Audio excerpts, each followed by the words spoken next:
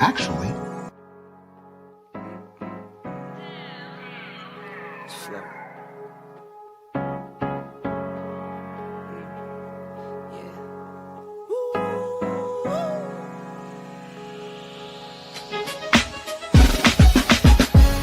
Yeah, I'm watching the rise, and I wouldn't say I'm shocked, cause I'm hardly surprised. This one's for the ride, this one's for who knew I'd make it, just needed some time. This one's for my wife, could've left 1,000 times just to by my side. This one's for the grind, I knew it would happen, just had the strength in my mind. To the videos, they thought I was a black guy. That's hard to get over. I'm foreigner in the sport, but I'm fully devoted. I don't take it for granted that the door's been open. I knew I was different, I knew I was chosen. A breadwinner, but I'm soft-spoken. Authentic like a 5950 and there's no cap. Let's have a toast to that. Let's have a toast for the real ones. Let's have a toast for the real. Let's have a toast for the real ones. Let's have a toast for the real. Let's have a toast for the real ones. Have a toast for the real. Let's have a toast for the real ones. Have a toast for the They done baptized the bad guy. Still don't follow religion. The fabric's not average. The cotton's Egyptian. 500 for the shoes, come dirty, but the European. Less is more and less is the bank. Up the score, I pull up from trade. From the tray, I'm ballin' like Trey. Do what I can, I do what you can't. I wrote this 30,000 feet up, 10 toes stay G'd up. I'm tryna get that type of wealth, like a house on the hills, can't see us. Say the money still me up, stay humble, stay teed up. I don't tell you how to live, so don't hit me with no weak stuff. And if you know the deal, then you know the deal.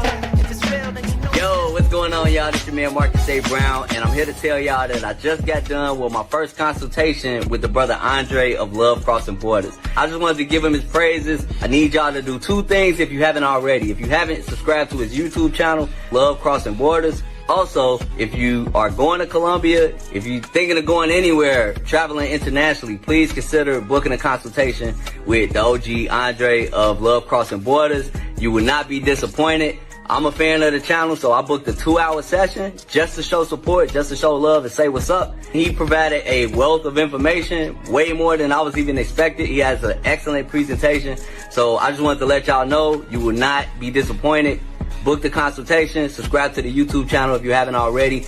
Dre, man, I appreciate you. I will be out in Colombia, and I look forward to linking up with you. And y'all, get in tune with him if you haven't already. Tell him MAB sent you. Peace.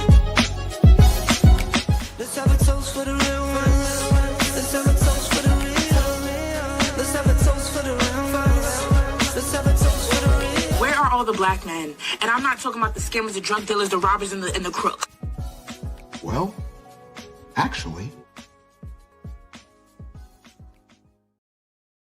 they're here with Andre and Andre's Love Crossing Borders on a wonderful, wonderful Good Friday. Shout out to all you guys that are here. We got another good one. Today is Big Bowl of Popcorn Day.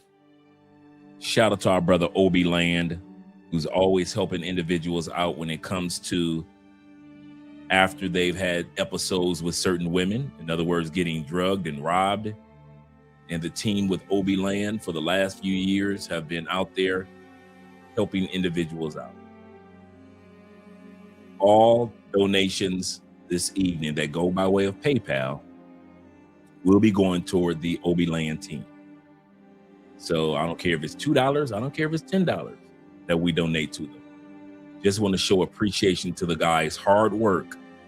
And they don't have Cash App, but they have a PayPal. And we've been donating to them every time we do an Obi Land episode. So let's do that again tonight.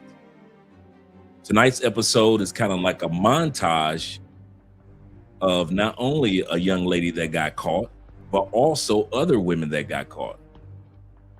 And their next, and what happened after these women were caught. We're going to talk about that. What happens in Colombia once these women are arrested and put in jail? Do they get a bond? You know, is Colombia a bond country? Is Colombia a country where they're a little bit more lenient on women compared to men? Or do they get away scot-free and found not guilty? We're going to find out and talk about that tonight in regards to What happens to these women after they're arrested? We're going to also talk about Colombia is being a lot more serious when it comes to protecting men. And sadly, it's protecting men from themselves. This is why over 400 men, I'll say this again, over the last couple of years, over 400 men have been turned away from entering into Colombia. So as we've been saying, they are serious with the crackdown across the country. So if you're a guy that's a sexpat, you might want to think twice before coming here just on that. And I know some of you guys are like, man, I still go there and I get mine in. That's because you carry yourself with a little bit more wisdom. So you can enjoy the ladies. But for those that move with foolishness, Colombia is not having it anymore. So we're going to talk about that as well. So shout out to all you guys that are here. That's the most important part. Glad to see you gentlemen here. Yeah, tonight is a big bowl of popcorn episode. I kid you not. I wish I could put it any other way, but it's true. It's true. Let's scroll up and give a shout out to our brethren who are here. Kenny people, numero uno in the building. Glad to see that you're here, Kenny. Appreciate you being here, brother. You see, I got my my Chica Bang skinny popcorn ready to go. This is gonna be a good episode. This is gonna be a good episode. Shout out to all you guys that are in Colombia right now. As you well know, most of the major cities are empty. I'll say that again. If you are here in Colombia, one thing that you're noticing is most of the major cities are empty. Why? It's Easter weekend. So they're off from Wednesday to Sunday. So where do most Colombians vacation? Inside in the inner part of the country. They don't go to the beach area like we do. They go to the inner part. They go back to their hometowns, their home cities. They go to their fincas, their farmhouses. They go to the villas. They go to the all-inclusive spots. They go to the waterfalls, but they do not go to the beach like we do. Do not think you're going to see a bunch of Colombians heading to Cartagena or Barranquilla. You'll see some, but not that many. So here in Cali, it is quiet. It is empty. Our parking garage, I was just telling Andrea, our parking garage is empty. I just got back from the gym. That's empty. Grocery store, you people here and there.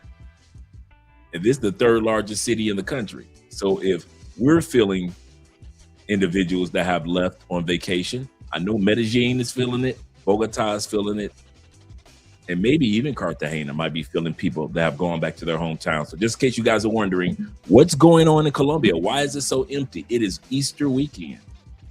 And I'm going to tell you guys something. A lot of clubs will be closed this weekend.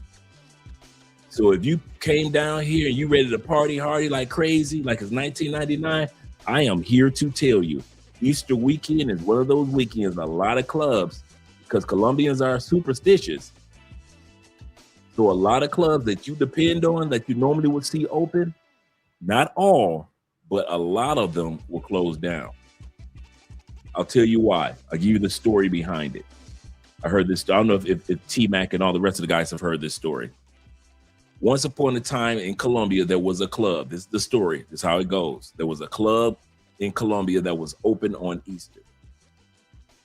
A guy walked into the club. They say he was the most handsome man. The ladies were all over him. He danced the night away. And when he left, the club set on fire. And deaths, and nobody was able to get out. And the people died in that club once that man walked out. So in the mind of Colombians, true story, in the minds of Colombians, they believe that that was the devil that came to that club on an Easter weekend, and all those people died. And the devil set that house on fire, and that club on fire. So one of the superstitions of this Easter weekend is you're going to see a lot of clubs close because of that. because a lot of people aren't going to go to the clubs anyway because of that Colombian superstition. So just in case you guys have never heard of that one, yeah, put that one in your back pocket. Put that one in your back pocket. They are serious about Easter. Shout out to you guys. Let me turn that music back up for us. But as for us, we're about to have a good time this weekend. Yes, sir. Yes, sir. Got popcorn ready. Let me scroll back up. Yeah, I don't know if T-Mac or Will had heard that story or Jay Clyde had heard that story before, but yeah, they're very superstitious about Easter weekend. Shout out to Johnny being in the building. Number two, yo. He said, what's good, everybody? What's good, brother? What up, doe? Shout out to you, brother. And my brother Jay Casey in the building. What's good, family? Hope you're having a great weekend, gentlemen. Hope you guys have a great weekend. Deep breath. Get a chance to chill. T-Mac says this. Shout out to T-Mac in the building as well. He said, where are the big chicks? I wouldn't know. He said, actually home on a Friday. What's going on? Yes, sir. Rico in the building. Shout out to you, brother Rick. Glad that you're here. Home on a Friday, relaxing, hanging out with your brothers. Can't beat that, brother. Shout out to you. Yes, holiday here in Colombia. Yes, it is. And nothing is going on. T-Mac is absolutely correct. The times where you will see Colombia kind of like empty and quiet in the major cities. Easter, Mother's Day weekend. Everybody goes to the small town to see their moms and their grandmas. So that's another weekend. So Mother's Day weekend and Easter weekend are usually the number one telltale signs that city is going to be empty. And I've been in Medellin on Mother's Days, and I promise you, it's empty. And I was in Parque Yeras back in the day. It was empty. Shout out to my brother Ahmad being in the building. Mr. Milner himself. Glad to see that you're here. Salute to you as well, kind sir. We got a good one for you, brother. We got a good one tonight. Bring your big bowl of popcorn. I'm telling you guys, bring your snackables. He said, I'm just here listening to the news about U.S. aircrafts being shot down or shut down. Is it shot down or shut down? Let me know. Was it shot down or shut down? Yeah, I've been following the situation that's going on over in Ukraine. Trump. I told y'all better hope this Trump experiment worked. Did I not say that before the election? For all that sat back and are super MAGA, they better hope this Trump experiment works. So far, yeah. Shout out to JC being in the building. JC says this. Greetings, Andre. Greetings and salutations, Andre. He said, let's go to school and let's educate all of us. Yes, sir. He said the topic is going to keep us aware. Absolutely correct. Blessed up everyone. Respect. Absolutely. Glad to see you here. Yes, sir.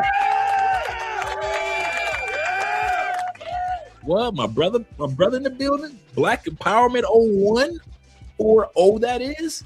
Shout out to you, brother. He said, finally, I'm on. I know, right, bro? We've been missing out on you, man. He said, the flu ain't no man. Listen, the flu does not play. I'm glad that you're doing better, brother. I'm glad that you're doing better. Shout out to David Dice of the Dice family. Dave says this. He said, the family, Andre and Andrea, salute to the chat. He said, and brothers, salute to you as well. Yes, sir. He said, we early today. He said, I wasn't prepared, Andre. Just wasn't ready. My popcorn wasn't ready. I'm telling you, it's going to be a good one. It is going to be a good one. Hola, Andre and fellas. Shout out to Zeta being in the building. Yes, sir. Glad to see you here. And Corporal S.T. Smith, that is. Glad to see that you're here, sir. Glad to see that you're here. He said, is Andrea Wallace TV, a.k.a. Yes, sir. Shout out to all you guys that are watching from Andrea's channel. Appreciate you, gentlemen. Appreciate you guys. He says this. He says, love crossing borders. He said, now, Dre, let's go. Where your big container of popcorn. Yes, sir. Bring the big ball. I'm telling y'all, this is going to be one where y'all going to be like, what? What the hell? What the hell? This is that episode. I kid you not. This is that episode. So that's why I'm taking my time, letting everybody get in here, because once we get started, guys gonna wish they had saw it from the beginning. And then the next Obi-Land episode, we gonna actually do a reaction to. And at the end of the video, you're gonna see what these guys offer the girl. They offer her like, okay, so you didn't scope this drink? And the girl goes, no. Okay. You either get arrested and go to jail, or you drink the drink. And the girl chose to drink the drink. So that's the next video of Obi-Land that we're going to be doing a reaction to once they drop that one, man. Those guys do some great videos. Once again, anything that goes toward the PayPal will be donated to Obi-Land this evening. So you guys donate to the PayPal. I don't care if it's $5, $2, anything we acquire this evening by way of PayPal. Shout out to you guys for supporting us by way of Cash App, Super Chats. But tonight's PayPal will go towards those brothers who are doing great work with the Obi-Land team. Shout out to those guys.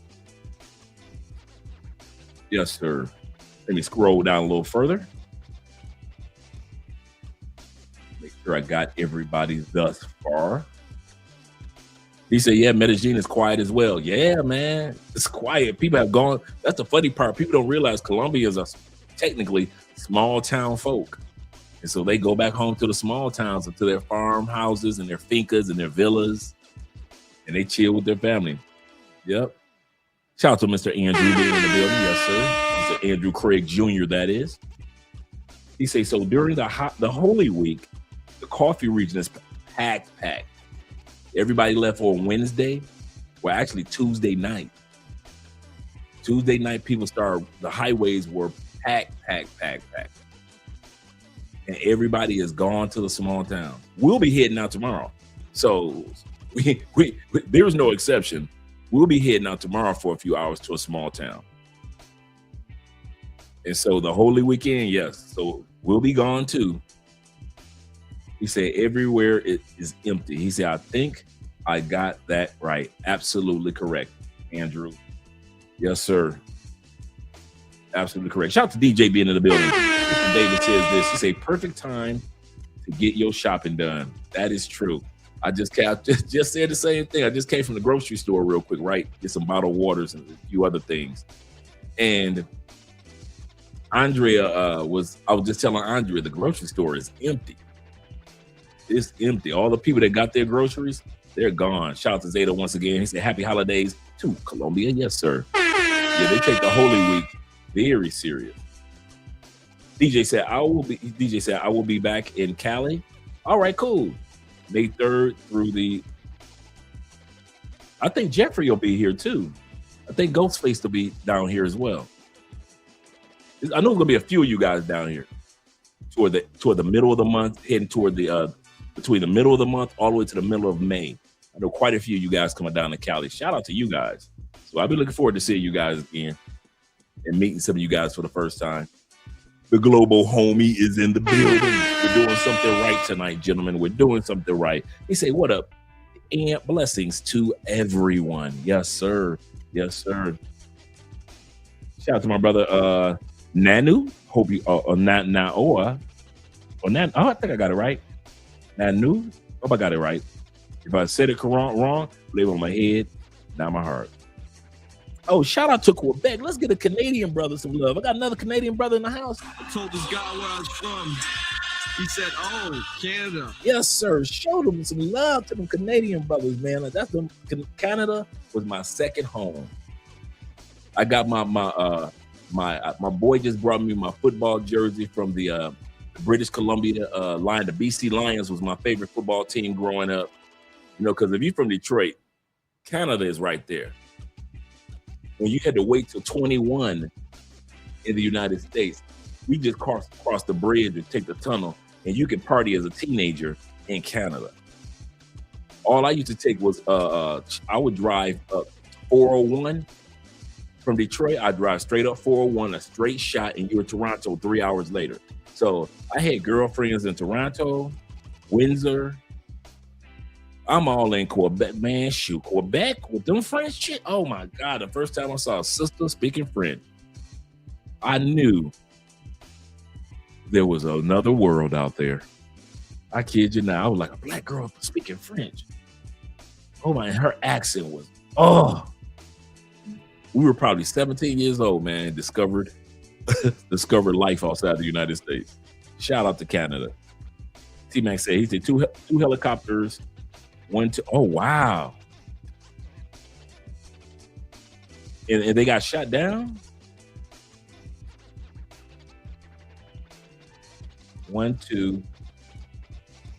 18 aircraft and the F-15. Goodness gracious. Zeta says this. He said, I heard it was quiet in Colombia because of the holidays. Sucks for the passport pookies and the vacationers. That's true. Dudes coming down here, they walking down the street like they John Travolta, thinking they're gonna have a good weekend, and Colombia is empty in those major cities. Yes, sir. Shout out to Bobby Space Ghost in the building. We in Tampa, 813, Trigger City. Let's get it. Shout out to Tampa too. He say, where the big chicks at? He say, the U.S., my brother. The U.S. Yes, yes, sir. Shout out to Jamon being in the building as well. Glad to see that you're here.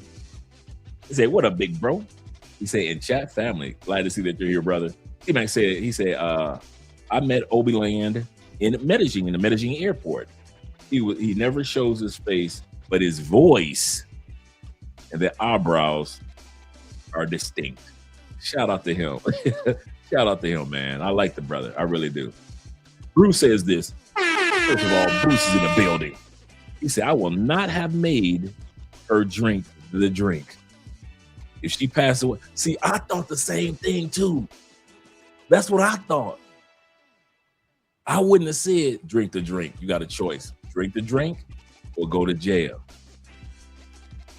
Because I thought if she passed away, you got a body on your hand. Yeah, that's what I thought. But that's the Obi Land says that's going to be the next episode that they drop regarding that young lady. So, yeah, man. Yeah. Shout out to Dale for being in the building. Salute to you as well, brother. Glad to see that you're here, man. Glad to see that you're here. Oh, we got a good we got 50 people in the building already. We got Chris Jeezy representing too. What's up, Chris? Yes, sir. Yes, sir. Shout out to Black Nubian representing them Canadian boys like he always does. I told this guy where I was from. He said, oh, Canada. Yes, sir. Shout out to Charles being here, them Brazilian loving brothers. Shout out to all you guys that are here. He say, salute, brothers from Mexico. Enjoying yourself down in Mexico. I'm glad that you're enjoying yourself down there, Charles. Yes, sir. Let me scroll down, make sure I got everybody else. And so, yes, sir. Looks like I got everybody. So let's get ready to get started. Let's get ready to get started. Let me not even hold this one up. Tonight is not a night where you need to hear Andre talking. Tonight is the Big Bowl of Popcorn episode. Let's change over the music. And like I said, this particular episode is a montage of some things that we learned from Obi Land and some things that we are and some new ladies that got arrested. We're going to talk about tonight what happens to these ladies after they get arrested. Because one thing I can say of what Colombia is doing, they're not only turning guys away from the airport, it looks like they're ramping up the arrests of these ladies. I remember a couple years ago, it was like every blue moon you see a woman arrested. Now, they're locking them up, and they're locking them up fast. So shout out to Colombia in regards to that. Yes, sir. Locking them up fast. All right, let's get ready to get started, gentlemen. Move me out of the way. It's Christmas Eve and this Scope Queen has just finished drugging and robbing her latest victim.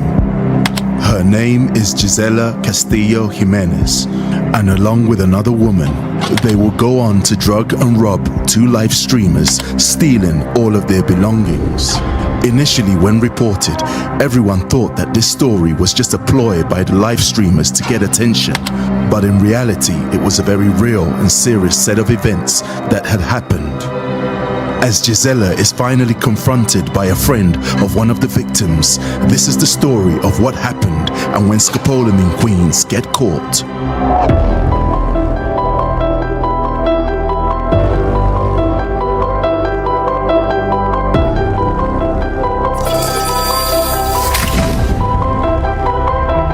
And so welcome to this episode. And this is just a compilation of when scopolamine queens, they get caught, their reactions. And so keep watching. Chris Travels and Captain G, 2 live kick streamers who had been visiting Medellin, Colombia. They will run into Gisela Jimenez, who is from Táchira, Venezuela, while filming and live streaming in Medellin, Colombia.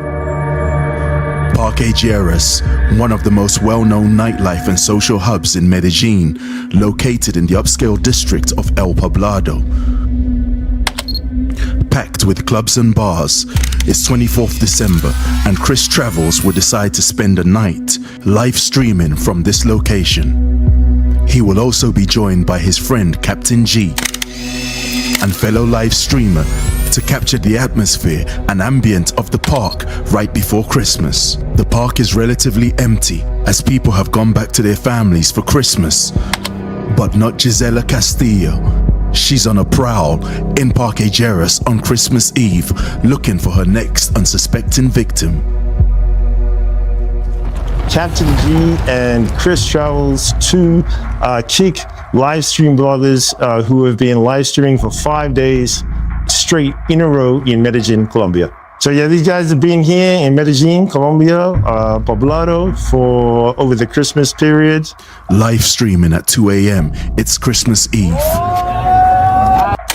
Captain G, in front of his live audience and chat group, will come across 2 girls.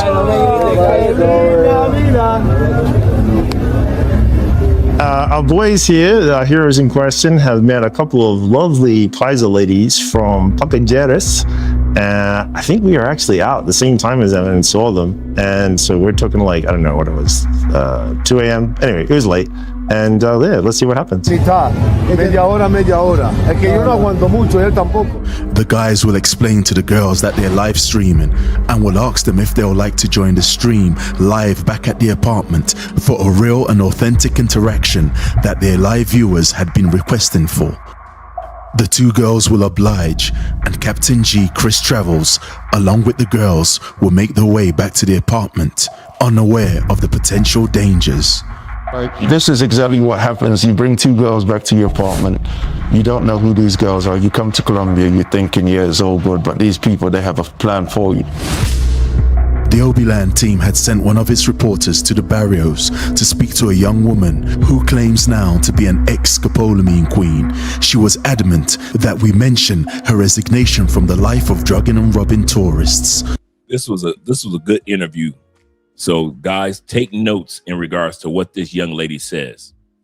As she speaks to us, protecting her identity from behind this diabolical mask. Nosotras empezamos en la calle. Empezamos en el Parque Lleras, en el Poblado. Where did she say they start? She said they start in Parque Lleras. They don't have to go far. They don't have to go all throughout Medellin. All they need to do is go to where all the tourists are in Parque Lleras. So guys, when we try to warn you about Parque Lleras, there's a reason behind it. En realidad lo hice porque necesitaba y también porque quería conseguir dinero rápido y fácil. Meanwhile, back at the apartment, Chris Travels and Captain G are now back to live streaming. Welcome to our castillo. Mira, sí ves. Se puede. Ah, bueno, piloso no. Sí. Aquí podemos tomar, nos da rico. Sí. As the live stream from the apartment begins, they try to make the girls feel comfortable. He's so nice, bro. In return, one of the girls will offer to tidy up the apartment. So this is how the girls, like, they gain your trust. They gain your trust by, as you can see over here in the clip, they're actually cleaning. They're cleaning. Yeah, they gain your trust by being good girls. Yeah, by being fake good girls. Yeah, 100%. Not knowing that they're going. Okay, I want you guys to watch this. There's a reason why they're cleaning up the spot. There's a reason why they're cleaning up the spot. I'll tell you guys why. The reason why they're cleaning up the spot is it gives them a chance to look around your Airbnb to see what you got in there. You're thinking that she's being, oh my God, she's cleaning up our spot, man. We ain't never got that treatment in the States, right? These women play on that. As long as she's got a broom, she can look under here. Okay, he's got that head under here. As long as she's making up the bed, okay, he's got that head under his pillow. I see what's under his pillow. Okay, let me see what else. Let me clean the cupboards. Okay, he's got that in this cupboard right here. He's got these women are staking out your spot, and you're sitting up there thinking that she is being traditional. Traditional is a girlfriend or a wife. Traditional, stop thinking that traditional women in these other countries are pay for play. Okay. Are traditional women in our country pay for play?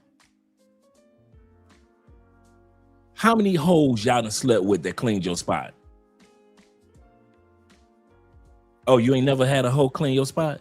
Neither have I. And I done slept with plenty of hoes. And I don't mean pay for play. I mean women that just out there in the streets like that. And ain't none of them, not a nan nutter, ever cleaned my spot. So guys, tip number one tonight, stop allowing these women to clean up your spot thinking it's a flex. Yeah, she came in and cleaned my Airbnb. No, she was stalking your Airbnb. There's a difference, fool. I've seen this scenario unfold so many times. You guys will drop the video in WhatsApp. Yeah, look at what I got. I got this little female in Cartagena, dog. She cleaned up my Airbnb for me, dog. She cleaned up my Airbnb. She's stalking your Airbnb, fool. She ain't like that. She a good girl. Dude, I'm telling you, she ain't got to rob you day one. That's another thing that you guys make a mistake. Number two, that thinking that a female needs to rob you day one, no, they don't. No, they don't. I know women that rob dudes and drug dudes 6 months later. I know women that have robbed and drugged dudes a year later. I know one dude got robbed 3 years later here in Cali. But he was that type of dude where you knew he was gonna get robbed eventually. He was just reckless. And when he told me he got robbed by a chick he had been smashing off and on for 3 years. And like I said, he's so reckless with his behavior down here. He's been living here forever, but he's so reckless with his behavior. When he told me, I was like, I could see that. I could see you getting robbed. I saw that coming. I wasn't even surprised. I wasn't like, oh, brother, what happened? I was like, yeah. If anybody I could see in the country getting robbed, it is you. So don't think that if a woman is cleaning up your spot for you, that she's doing you a favor. Good looking out. Tell her to sit her ass down, just like you would do with a woman in the States. Treat these, even the pay for play, treat them the same way you would treat a woman in the States. You ain't have a woman in the States come over to your house at 1 o'clock in the morning or 2 o'clock in the morning. Y'all about to have sex and she start cleaning up your apartment or your house in the United States, does she? What about in Canada? UK? Oh, Australia? So in your home country, these chicks are not cleaning up your spot at 3 o'clock in the morning, right? Have that same mindset when you're in South America. I don't care if it's Brazil or Colombia, because Brazilians are starting to drug men too. And I mean a lot. Tell her to sit her ass down, just like we have a chick in the States, sit their ass down. No scoping around your spot. And take your time, be cautious. Because like I said, a lot of these women will sex you down 3 or 4 times on 3 or 4 trips, but she don't need your money right now. Some of you guys are sleeping with women right now that will not drug you right now. I mean that. You will not see signs of her drugging you at all. Wait until Christmas comes. You Negroes wait until Christmas get here. Every year it happens. Christmas starts in September here in Colombia, not December. Get that out your mind. That's another thing. Get that. I mean that from the bottom of my heart. If Christmas starts September 1st in Colombia, the trees are going up, the lights are going up, the Christmas deals are going up. I'm telling you, if you think that me and T-Mac don't know what we're talking about, okay, keep thinking that these women wait till December 1st like we do in the States. It's South America, not North America, gentlemen. And one of the things that they do, they're not going to drug you before September 1st. They don't need your money yet. They got a lot of other suckers giving them money. After September 1st, every year, the drugging and the robberies enhance every year. Why? Now it's time to drug you. Now it's time to drug you because you're simple-minded. Now, public service announcement. 90% of you guys that come down here to Colombia, you ain't got nothing to worry about. I'm going to say this again. 90% of you dudes that come down here, you act like you got some sense. You move like you got some sense. So I'm not talking to everybody. And you guys know that I'm not talking to you. I'm talking about and I'm talking to that 10% that comes down here only for sex, that think that sex is everything, and they're not even wise when they move or maneuver down here in this country. I'm talking to those guys, and they know who they are. And sex is everything, and sex rules their world when they go to DR, and when they go to Thailand, when they go to Philippines, when they go to Colombia, when they go to Brazil. Sex rules everything. So those are the men that I'm talking about. So don't think that I'm talking to all of us who travel. I'm not even talking to the majority of us that travel. But that small pool, y'all need to start moving with a little bit more wisdom, gentlemen. Because I'm telling you, they're out there and they're waiting for you. Shout out to Dave. Dave said this of the Dice family. He said, Dre, I'm sorry, but I don't know. I didn't. He said, I don't want nobody to get scoped. Me either. That's why we do these episodes.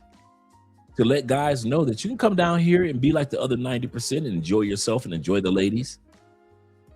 He said, but the ladies who do the scoping are like white blood cells, cancerous, who keep the virus away, who are the Pookies and the Ray Rays. You are a monster. They are needed. You know what? I never thought of it like that. I would not want anybody to get drugged either, but to keep the Pookies and the Ray Rays away, yeah, I feel you on that one, brother. I feel you on that one. So remember, guys, do not have these women just roaming around your Airbnb. I don't care how fine she is. Tell her to sit her ass down. Here's another tip before we go back to the video. If you don't drink after you left the club in the States, you met a little female that you knew back in the day. She knew you from high school. You knew her from high school. Y'all finally got a chance to hook up after the club. You bring her to your spot. Have you ever taken a chick home from the club and you drank when you got home? Ever? That's a simple question, yes or no. Have you ever taken a chick from the club, took her home 3:15 in the morning, 2:45, 4:10 in the morning, get to your spot and you go get some drinks out the refrigerator. Have you ever did that? Or out of your liquor bar? You ever did that? Never? Neither have I. I've never taken a chick that I met from the club and went back to my spot and we drinking. Ain't fucking drinking. I don't need a damn drink. Okay. Have you ever left the club with a chick? You've been partying and dancing, reggaeton, R&B, hip hop all night long, dancing the night away, right? Have you ever in the States went home and you just to turn the Tupac up and the DMX on? You just dancing away in your home with the chick there. You ever did that? Never? So when you get home with the chick, what you putting on? Smooth jazz. You putting on some Silk. There's a meeting in my bedroom.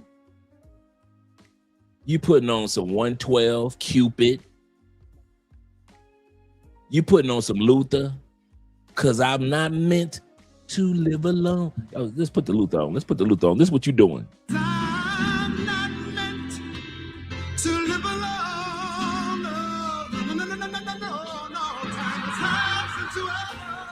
This is what you normally play when you come home in the States. Let's be real. And you got you a chick. Am I lying? You ain't playing no damn dancing music. Okay.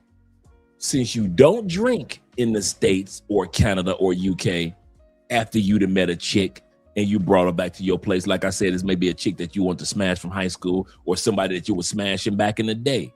Let's say you were smashing her back in the day. Y'all hook up again. She come over to your spot. This is somebody that you feel you can trust.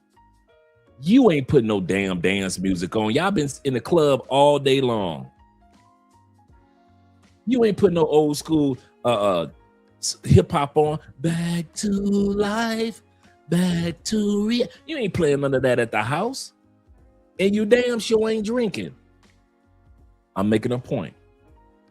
If you don't do these things in the States, gentlemen, stop allowing this or doing this in another country. If I was in pay for play world like you guys, I mean that. This is how it would be. Just like in the States, bring your ass in my spot. I'm gonna put on some beat the coochie up music, some slow jams. No, we ain't about to drink a bottle of water. We ain't about to do none of that. You get in the shower, we getting in the shower together. Together. Ain't no you going in there closing bathroom doors. Like your mama used to say, don't nobody close no doors in this house but me. I'll take the door off the hinges. If you use that wisdom in the States, use that same wisdom out of the States. Every single story, and I've yet to hear this. I have yet to hear something different.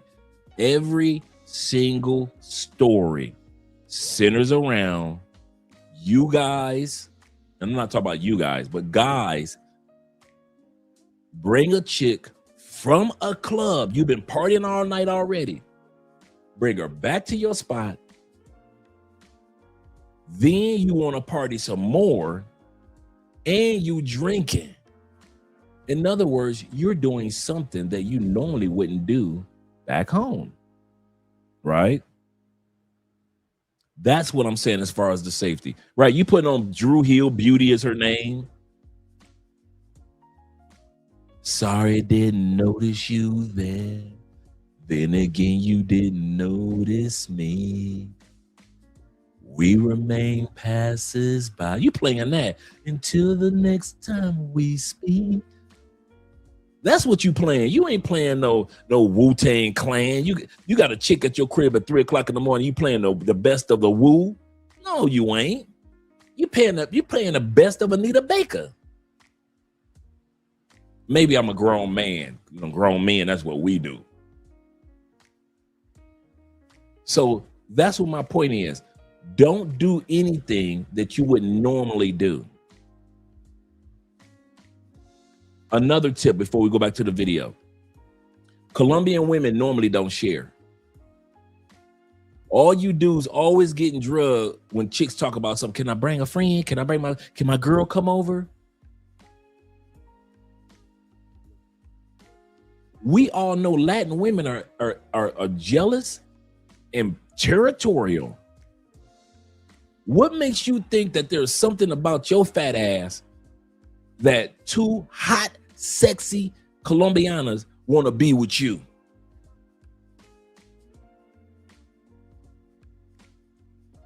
You can barely get hot and sexy in your own country. So you think you actually think you can land in a country, be there for less than 24 hours, and just two baddies just gonna run up on you night one? Some men can pull that off. Not every man. Most of us need to have our eyebrow up if she says, can I bring a friend? Because one is to distract you and the other one is to drug you. No, it ain't, Dre. Okay. You ain't got to believe me. You do not have to believe me, brother. This episode is an episode that I promise you, I am not trying to convince anybody of anything. I've seen this play out 100 times. I call it cookie cutter. If it ain't broke, it ain't fixed. They don't need to fix it. Colombians use us like cookie cutter. We use the same routines, literally the same. They do not change the format. They've been using that same format to drug and rob us. It's got to be 10 years. It's got to be 10 years that I personally know of. If it ain't broke, don't fix it. If foreigners are still falling for the same thing, if we've been telling foreigners, do not have 2-3 chicks in your Airbnb that you don't know at all. Now, if you know these women have gotten to know these women, that's one thing. But these are total, like literally total strangers in your Airbnb. Oh yeah. Yeah, I'm pulling out the big bowl of popcorn. Shout out to my man Top Gun. Let's get back to the video. In the building. He's got the big bowl. He's got the big bowl. To go off and like rub their laptops and all of this stuff, and you know, anyway, so they're cleaning the apartment. So obviously Captain G and Chris Travels, they start feeling some kind of trust in this group of girls that they just met, because obviously only a good girl will clean your apartment. So as one of the girls tidies up the apartment, Gisela is on the phone, speaking and texting, possibly an accomplice. She would pace back and forth, whispering something into her friend's ear, quite likely informing her about her malicious plan, all while being captured on the live stream. She will initiate dancing with Captain G. The so-called ex-Scope Queen will further elaborate on the tactics used. Llegábamos a casa, obviamente coger las 2 copas, servir el trago. Aprovechaba cuando ahí le daban ganas de orinar. Can I take advantage when he goes to use the bathroom? Did I not say it's cookie cutter? Did I not say the routine works for every single foreigner that gets off the plane and falls for this? So she already knows if I have him drink enough and keep him drinking, he gonna have to go pee. Once he goes pee, yeah, I'm about to put that thing on him. Did they say, now notice, I want you guys to remember this. This is very important for what we're going to talk about in a little while. She says we go back to his house. It's already part in her mind that this is what we're going to do. Part of how I was drugging dudes, I was going back to their house. Back to their house. I want you guys to remember that statement. We're going to come back to it in a little while. Let's go back to the video. Cogía la escopolamina y se las ingería en la bebida. Cuando él llegaba, agarraba su copa, me acercaba hacia él, le daba de tomar. y ya. She will also describe a last resort strategy of applying sedative to certain parts of her body with the intention of a victim making contact with it. Meanwhile, back at the apartment, the party continues. See this part right here where she gives him a drink. Oh, so they already started. Yeah, she's actually feeding them with drink. Gisela begins to seduce Chris, slowly gaining his trust before physically guiding the spiked drink to his lips.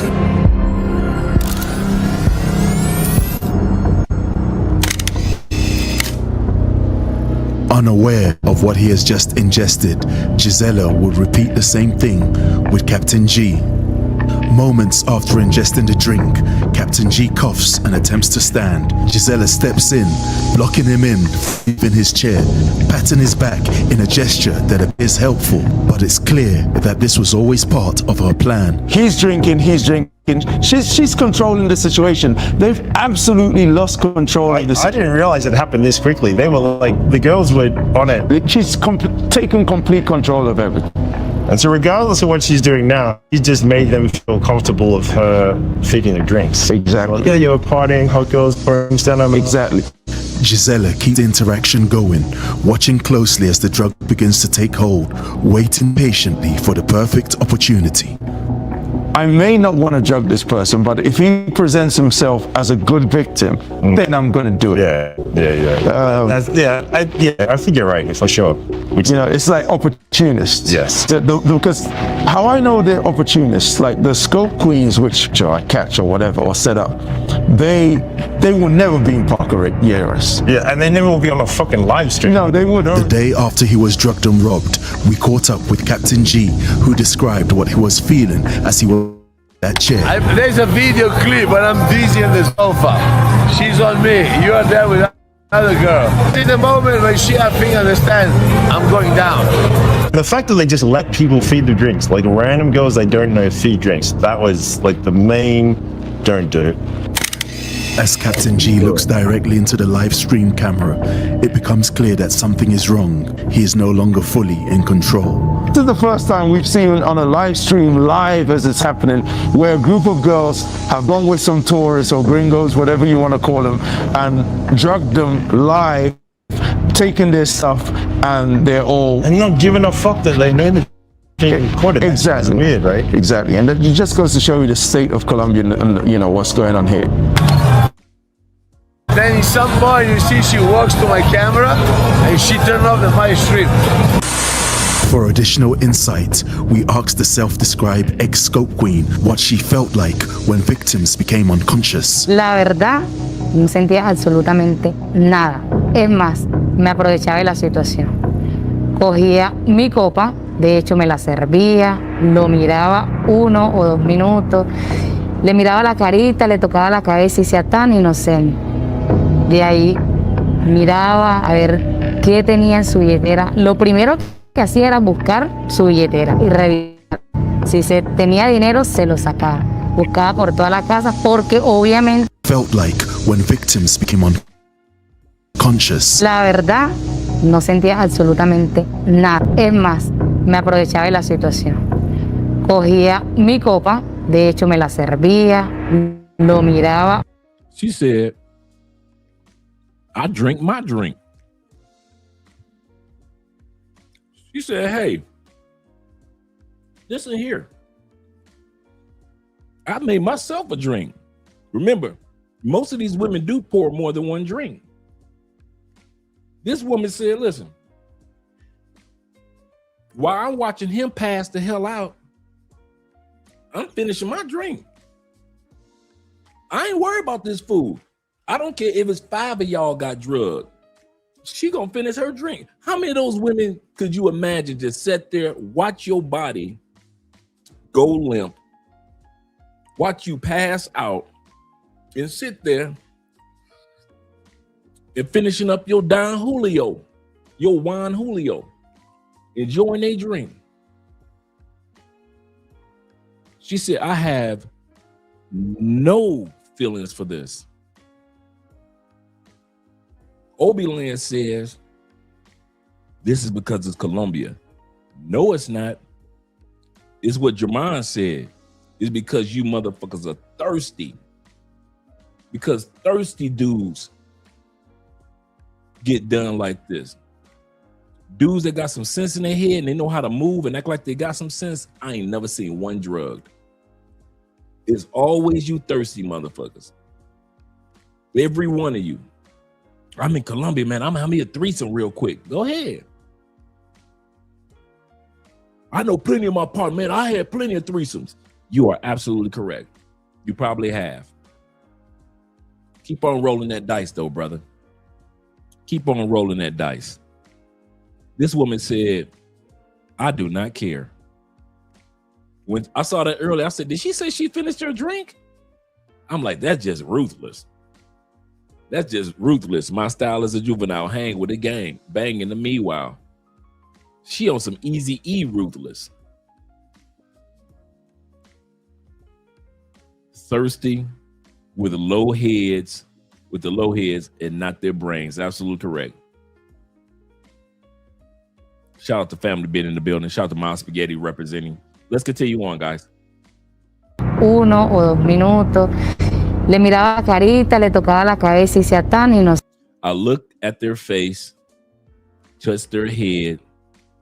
They look so innocent. Passed out on drugs. Y'all look so innocent, guys. You look so sweet and innocent. Like a lost little dying puppy. Like a dying little puppy. You look so innocent when you're dying under that scopolamine. Because there's no guarantee that you're going to wake up. You look so, she said, you look so innocent.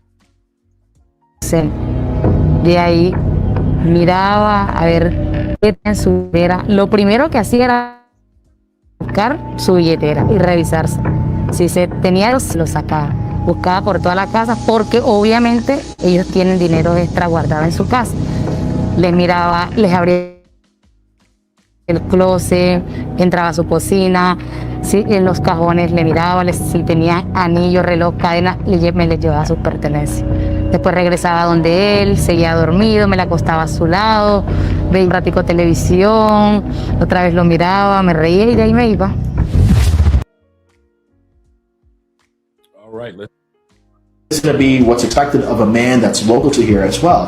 But just because a woman is here in Medellin doesn't automatically make her a worker. It doesn't mean that she's going to be responsive to you for just some dollars. Before you book that Airbnb to Medellin, I need you to stop and let me drop some jewels on you. Due to the influx of PDFs getting caught out here, a bunch of bozos getting robbed and drugged, Airbnb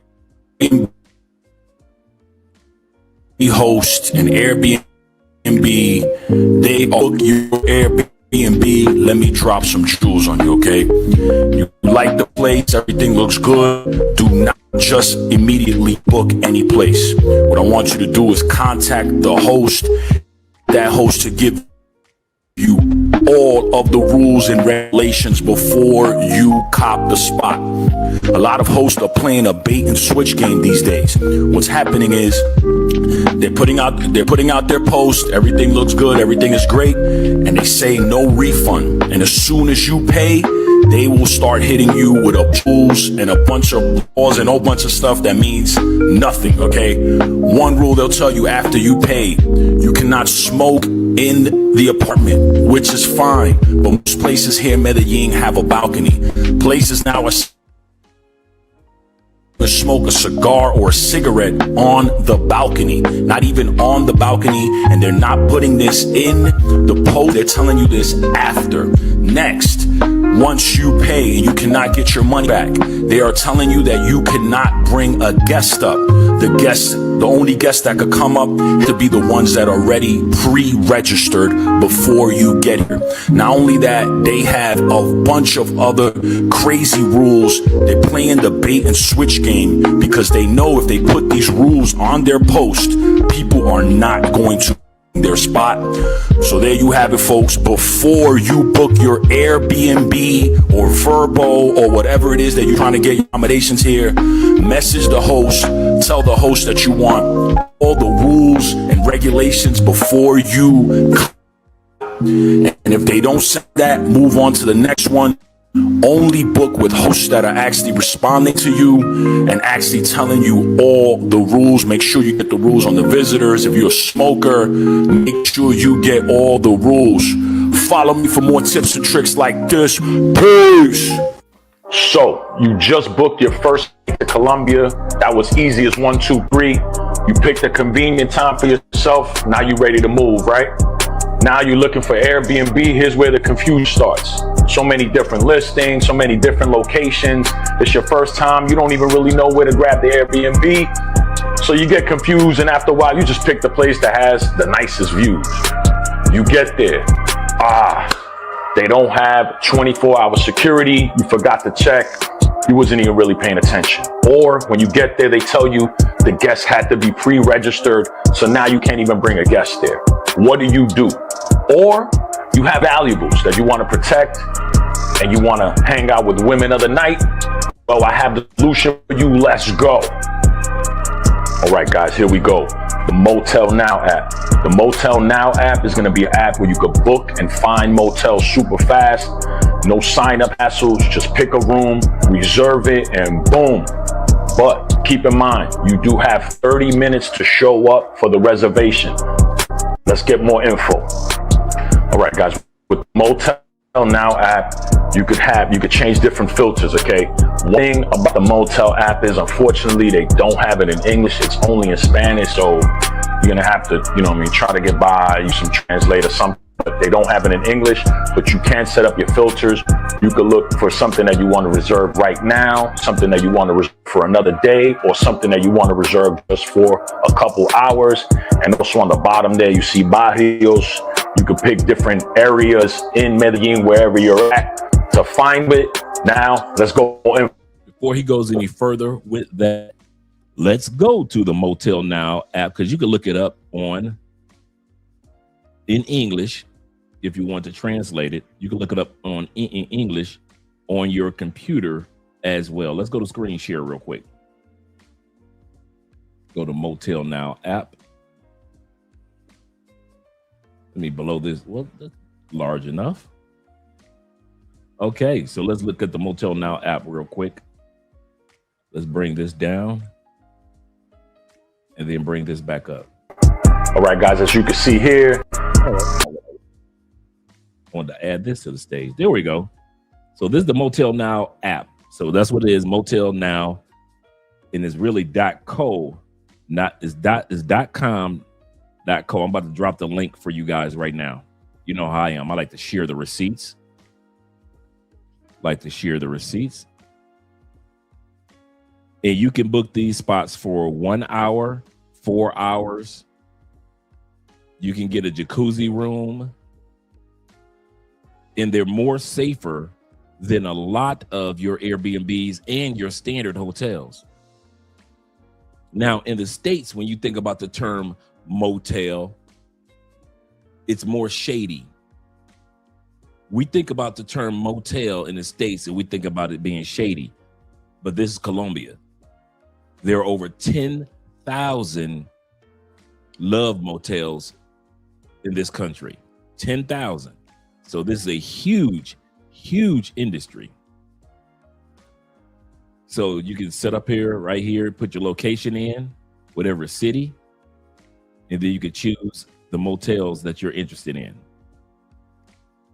Like if I chose, let's say Medellin. And now it lets me know per hour, for 3 hours, I get for 60,000 pesos. That's about good 15, 20 bucks. I get 3 hours at this one. At this one right here, I get 3 hours. It's on sale for 90. I mean, for 63. So what's my point?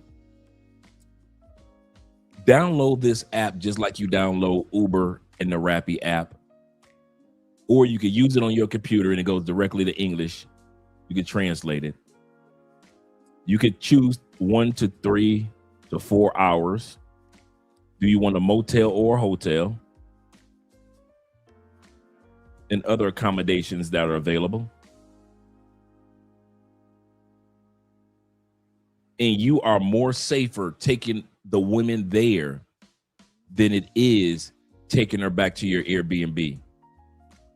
And we're going to look at that a little bit more.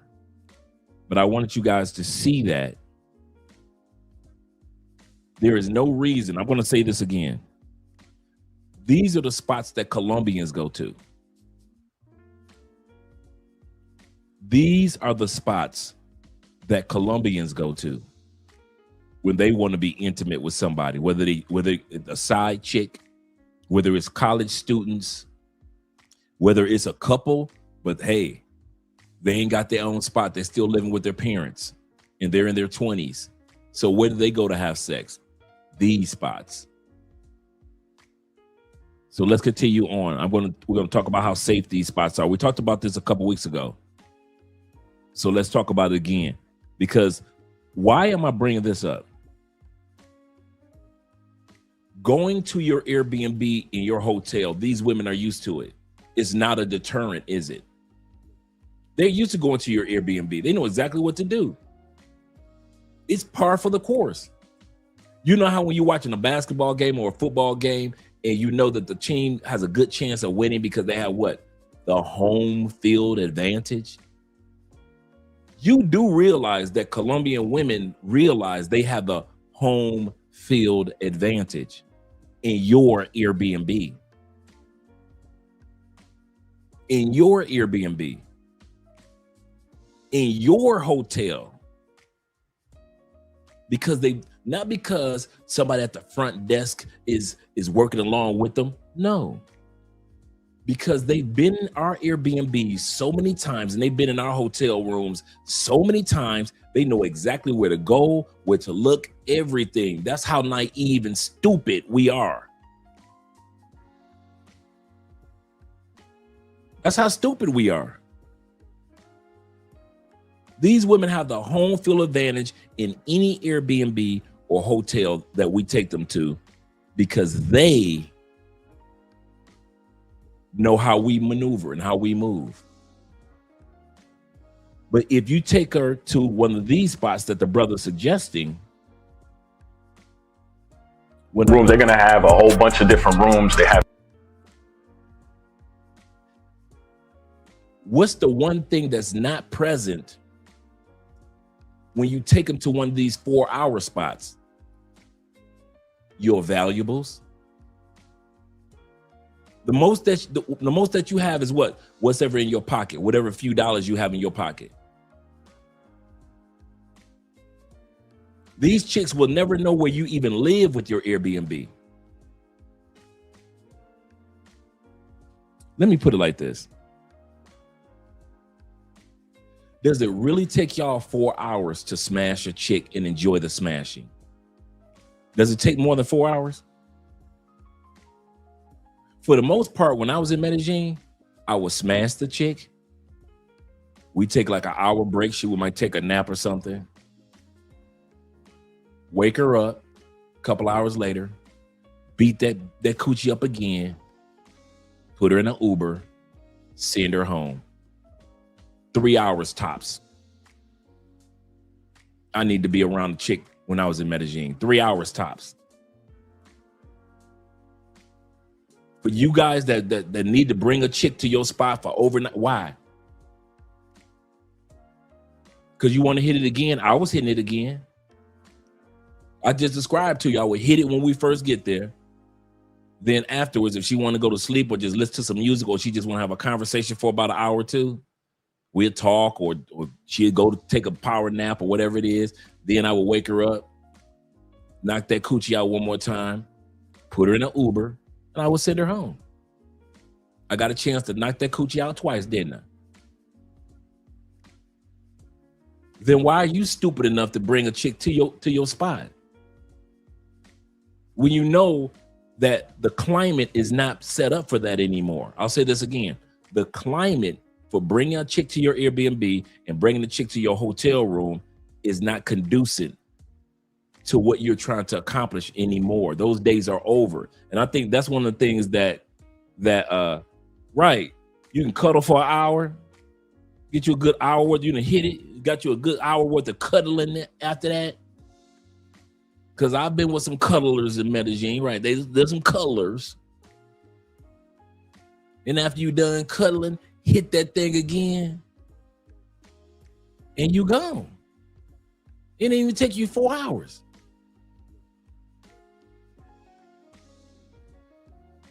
You know what the number one reason why dudes get drugged? Number one, it ain't Colombia. Number one reason why dudes continue to get drugged because you think can't nobody tell you shit. Number one, it ain't the women. It is not the women. Not at this stage. There's too many YouTube videos out there and too many articles and too many. It's like the one airlines guy. I just saw him landing, his body land in the States. And it was hundreds of people out there when his body was getting off the plane from Colombia. And all his coworkers had flowers and his mama was crying. It's too much information out there to let us know, be careful. Here's the kicker. Can't nobody tell you shit. Number one reason. If you ever, I promise you guys, number one reason, if you ever want to notice, yep, he landed in Dallas. Absolutely correct. All over the news. Can't nobody tell y'all shit. These women depend on you being stupid. I'm gonna say this again. This whole underground industry of guys getting drugged and robbed, and in some cases women too, it depends on one thing for it to unfold as much as it does. You ready? Can't nobody tell you shit. You think you know everything. You think I got this. You think fuck what everybody else is talking about. I know what them YouTubers said. I know what the national news said. I know what the international news said, but I got this. Thank you. Can't nobody tell you shit. And this whole industry works around you being dumb enough to not be able to take advice. It does. As long as you a stupid ass. This industry, the industry of robbing and drugging you guys, and now kidnapping is on the rise. It's going to continue to take place, guys. When these cameras go off tonight, it's not like it's going to stop. Why? As long as you think can't nobody tell you shit, this industry will always make money. The moment that we become wiser with our actions when it comes to these women in other countries, watch it decline. But as long as can't nobody tell you shit, these people in Colombia, Brazil, and all of South America go keep making money. So if you think it's going to end because the Colombians are turning guys away at the airport, no. You think it's going to end because Colombian women getting arrested in record numbers? No. You think it's going to end because of the Motel Now app? No. It's going to only end or at least slow down when y'all stop acting like can't nobody tell you shit. Until that day comes, y'all going to keep getting robbed. And I'm going to keep with a big ass bowl of popcorn looking at y'all ass getting robbed like dumbass. Damn, he got drugged? How you get drugged in the gay club? What, they drugging gay dudes? Damn, that's fucked up. Couldn't be me. Can't tell y'all shit. Truth, I mean, seriously, I'm not coming at y'all or nothing.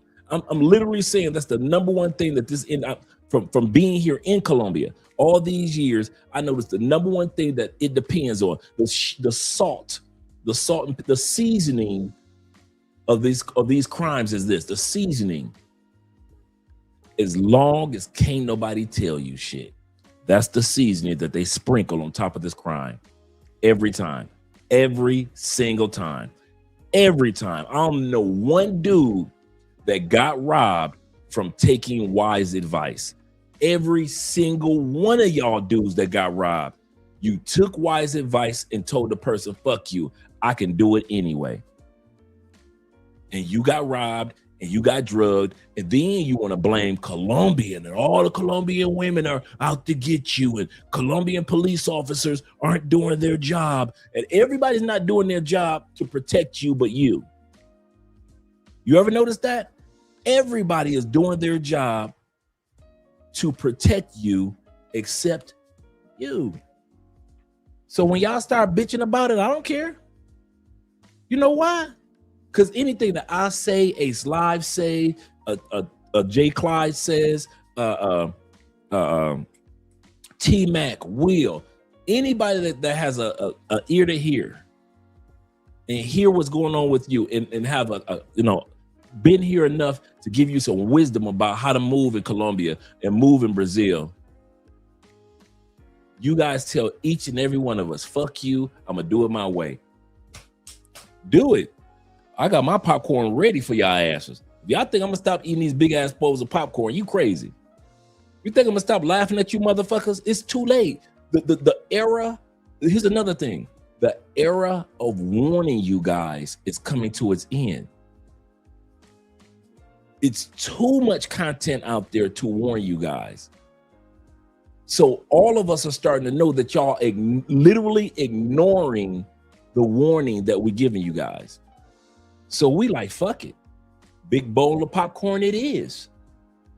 And we sit back and watch y'all get drugged day in, day out, and don't feel sorry for you. Know how the women, you know how the sister just said, I drugged the guys and I have no feelings about it. Us guys that see you guys get robbed and drugged, we got no feelings about it. If y'all ever wonder that we're sitting around like, damn, another one got robbed. No, we sitting around like another one got robbed? Damn. Couldn't be me. Damn, another one got robbed. We used to be like, damn, another one got robbed. Now we like, is another one got robbed. Another one got robbed? When? Damn. Couldn't be me. Damn. I didn't watch y'all get robbed so much. I had to get another bowl of popcorn. I'm at the bottom of my big bowl watching so many of you motherfuckers get robbed. Because this industry depends on the seasoning of, can't nobody tell you shit. Can't nobody tell you shit. Shout out to my man Suave Prince in the building. Yes, sir. He said, tell him, OG. He said, I hope all is well. Yes, it is, brother. I hope all is well with you too. He said, enjoying this Cali weather. Yes, it was a nice day today, wasn't it? As usual. Wow. He said, I don't tell him nothing anymore. Neither do I. You guys are my entertainment now. You think I'm gonna sit around trying to give you guys some advice and y'all don't want to listen? Shit. Let me get my popcorn now. Watch these niggas. Watch this shit unfold. I got 5 bitches. You do, huh? 5? Yeah, let me get another bowl of popcorn. This one gonna be good. My brother Zay says, Dre, save your breath. Absolutely correct. These dudes don't care. They their light bulbs keep going off at this point. Absolutely correct. And before the night's over, we're going to talk about what happens to the women after they're arrested. This is very important. I want to share with you. Shout out to my uncle in the building, Space Ghost. Glad to see you here, Jeff. Let's get back to the video, gentlemen.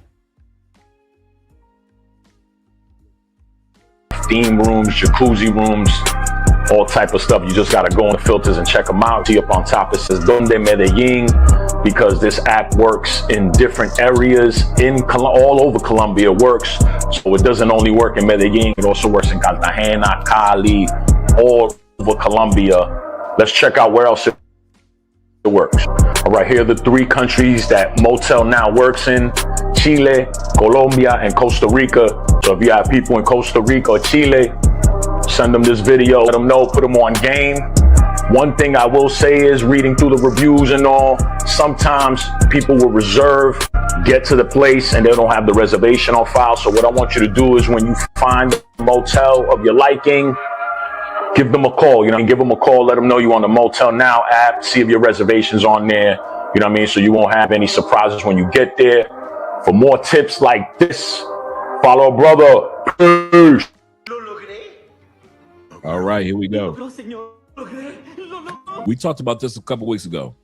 Even though this right here is like a little skit, my man got the female on his bicycle instead of a motorcycle or a car. This is one of the safety things or safety factors that you don't get in hotels, that you don't get in Airbnbs. Let's blow this back up. when you go in to those love motels, the garage, I mean, 99% of them, you roll into the garage, the security is outside, and they close that door. Those chicks cannot come out those love motels without you. I'll say this again. They cannot go. If you go in as two, you better bring your ass out as two. If you get a love motel for 4 hours and the chick is trying to leave after 2 hours and you're not trying to leave after 2 hours, they are not going to let her out. So one of the number one things is that when that garage door closes, you have safety. She's not going to scope you because she can't get out. She can't get out. And the only person that can let her out is the security guard. That's it. And she has to call the front front desk to have the security guard come open the door.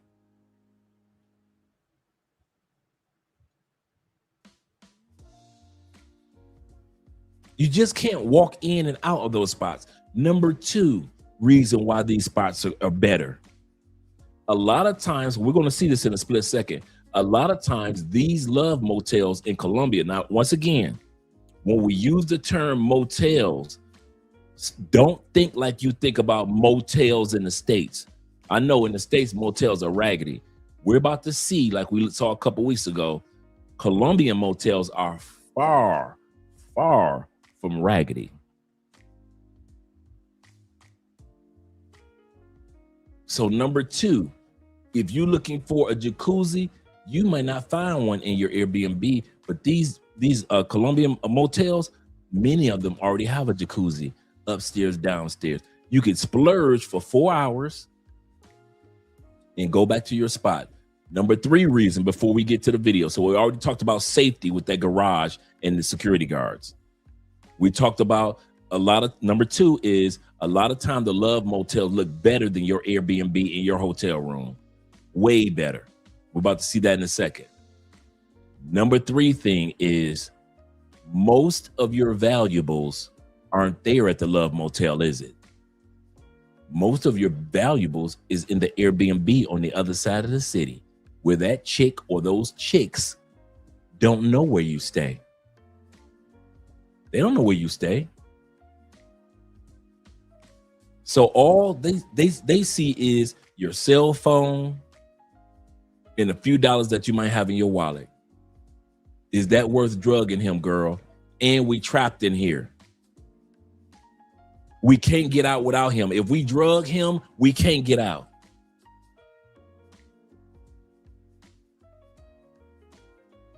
If I was out there like you guys, this is what I would be a repeat customer to these love motels. If I was single like you, there is no way in hell a chick would know where my Airbnb is or where my hotel room is when I can go pay less than 60,000 pesos, which is like $10, which is more like 15 bucks. Pay 60,000 pesos, and for 15 bucks, I am safe. The chick can't get in without me. She can't get out without me. And there's security guards all over the place. And you dudes would rather be lazy and take her where you lay your head, where your computers are, your jewelry is, your cell phones, your credit cards are, back at your hotel room and your Airbnb, when all you had to do was smash her and a girl for 4 hours on the other side of the city. And like I said, when we talked about this topic before, how many times have you guys seen a news headline in Colombia or any country where a guy got robbed and drugged in a love motel? I've seen it plenty of times in hotels. Every time I turn around in Colombia, some dude got robbed and he was in a hotel. I've seen plenty of dudes get robbed and drugged, and it was an Airbnb. I have yet to see a motherfucker come floating on a regular basis. I think I saw one case of a dude die, but he didn't get drugged. He just died, just natural causes. But I have not seen anybody get drugged in these love motels. Here's the last part. If you pull up in front of a love motel and that chick says she does not want to go in, that is your number one sign that that bitch trying to drug you. I want to go to your Airbnb. No, bitch. We going to this love motel, this Colombia. Stop acting like you don't know what these are. There's over 10,000 in this country. If she says, I don't want to go in, that is your number one sign that that bitch wanted to get you to your spot to drug you. You dodged a bullet. But even after saying all that for the last 5 minutes, and I'm about to introduce you to this, again, these love motels, it don't matter. You know why? Because can't nobody tell you shit. See how that seasoning work? I can give you all this information and tell you step by step how to do it. I can tell you this is where Colombians go. They don't go to no fucking Airbnbs. They do not go to a hotel room. They go to the love motels, even when they cheating.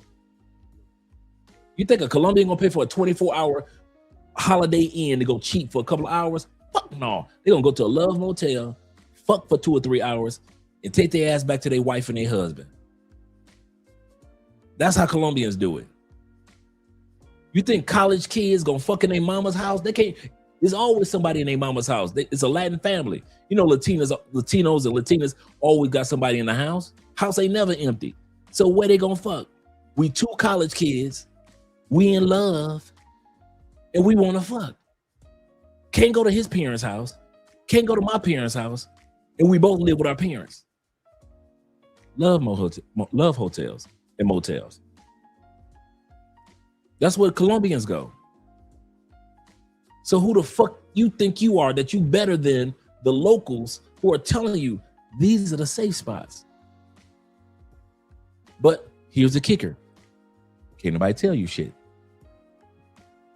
So that's why Obi Land channel gonna always be around. Obi Land's channel ain't going nowhere. Nowhere. It's gonna always be several of you dudes can't nobody tell you shit. I'm literally giving you the game on how it works here in Colombia. And you trying to sprinkle. Once these cameras go off, y'all gonna sprinkle it with. I literally gave you an app. You can't get no lazier than that.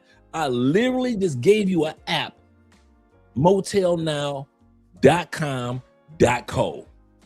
Literally just gave you an app, and it will be a dude drugged this weekend in Colombia. Why? Because Colombian women are bad? Nope.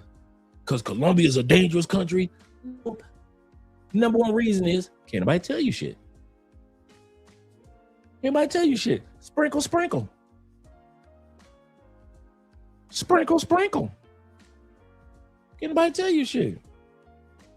He said, Andre, shout out to AMSM. He says this, a man supporting man. He said, I've got your book. Shout out to you, brother. And that Club Day New Week. I saw that. I saw that in your order. Yeah, brother. Yeah.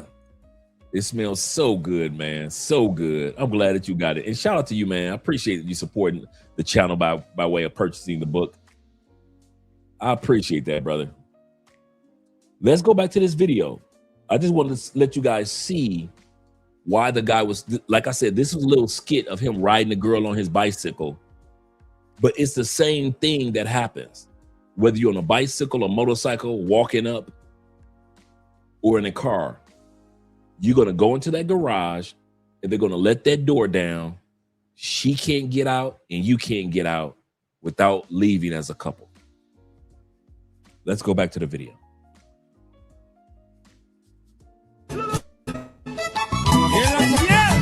That door going down. Now this right here, this Egyptian Sphinx is a love motel in Cartagena and in Barranquilla. And it lets you know that the Cleopatra suite is 40 mil, which is $10, maybe per hour or for 2 hours. The Ramsey suite, the VIP jacuzzi suite. And remember, for those that haven't been to Colombia, you wonder where Andres get these numbers from. Remember, take Colombian pesos. The word meal in Spanish is 1,000. Okay, so in English we think meal, we think of a million. No, the meal or million is 1,000 in Espanol. Okay, so when you see it says 40 mil or million, it means 40,000 pesos. When it comes to Colombian money, all you do, this is what we've been doing for years, divide it by 4. Because it usually hovers either below $4 or above $4. So mostly when most of us come to Colombia, we just tell a dude, hey, if you want to know what you're spending, just divide it by 4. So in other words, 40 mil, the Cleopatra suite, for 40 mil pesos, you divide that 40 by 4. I know, right? It's been up and down. You're correct. I hope it gets back up to 4, above 4 like it was last year. It was doing really good last year.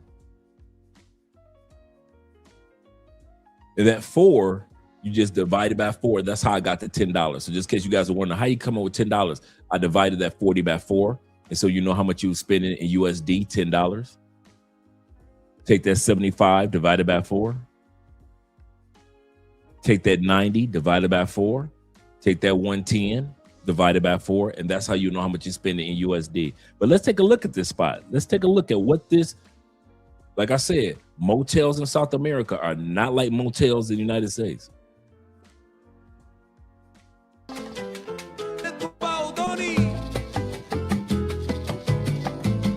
24 hours.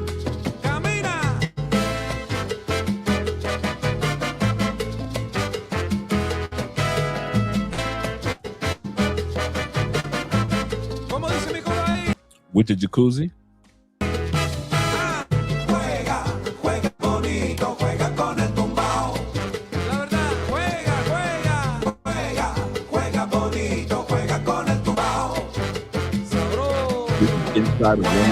Inside of one of the suites. Think about it. For $10, this is what you get. $10 for 4 hours. For $3. They give you the slippers. Andrea said this about the soap. They could tell that you've been at one of the love motels if you come home smelling like that soap. So you might not want to use that soap if you creeping. Once again, you might not want to use the soap if you creeping.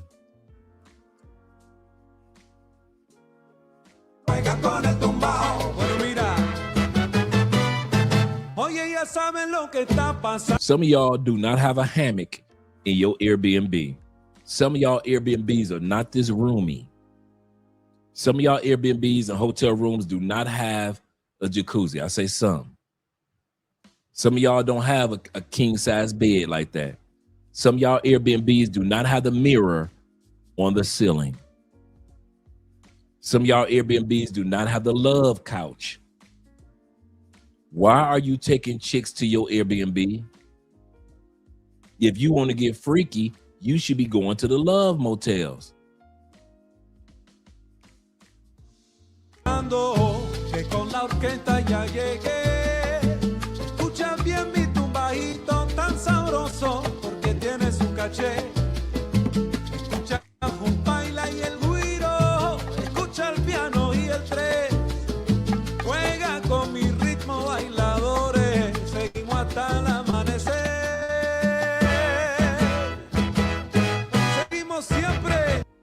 Did I not say the ceiling, the mirror on the ceiling? How many of y'all got hotel rooms with the mirror on the ceiling? Charles is correct.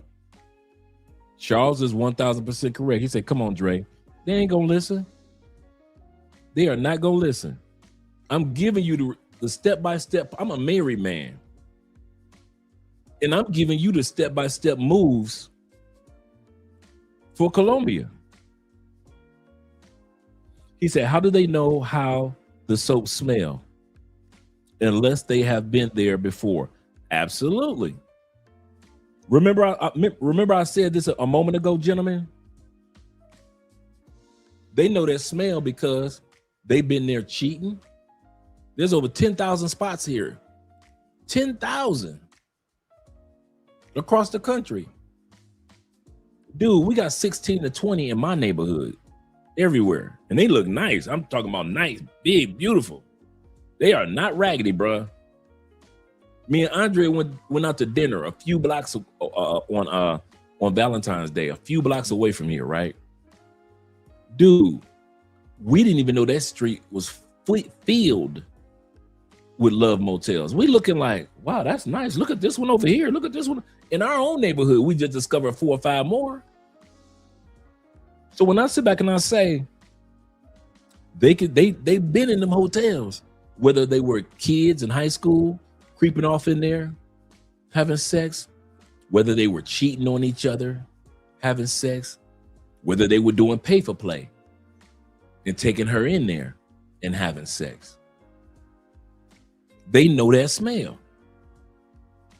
You know how, the little, back in the day, when they used to sit back and have a little joke about if you went to the strip club, they could tell because you had the little sparkles on you from the strippers leaning all over you. See the little sparkles on your skin. You've been to the strip club. You got all that glitter on you. The glitter. Well, that's how Colombians look at that soap. I can smell that soap, boy. I can tell where you been. I know where you been. Bring your own soap, gentlemen. Bring your own soap. Shout out to Jeffrey and T-Mac once again. Let's continue on. And these spots look nice. Like I said, this is not like the United States, man.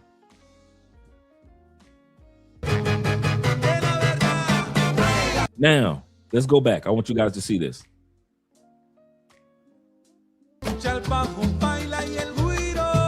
3 hours. Think about how nice this spot was we just looked at. 3 hours for $10. Remember, divide by 4. You telling me you're not willing to spend $10 for your safety? You're not willing to spend $10 for your safety. This is what the inside looks like of these spots.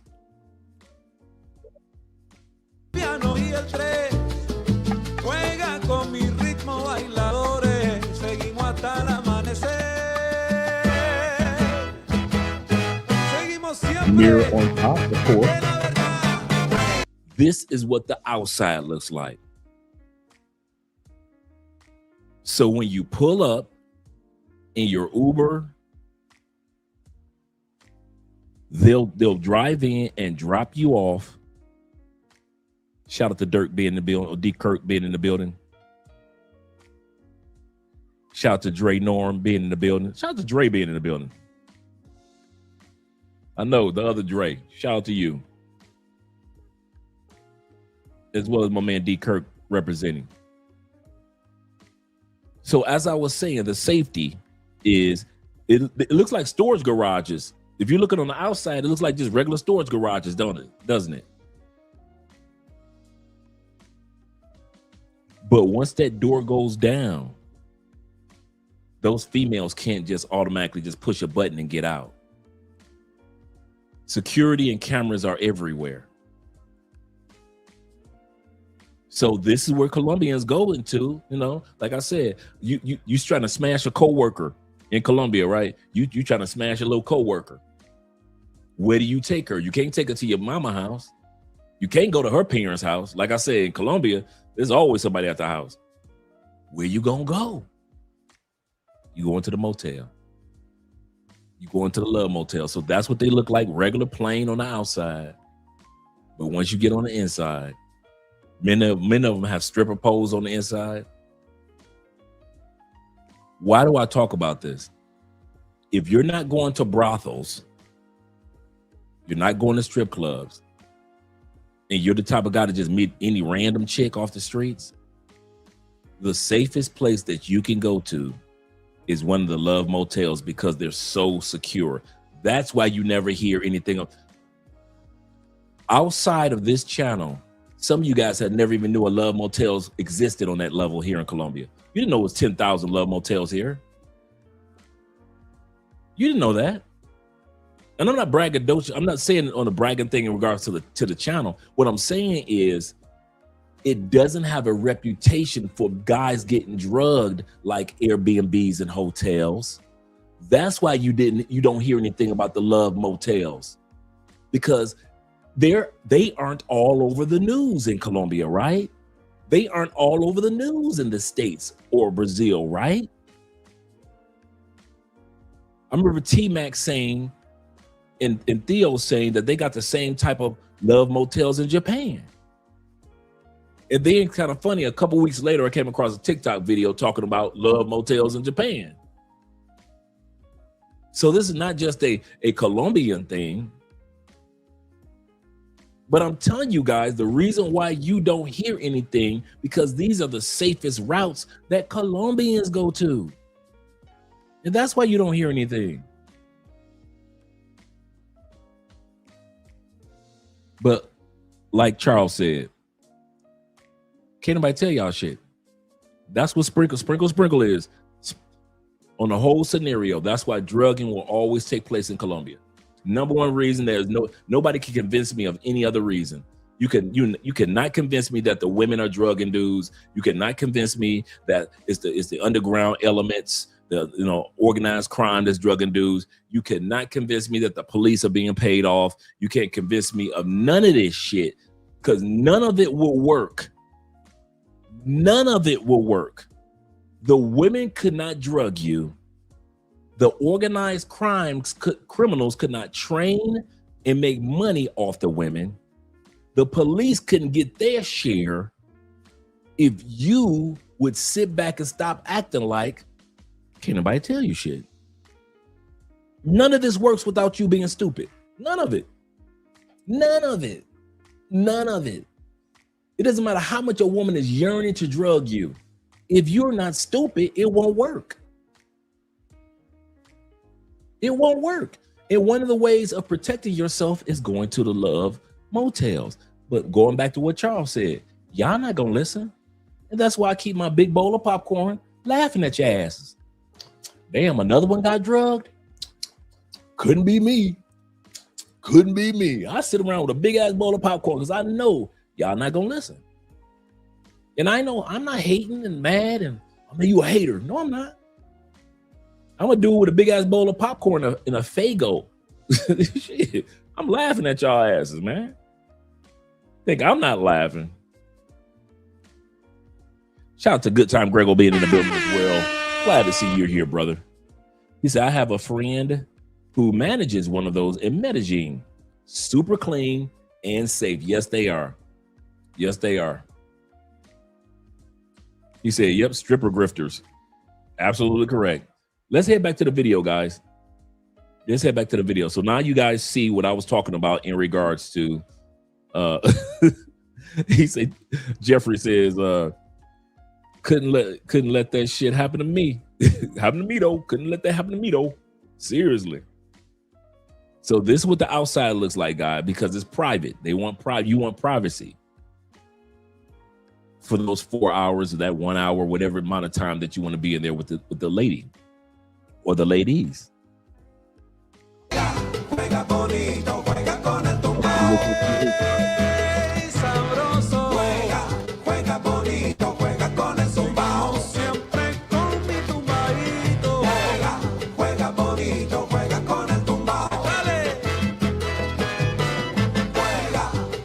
Of course, the mirror on the ceiling is a must-have.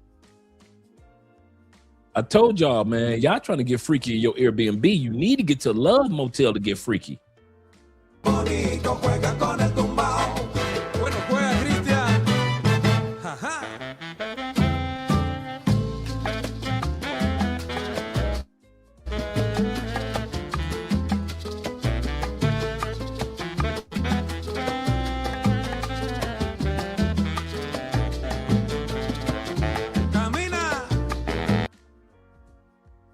And yes, they are quiet.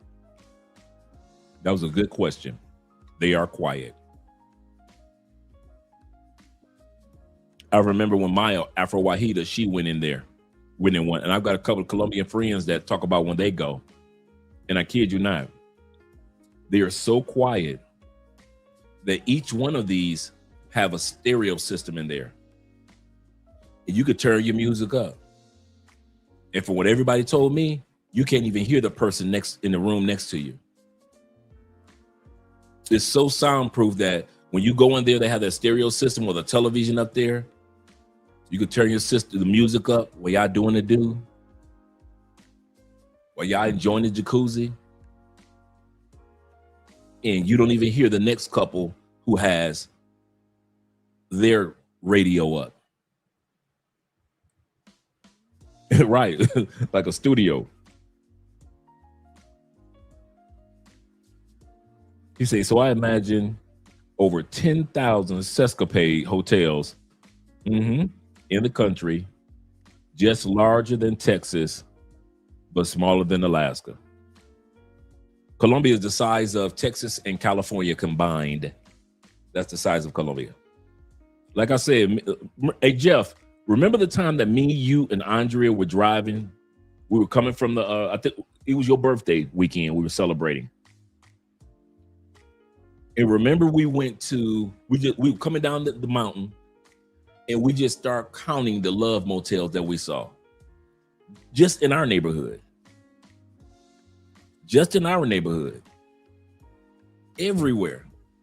And they're in competition with each other. So everybody's got to be quality because they're in competition with each other. Shout out to my man Abstract Thinker in the building. My dude. He says, should I go to Brazil or Colombia? No chick will ever enter my crib. Absolutely correct. There is no reason for that. There is no reason for a chick to be inside your spot. Now, if you're dealing with a regular everyday chick, that's one thing. I'm being serious. If you're dealing with a regular everyday chick, I got you. Y'all get to know each other. It's starting to get a little serious as far as like you can trust her. Okay, cool. But if it's just some random chick or some random barmaid chick or some random pay-for-play chick or some random stripper chick, do what the Colombians do. Take them random chicks to a love motel. She don't need to know where you stay. She does not need to know where you stay. Smash her. If she bring a friend, smash both of them. Smash all three of her friends. But everybody doesn't need to know where you lay your head. Have you ever noticed Colombian women rarely take you to where they lay their head? Colombian women, when they first meet you the first or second night, you are not going to where they lay their head on the first or second night. And when you do finally go to where she lays her head, you're going to meet family. Am I lying? Most of us do not have Colombian women that we go to her crib, even if she got her own crib, we go to her crib within 2 days. They don't trust us like that, right? Then why are we stupid enough to trust them like that? Why are we foolish enough to sit back and trust them like that? Even if she has her own place, she will take you to her family's place sometime before she take you to her place. In other words, within a week or two, she'll have you meeting her family. And drinking beers and enjoying some aguardiente, right? But a lot of guys have been with Colombian women 2-3 years and have never stayed overnight at her spot. Why are you bringing chicks to your spot you only been knowing 30 minutes? 30 minutes. And now you knocked out in your Airbnb for 12 hours. 12 hours shitting and farting on yourself because you are unconscious.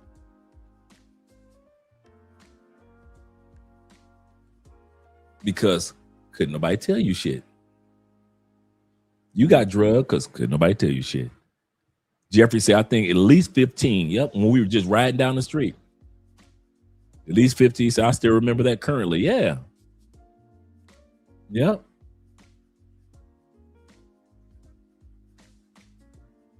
Somebody spelled Colombia wrong? Uh-oh. You know, Andrea doesn't play that. Oh, they got him in Germany too? All right. Let's get back to the video, gentlemen. Enough of me.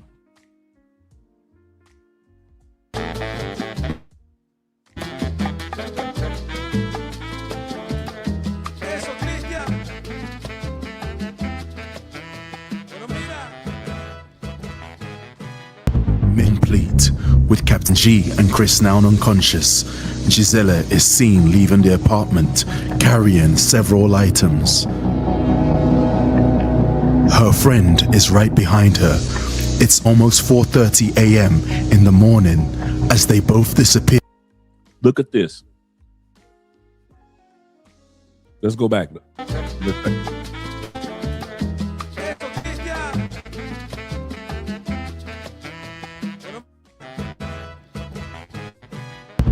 Mission complete. With Captain G and Chris now unconscious, Gisela is seen leaving the apartment, carrying several items. Her friend is right behind her. Could that scene have happened in a love motel? Yes or no? Put it in the comments. Could that moment that we just finished looking at those guys getting drugged, could that had happened with them ladies just walking out the door in a love motel? We just saw how love motels are set up, right? They have to lift the garage up to let the person out. We just said in the love motel, you don't have your valuables. The most what they get, if they ever did anything, was a cell phone and maybe a few dollars out your wallet.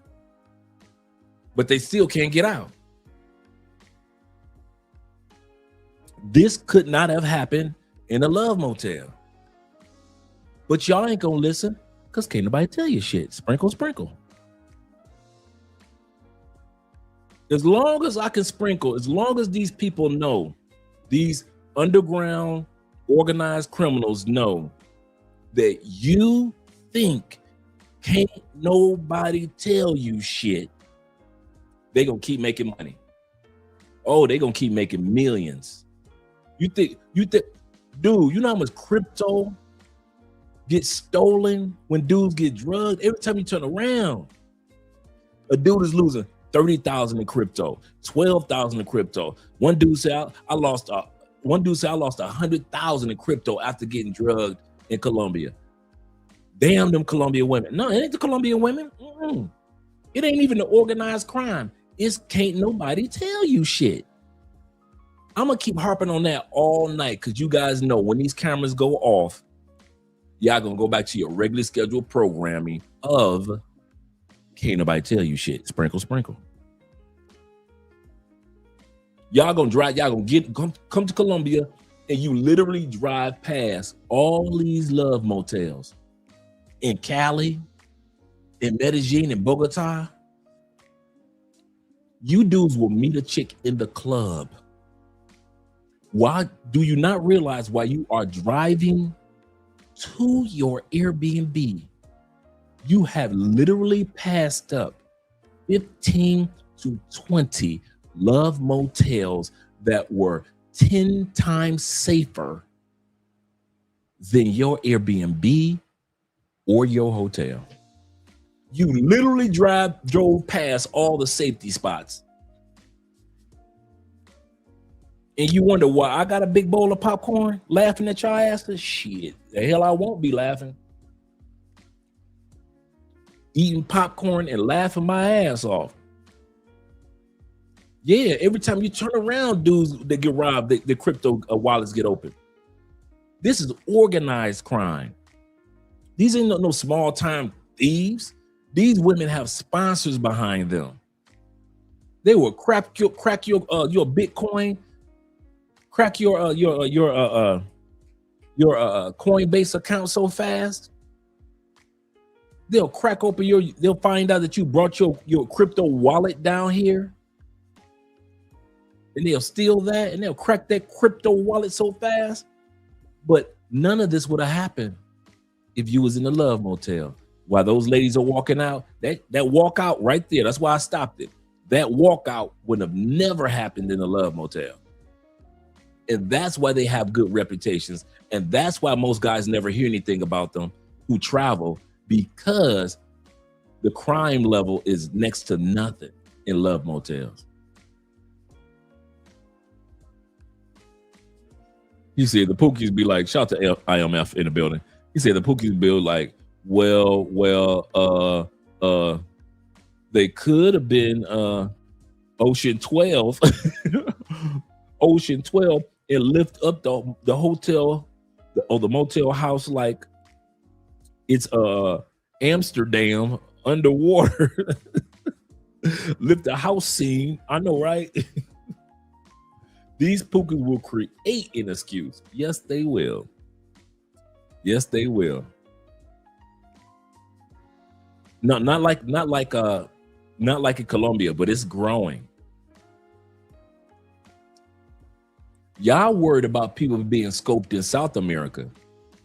Y'all do realize strippers been scoping dudes in North America for years. You know that, right? Cardi B told you she was scoping dudes. She literally said I was scoping dudes back in the day. What y'all talking about? Remember the movie Cardi B and J-Lo was in with the Asian girl called Hustlers? What was that movie about? It was a true story. What was that movie about? Strippers in the United States scoping dudes. Nobody looked at that movie like it was far-fetched. Oh, Cardi B and J-Lo and them, they just making up stuff now. Nobody looked at that like it was far-fetched, did they? You know why?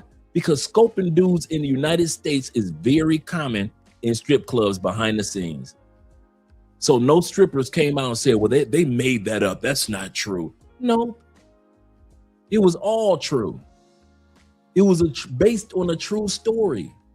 These women were making millions off of scoping rich dudes. Oh no, so while y'all sitting back talking about South America, you better be watching your back in North America. And it's growing among regular chicks now in North America. Regular chicks are getting caught scoping dudes. Remember some of you guys don't remember the one headline I did a few years ago? Dude got scoped, female in Las Vegas. Female got this, no, it was LA. Female got this dude $600,000 in jewelry. $600,000. I'm not talking about some rapper dude. I'm talking about in diamonds. She got this dude $6,000. I mean, not $6,000, $600,000 in diamonds. Another story came out. Two dudes got scoped at the same bar in Miami, a beach bar. Two motherfuckers got scoped by the same sister.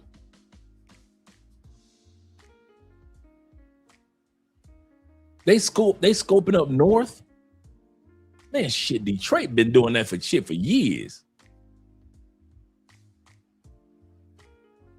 Female will set you up in a hotel room, man. Y'all have to wake up the next 3 days later. What the heck? What? Y'all want to act like South America's the only one that's been scoping. Y'all better do some homework on North America. Y'all stay in a scenario that's parallel to South America. Yeah. Got that man for $600,000 in diamonds. I was like, damn. It was on the news too, LA News, because I was doing some research on him. Yeah, if y'all want to see a good movie, that movie with J-Lo and Cardi B, the Hustlers movie. And it was based on a true story of the Asian girl and how they were scoping dudes and robbing them. North America is known for scoping the dudes, in Vegas, was drugged by 2 women in his hotel room. Happy Sabbath. Yes, sir. Happy Sabbath. Yeah, D. Kirk got him for 600. Let's go back to the video. Got the man for 600,000 in diamonds.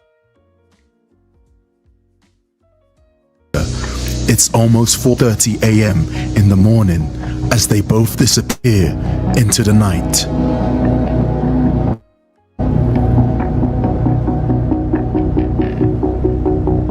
We spoke to our ex-scope queen, asking if she had any concerns that the drugs she administered could potentially kill victims. Normal, no me importaría, no sentiría. She said, normal. Normal. I didn't care. I felt absolutely nothing. Them chicks be smiling in y'all face, laughing. And at the end of the day, they feel nothing. If you die right there, they feel nothing.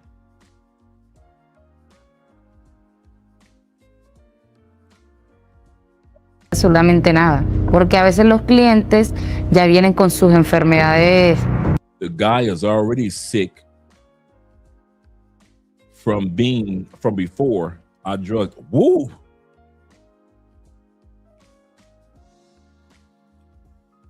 This drug queen said about you guys. She ain't talking about me. She said the reason why she doesn't have any remorse, because at times the guys are already sick before I even drug them.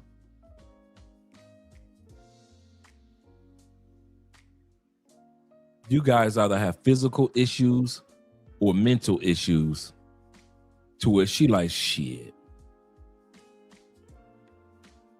Yeah, Slim. She like, shit. Y'all so fucked up in the head for even letting me in this spot. You know, Colombia says don't give papaya. Y'all give papaya by letting her in your spot. She like, why the fuck shouldn't I drug you?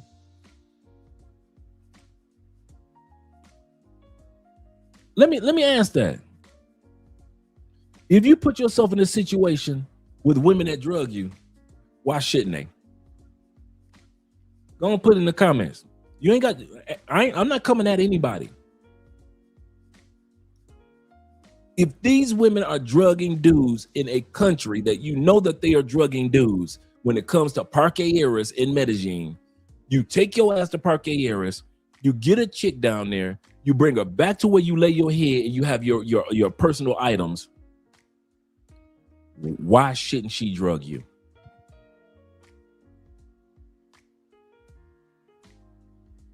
Yep.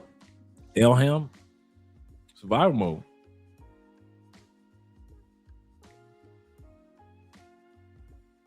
I'd be surprised if she didn't drug you. You gave her papaya. You set the whole thing up for her. You put yourself on a platter. You literally put yourself on a platter. Why shouldn't she drug you?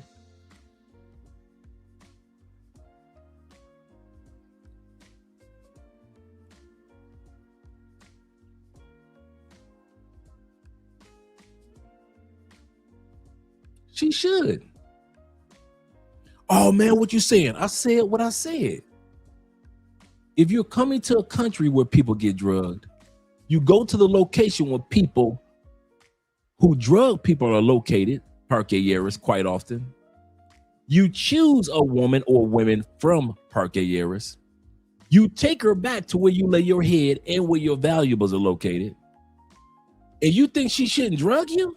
The hell she shouldn't? Oh, you think she's supposed to be nice and not drug you? Oh, she should drug the next man, but not you. She should drug the dudes after you, but not you. You do know the last man felt the same way, that the next person, don't drug me, drug the next man. Well, you the next man, and you feel the exact same way the last dude felt. Why drug me? The number one reason. What's the number one reason why they drug y'all? Because can't nobody tell you shit. And if you walk around acting like you know everything, I kid you not, man. Why shouldn't they drug you?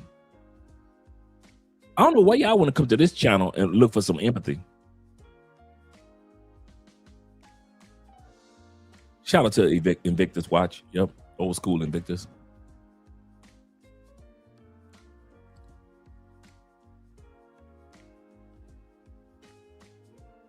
If everybody is playing their part in the play, why shouldn't she drug you? The police who get paid off are playing their part, right? The bartender who made sure that you were drunk enough played his part. Uber driver playing his part. Airbnb security guard playing his part. Organized crimes who trained her playing their part.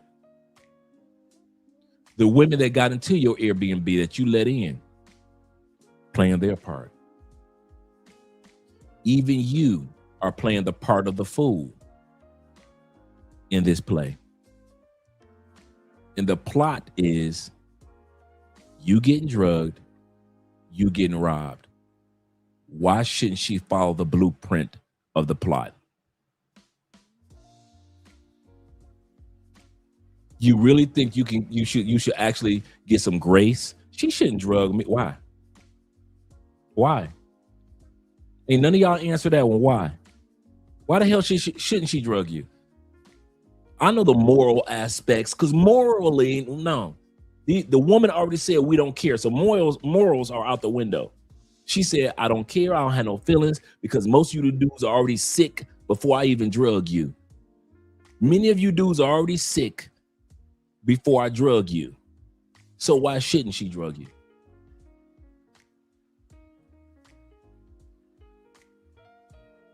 Because I'm a good guy, that's why. Because I got kids back home, that's why. Because I got my mama back home, that's why. Because I got a good job back home, or I own my business back home. I got houses, I got responsibilities back home. Wait a minute.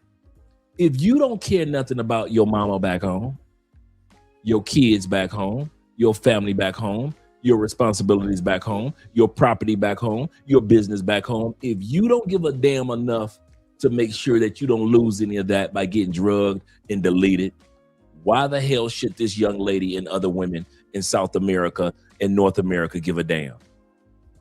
If you don't give a damn, why should they? Answer that one. Riddle me that one, Batman.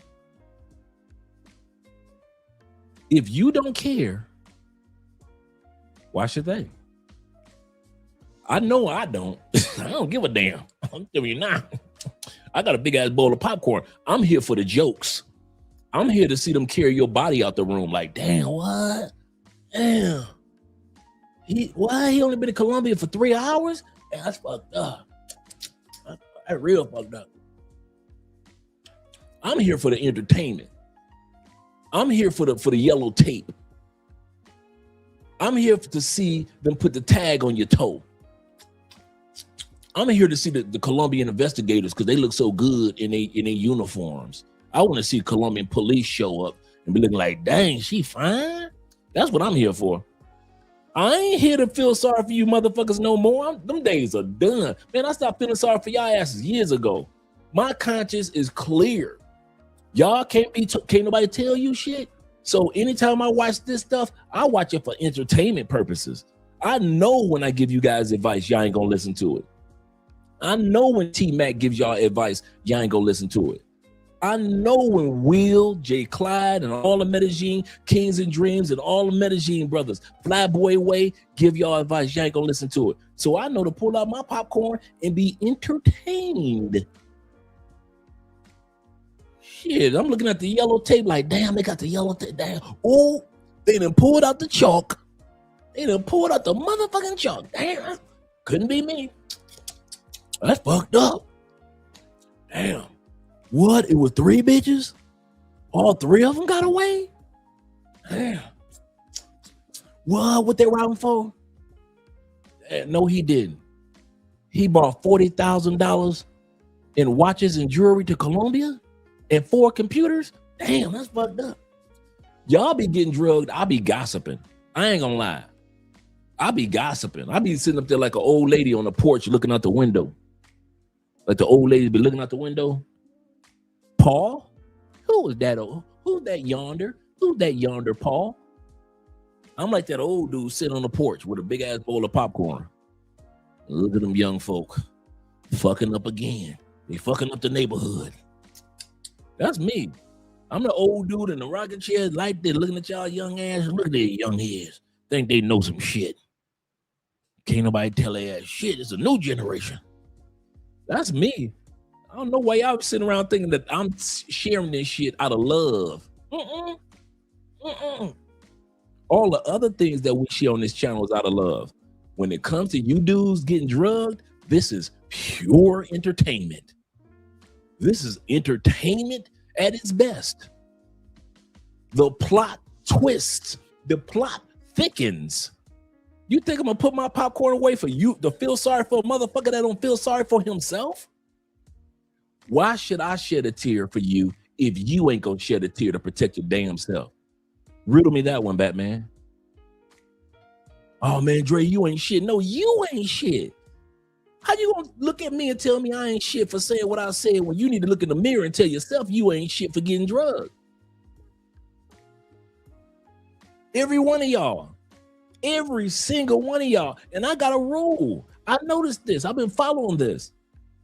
Most dudes get robbed or drugged within the first 3 days of being in Colombia or the last 3 days of being in Colombia. First 3 days, you thirsty. Last 3 days, you're bored. A lot of dudes say, man, I was kind of bored. It was my last day. My flight leaving out tomorrow, man. I was like, fuck it. Let me get one more in. Get drugged. Or when you first come in, you sleepy from the flight, but you still get dressed and go out, and you just wilding, and you thirsty and shit, and get drugged. I noticed that. You either get drugged your first 3 days or your last 3 days. You either thirsty or you bored. Every time dudes be talking about, man, I was bored. I was sitting in the Airbnb. I'm kind of bored sitting around the Airbnb.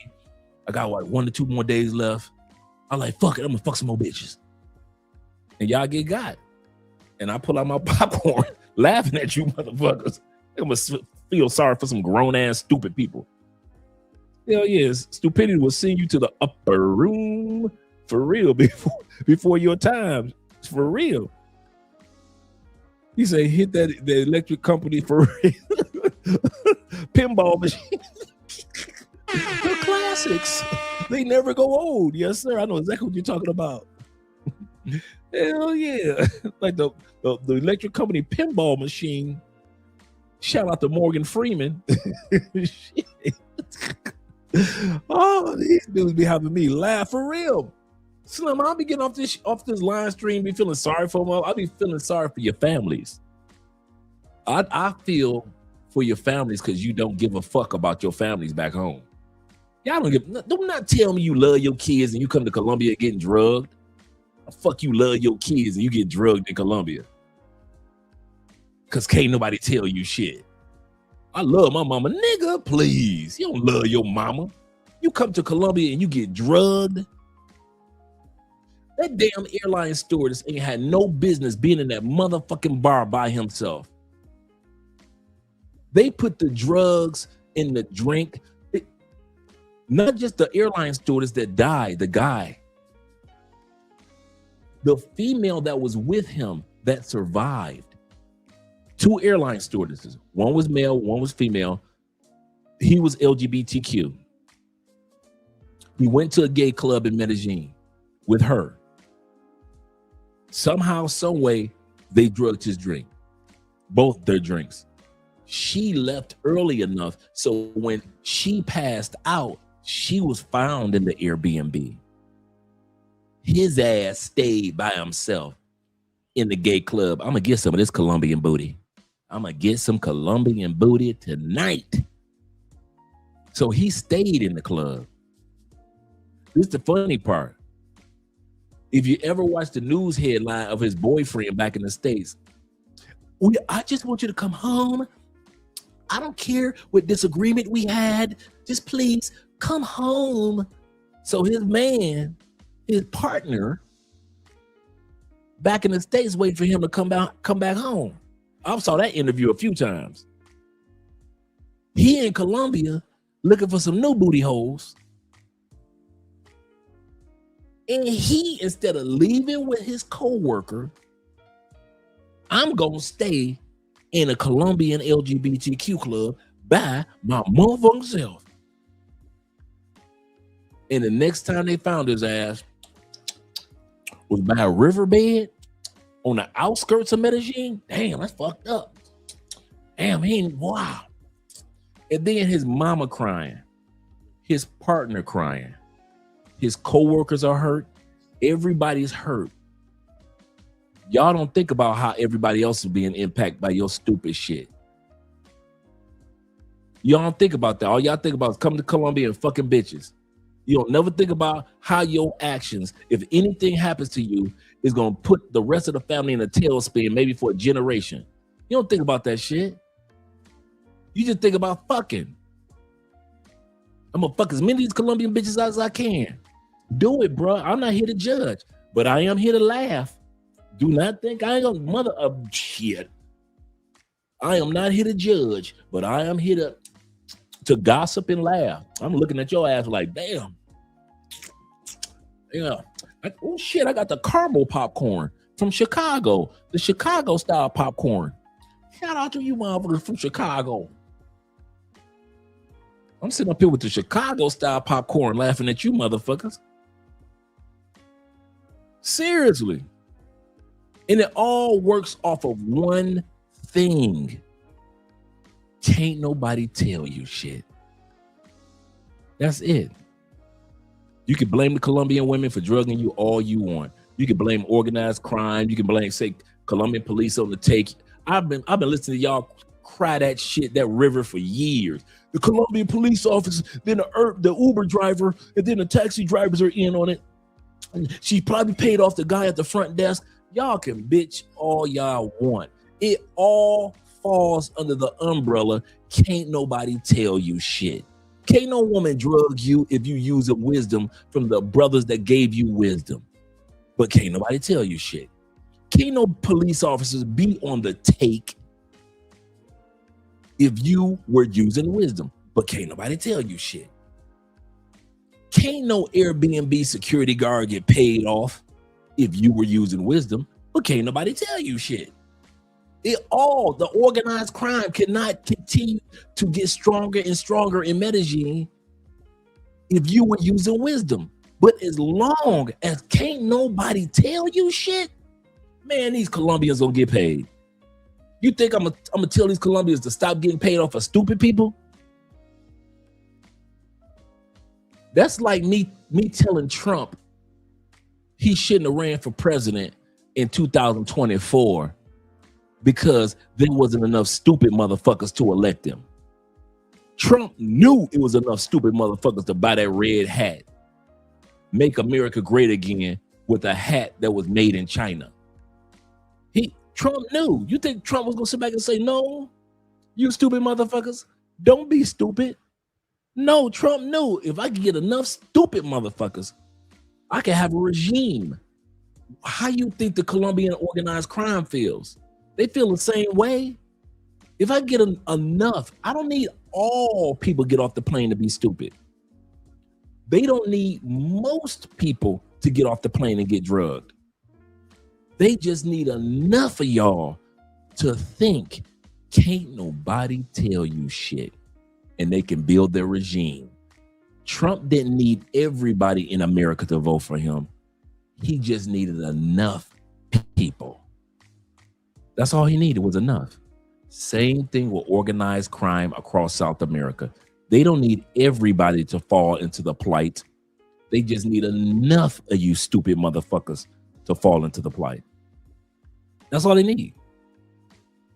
That's all they need. They don't need all of us. Medellin has had over 1.5 million visitors last year. broke the record, broke their own record from 2025 and 2024. Did 1.5 million people get drugged? Okay, did 1.5 million people get robbed? Okay, so they didn't need everybody. How much did they need? Just enough of you stupid motherfuckers. That's all they needed, enough. They didn't need everybody. They never need everybody. They don't need the masses to have organized crime make millions upon millions off of y'all. All they need is enough of you motherfuckers that can't nobody tell you shit. And they gonna keep making millions. They gonna keep making millions. Corporal says this. He say, no, Dre, you're wrong. We're not here to judge, but we are here to watch them for real. On the local Colombia news, for real. Eat my big box of popcorn, for real. And laugh at how simple some people can be, for real.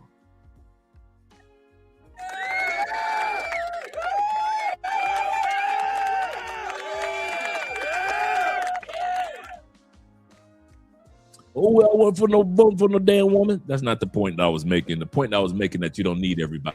You just need enough.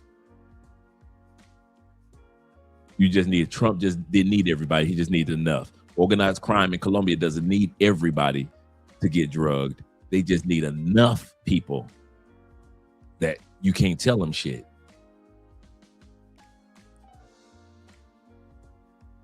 But let's go back to the video. So this woman is telling, she said, because at times, let's bring that beat back. She said, because at times, y'all already sick. Items. Her friend is right behind her. It's almost 4:30 a.m. in the morning as they both disappear into the night.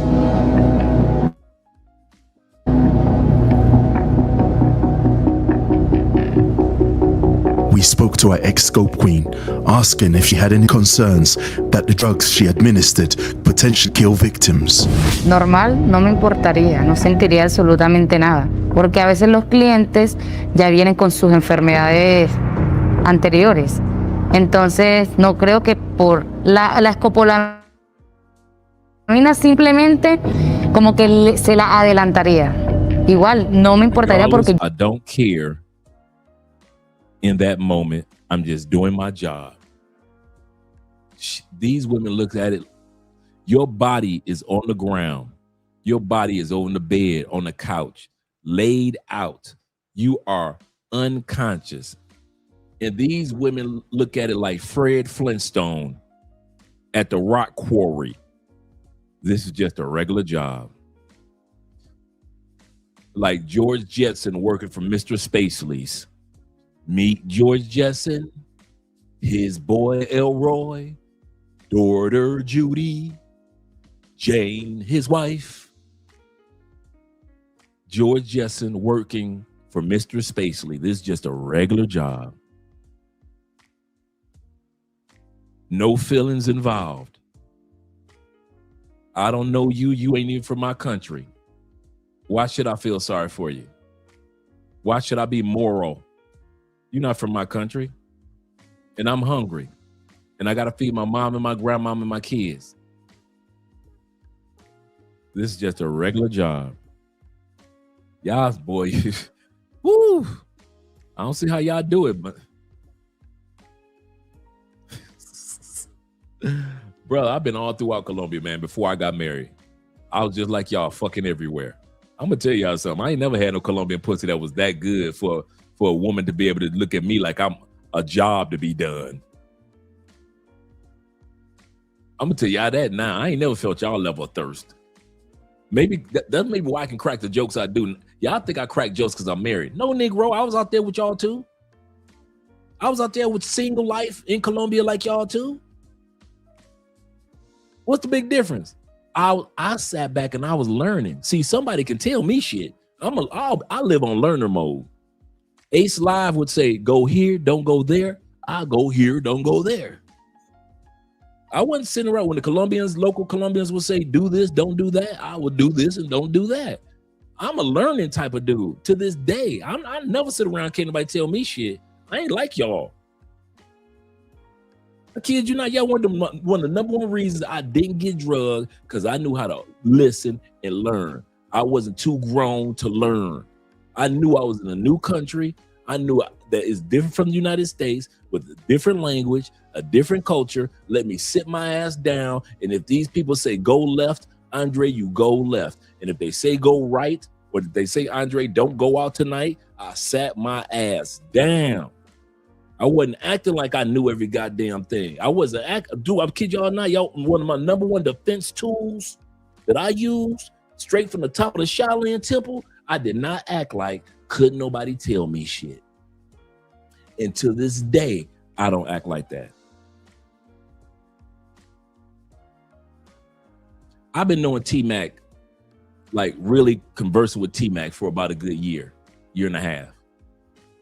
T-Mac always giving me some advice on doing this, doing that. How about this? Have you heard about this? Have you thought of? I never sit back and like, yes, I've been here so long. I know everything, T-Mac. Fuck no. Fuck no. Same thing with Will. Will's been here like a little under a year. Will be like, Dre, did you know about this? Know about that? Know about? I didn't know about that, Will. I am always on learner mode. You will never see me getting caught up because when I know that the number one seasoning for getting drugged is can't nobody tell you shit. That's the number one seasoning. So as long as y'all walk around, can't nobody tell y'all shit. That organized crime gonna keep making their money, and I ain't mad at them. I am not mad at them. Shit.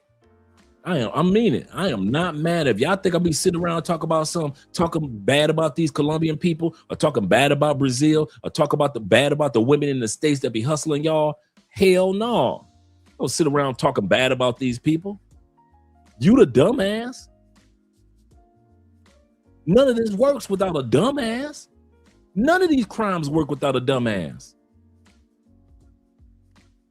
None of these crimes work without a dumbass. Without you literally being stupid enough to do what you do after you've gotten all the videos that warned you. This is the part that gets me. Before we go back to the video. In order for most people to come to Colombia now, is because somebody's been watching TikTok videos, YouTube videos. Y'all didn't just happenstance and just happen to come to Colombia. None of us did.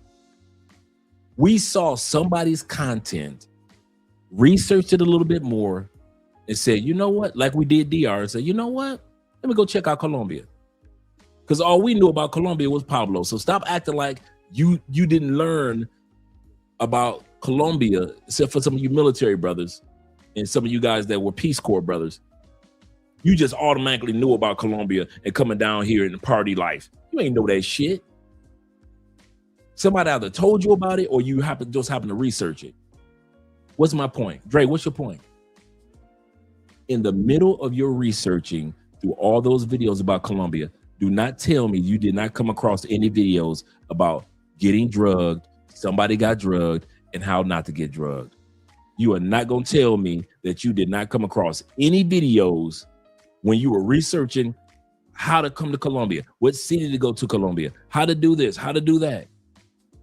You cannot tell me that your ass didn't come across videos about, hey, Parque Yeras, Clock Tower in Cartagena, certain parts of Bogota.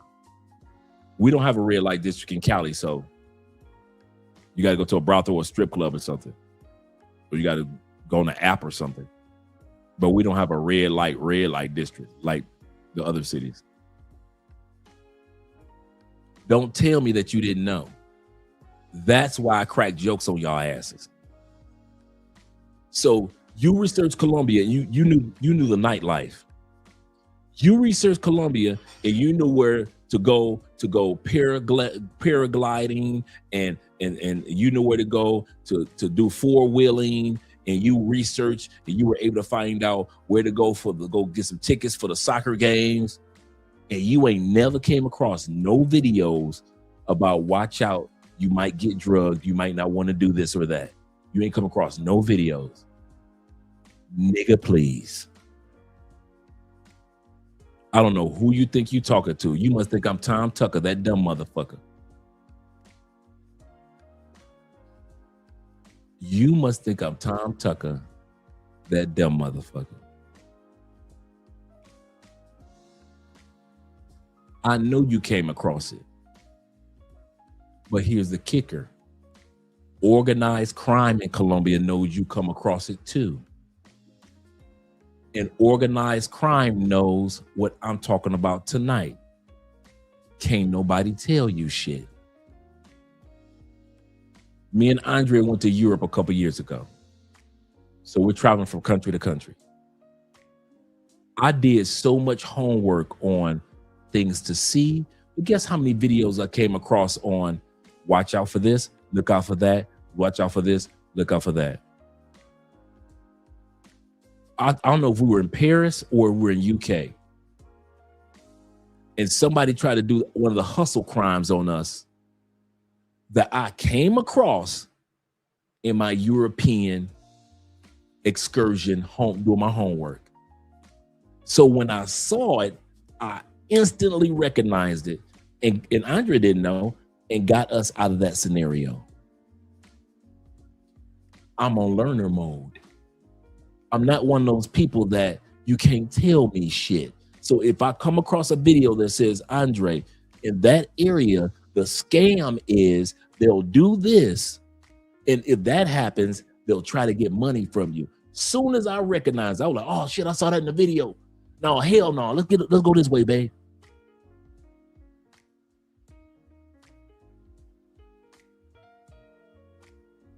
But you dudes that can't nobody tell you shit, that's why Colombian organized crime exists on the level that it does.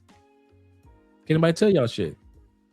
And I know I keep harping on it tonight, and I'm gonna keep harping on it. So when y'all think why I'm laughing at y'all asses, that I'm an asshole, I'm a jerk, fuck Dre, man, that nigga ain't shit anyway. I don't care. I'm gonna keep my big ass bowl of popcorn. When these lights go out and these cameras go off, I'm gonna be gossiping, looking at y'all ass in my rocking chair, looking at you motherfuckers like, look at these niggas still getting drugged. They ain't watched enough videos. They think they ain't the one that can get drugged. Shit, I'll be eating my popcorn, big ass handful of popcorn. Butter all over my beard, laughing at you motherfuckers. Seriously. Let's go back to the video. Let me shut up for a while. Yo en ese momento estuve haciendo mi trabajo, lo complací hasta donde pude y ya, solo hice mi trabajo. No me importaría. I'm just doing my job. I don't care about anything else.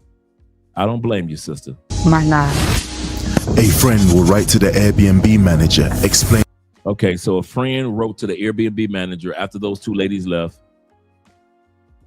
He said, in your unit, my friend took two females to the unit that we believe have drugged them unconscious. They were live streaming when the feed they got taken off, meaning that the girls took the camera and they took the partridge and the pear tree. D. Kirk says this. He said, Taylor Made Dreams made a video on DR and what to look out for. I remember that. When going there, he said, I watched it a few times and everything he said, I saw. And I knew how to react to the situation. That's exactly how I felt, brother. And T-Mac says this. He said, I like to look on Dre's. He said, I like to look on Dre's face when he thinks that you are doing something stupid. Yeah, man. I'm like, what the Zeta said, no, Dre. If these dudes did enough research, they wouldn't be getting drugged as much as they do. You would think, wouldn't you? You would think. I am FF is in the building. Shout out to you, brother. He said, what's up, Dre? What up, chat? Shout out to you, brother. Let's go back to the video. And what had happened to the live streamers. I've noticed that sometimes. The next day, the Obiland team spoke with Chris, who detailed the items that had been stolen. His laptop, my iPad, 2 cell phones, my wallet, my debit cards, my speaker. Have they taken any cash from the accounts? Yeah. No. They didn't win. I went cash out before, and I had 1 million pesos. Yeah, it was gone. And you can now spoke to them the next day, and you can still see the effects of the drugs the next day. Here's another thing about scopolamine that guys that doesn't get as much conversation. Scopolamine has residue. What do you mean by that residue, Dre? For some guys, the effects hit them for a few days. For some guys, it hits them for a few weeks. And for many people, it is very common that scopolamine fucks with your brain for a few years. That is not uncommon. I got some dudes that I know that got scoped. And to this day, they have episodes. It may not happen all day, every day, but every blue moon, they have just this mental going blank episode since they got scoped.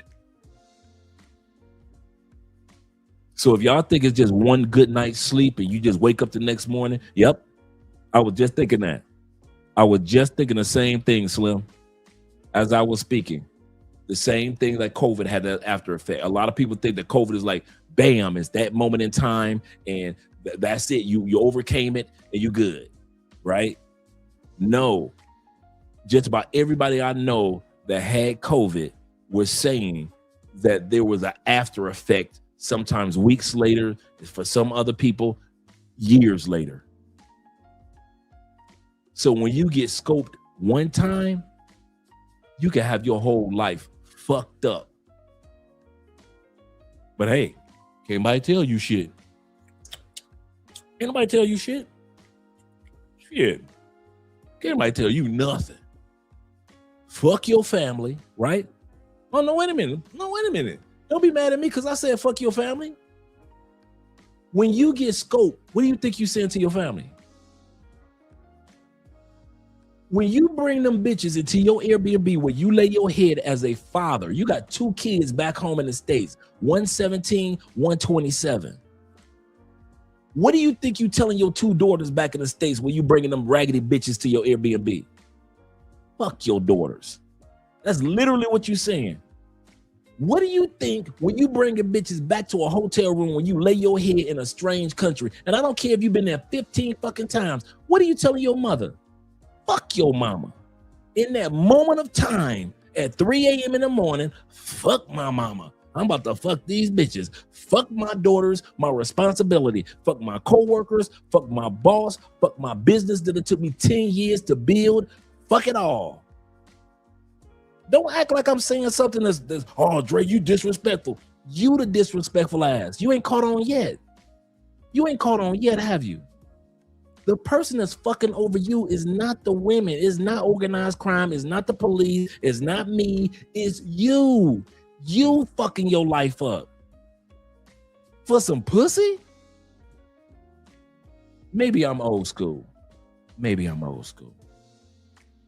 Us old heads have always said, for some pussy? That nigga got shot for some pussy? He in jail for some pussy? Man, he lost his marriage for some pussy? He forgot his kids at the daycare center for some pussy? That's old school. Old school dudes talk like that. For some pussy? Maybe I'm just old school. Maybe I'm not hip. I'm not part of the cool kids. Is that it? I'm not part of the cool kids? Because in order to be a cool kid, you got to be a dumbass in Colombia, huh? Got to be a dumbass. South American dumbass. So Andre, he ain't part of the cool kids. All right. I bet you I can get on the phone with my sister and she ain't got to worry about me. I bet you I can get on the phone with my aunties and they ain't got to worry about me. Your family in a fucking panic zone every time you get on a plane because you a dumbass. They don't know if they're going to hear from you or not. Talking about you love your kids. Nigga, please. I love my kids. If you loved your kids so much, why you putting their father in jeopardy?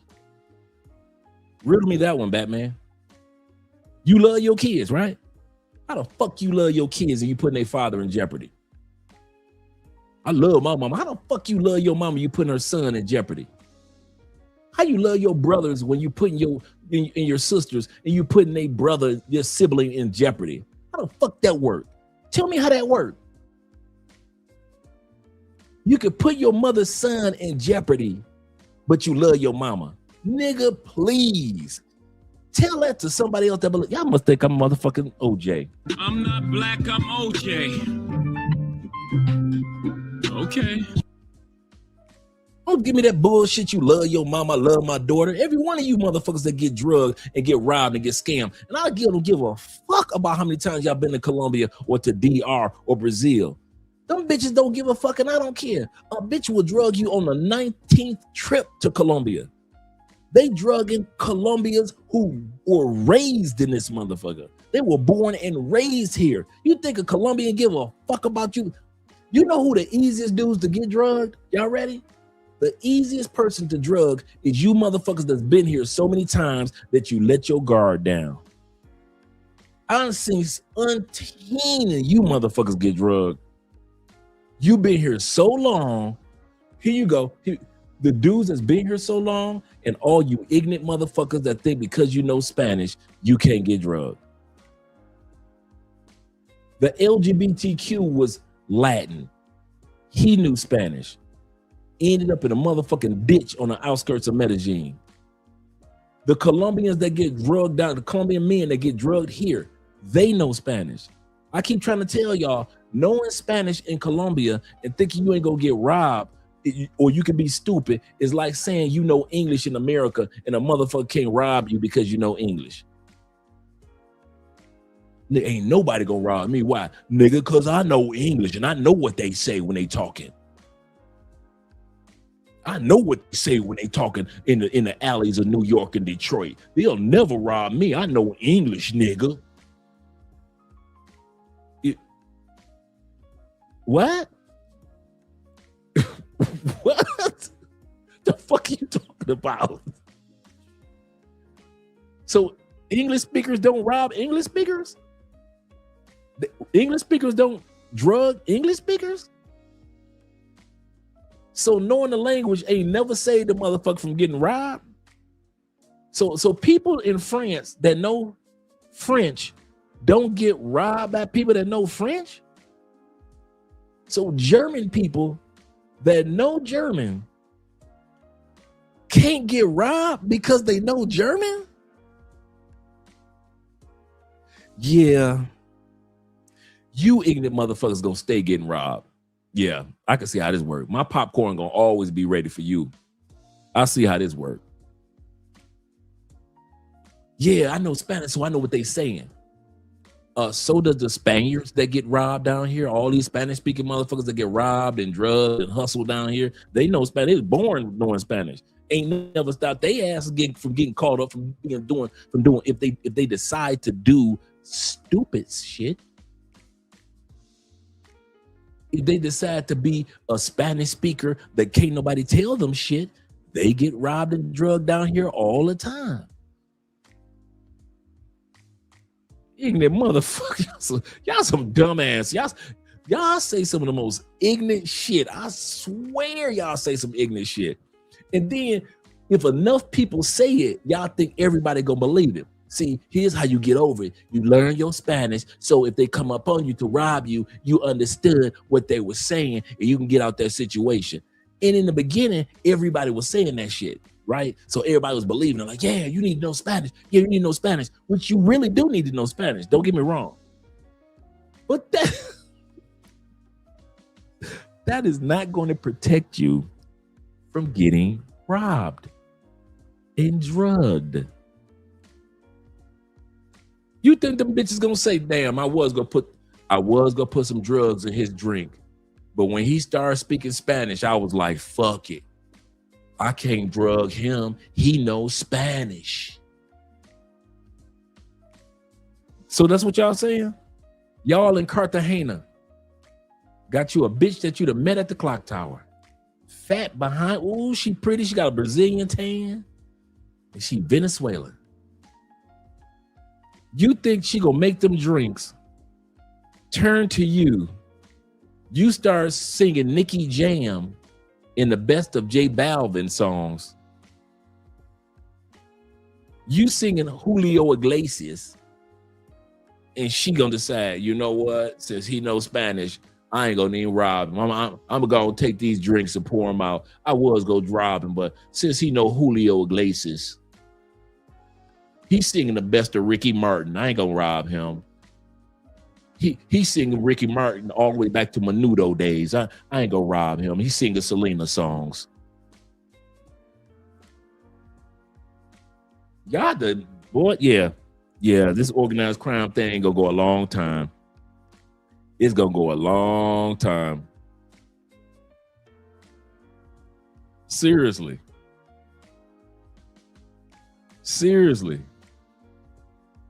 He said another problem, Dre, which you made me think about. These dudes don't be watching they drinks. They don't.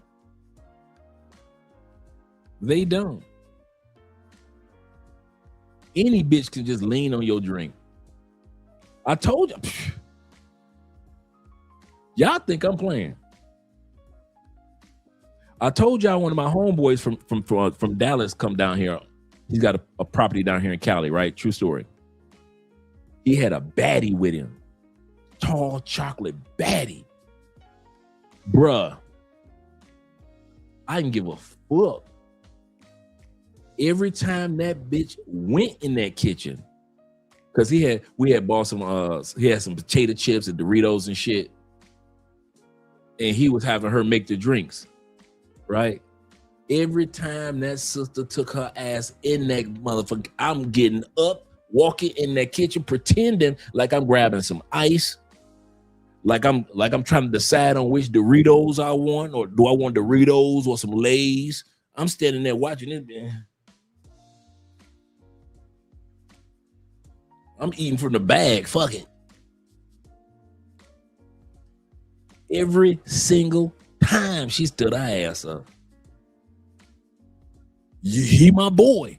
That's my right-hand man, but I'll be damned if I wake up 9 hours later, Andre looking at me like, well, what happened? I was over here for my boy house, and he had a girl over there, and she drugged us and took everything and the car keys, and she took the truck.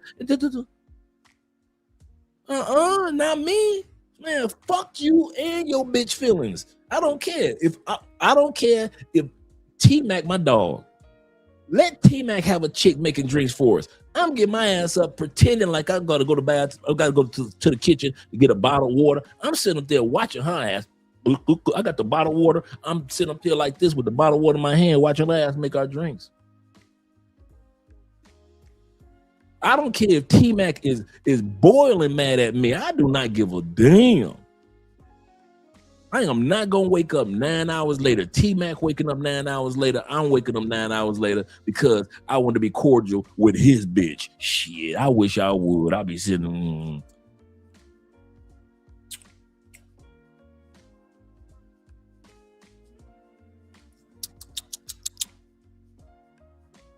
Looking at this bitch making, hell yeah, I'm lurking. I'm lurking like a motherfucker. Hell yeah. What is Dre doing? Lurking. I'm lurking. They're gonna make my drinks. I'm lurking. Fuck that. I am lurking. I'm peeking around corners and shit like I'm Scooby-Doo. Rory Raggy. Shit. Shout out to Uriah in the building, my dude. Rory Raggy. Y'all ain't gonna have me caught up in shit. Then Andre mad at me because I let my guard down around y'all ass for y'all to make y'all feel comfortable, knowing that y'all don't even know this bitch. Shit, I be lurking. Where you going, Dre? I'm going to lurk. I'm going to lurk.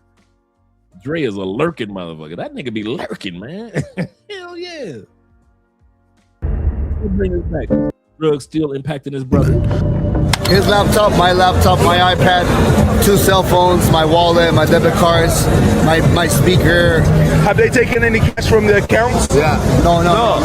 They didn't win. I went cash out before, and I had 1 million pesos. Yeah, it was gone. With many items missing, the Obiland team advised the live streamers to go to the Fiscalia and make a police report. Okay. As soon as we can go to the police and do the report, I'm gonna send you everything, because I don't know what's going on here, but like in the weekends, cannot do nothing. We went to the national police. National police said go to Fiscalia. Fiscalia, they said that only weekends you cannot do this report, only heavy stuff, Monday only. So yeah. So think about it. They discovered that they could only file the police report during weekdays. Most of y'all get drugged on the weekend. So you guys, your flight is scheduled to leave out Sunday night. These women know it. These women know your flight is scheduled to leave out Sunday night. But you can't file a police report until Monday morning. You some stupid motherfuckers. Oh my God. Oh, I love this episode. The plot thickens. The plot thickens. How fucking dumb can y'all be? You cannot file a police report till Monday, and your flight leaves out Sunday at 3:14. Oh my God. Oh, that shit cannot get better. Oh, I can't, you know how you laugh so much? I can't breathe. Oh my goodness, man. Shanti Man Perry in the building. Oh my goodness. Let's bring this back. I gotta hear this again. Oh, you can't fill out the police report until Monday. With many items missing, the Obiland team advised the live streamers to go to the Fiscalia and make a police report. Okay. As soon as we can go to the police and do the report, I'm gonna send you everything, because I don't know what's going on here, but like in the weekends, you cannot do nothing like that. We went to the national police. National police said go to Fiscalia. Fiscalia, they said that only the weekends you cannot do this report, only heavy stuff, Monday only. So yeah, let's see what we can do. Otherwise, Monday. Thank you very much, brother. Chris will finally be able to make the police report, enabling the Obiland team to investigate the matter with a stronger mandate. Captain G and Chris will further provide Obiland team with other evidence, completely dispelling the idea that the incident was staged for views. Gisela's number was found on another device and a conversation followed. Listen, bro, that girl just texted to Chris and she's ready to negotiate for $500 and give all the stuff back. I don't know, what do you think? It's a trap, it's a thing. If you guys can set up this and meet her or somehow, we send you $500 and you can keep our stuff and we fly back to Medellin to pick it up.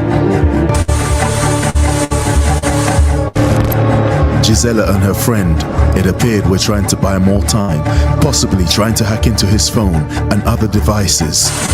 However, negotiations to recover their belongings quickly fell apart, sounding like an attempt to extract more money. That's the number of the girl who robbed us. So maybe try to set her up, make her set up. That's the number, and she's still active on that.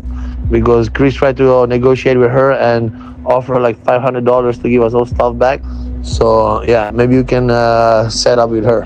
To investigate, the Obiland team was provided with the phone's known last location. This is the last location as well, where was the stuff hiding, because on the album was still showing this location. We're not sure if it's still there or not, but at least you have the location where it was hiding.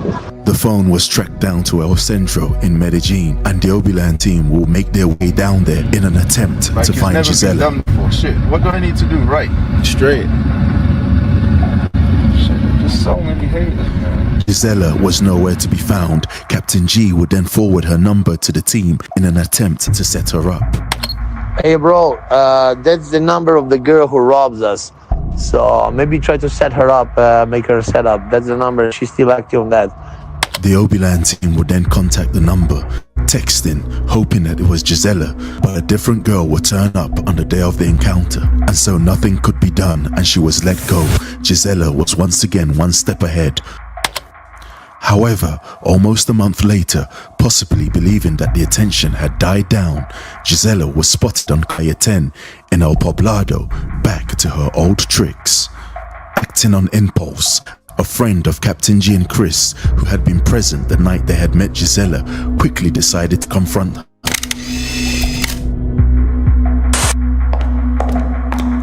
Realizing she had been recognized, Gisela quickly attempted to flee the area, and this is what happened next. Yep, we just found the girl that tried to drug you right here, and she's trying to get away. We gonna get the cops involved. They're here. No está loco, yo hablo con policía, él sabe. Él sabe, yo tengo video contigo. Yo tengo tu cara y todo. Tu cara y todo, yo sé. ¿Dónde es policía? Policía, ¿dónde es policía? Yo hablo policía porque ella robar mi amigo, sí. Ella robar mi amigo, sí. Sí. Nada, no importa, yo tengo tiempo ahora. Yo tengo tiempo. Ah, está bien. Yo tengo video, yo grabar contigo. Yo grabar contigo. Está bien. Porque yo conozco. No me interesa. Porque yo conozco. No te he quitado nada a ti. Porque yo conozco. No, morro, no me grabes. No, tú grabas a mi amigo, está bien. Chris and Captain G's friend refused to let up, following Gisela as she attempted to flee. The pursuit caused a scene and soon attracted the attention of the police. Throughout the encounter, Gisela denied knowing the live streamers, the incident, or the friend confronting her, but moments later, she would be in police custody. Yeah, yes sir. Let's get it, right? It's in jail. You're fuck out of here. We don't play them games. Gisela was taken into police custody and driven from Calle 10 to the local police station, where she was issued a citation. By that time, Chris and Captain G had already left Colombia, meaning they were unable to press charges or recover any of their stolen belongings. Did I not say that? Did I not say that a lot of times these ladies get away with it because you guys aren't around to press charges? So all she got was a basic citation. Shout out to Blade Runner with the $5 love, and my brother Andre Norman with the $25 love. Appreciate you, gentlemen. Let's talk about what normally happens to these ladies after they're arrested. What normally happens. Real quick.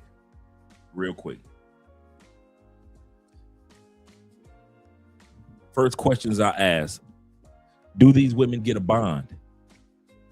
There is no bond system in Colombia. So once you're in jail, you're in jail. How soon do they see the judge?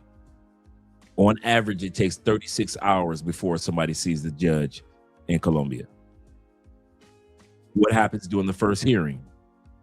The judge decides if the arrest was legal or whether to impose preventative just detention or jail time. Whether he want to decide on house arrest or other restrictions. That's the first time when the person goes to jail. Is this case good enough for this person to either go to jail or stay in jail, in other words, go on house arrest. Yes, they do house arrest in Colombia, or on probation or other restrictions. That's the first time they go to court. Are they usually kept in jail for trial? Yes. They're kept in jail for trial. And a lot of times the trial could take months, if not a year. So they're like Diddy. they're in jail. How long before they're convicted? Like I said, it could take months up to years. What is the average prison sentence for these ladies that are drugging and robbing cases? They normally get, and I've seen this several times on the news here, 4 to 20 years. Judges do not play that down here, and they are becoming more and more harsh as they're trying to clean up Medellin. Judges are more prone to give a woman that 10 to 20 years before they give her 4 years. So if you think that these ladies only get 4 years, they do not play with it, because they look at it as, this is why women normally get more than 4 years, because it's a premeditated crime. You knew what you were doing before you did it. You purposely went out to do this. Just like in the States, you can get first-degree murder because it was premeditated. Here in Colombia, there's a first degree and a second degree as well. And because these women knew they were going to do this, this was premeditated. That's why these women on average get about 10 to 20 years instead of getting the lower amount of 4 years. The lowest sentence that a person usually get is 4 years, but judges normally don't give that. The maximum, depending on the case, for example, if a woman drugs you and you get kidnapped, like that young man, the airline stewardess, and I think they say they caught like 2 or 3 guys that were involved in it. The average sentencing for that person is 20 years, and in many cases, 40 to 50 years plus of incarceration if the person passes on, like the airline stewardess. So it's one crime level of drugging you and keeping your body in the Airbnb or hotel. It's another crime to drug you and have you kidnapped. They can drug you in the club, kidnap you and have you go to your Airbnb, rob you as you pass out in that Airbnb. That's considered kidnapping as well here in Colombia. It doesn't mean that they take you off to a far place. If she drugged you in that bar and had you woozy and zombied and was able to coerce you into going to your ATM and cleaning that out, giving you crypto, take you to your Airbnb and give you, that's considered kidnapping as well. So that's crime on top of the crime. Of course, they serve their sentence here in Colombia. Even if you're a foreign person, if you do something on Colombian soil, you're going to do your time in Colombia. Do foreign tourist cases get harsher treatment? No. It doesn't matter who they drugged or who they robbed. They will get the harsh penalty here in Colombia. So just in case you guys who want to know what was the sentencing, what happens after women get arrested, there is no bond in Colombia. They have to wait 36 hours to see the judge. First case, when it's time to see the judge decides on if this is a case where a person has to stay in jail, probation, house arrest, or any other sentencing formats. The average person, even though the lowest is 4 years. The last young lady I looked at, she got 12 years. So just in case to let you guys know, Colombia do convict these people. They do not play, because this is playing with somebody's life, and you're doing it with premeditation. You knew what you were doing before you even got to that man's Airbnb or that woman's Airbnb or hotel room. And since you knew what you were doing, that's where the harsh penalties come in. One says this. He said, I hear prison in Colombia is like the pit of hell. I've heard that too. I've heard that there are more guns in certain neighborhoods in prisons than there are in many neighborhoods in Colombia. They've got a lot of guns in prison. And plus, here's a kicker that's coming up. Shout out to Uriah. Here's the kicker.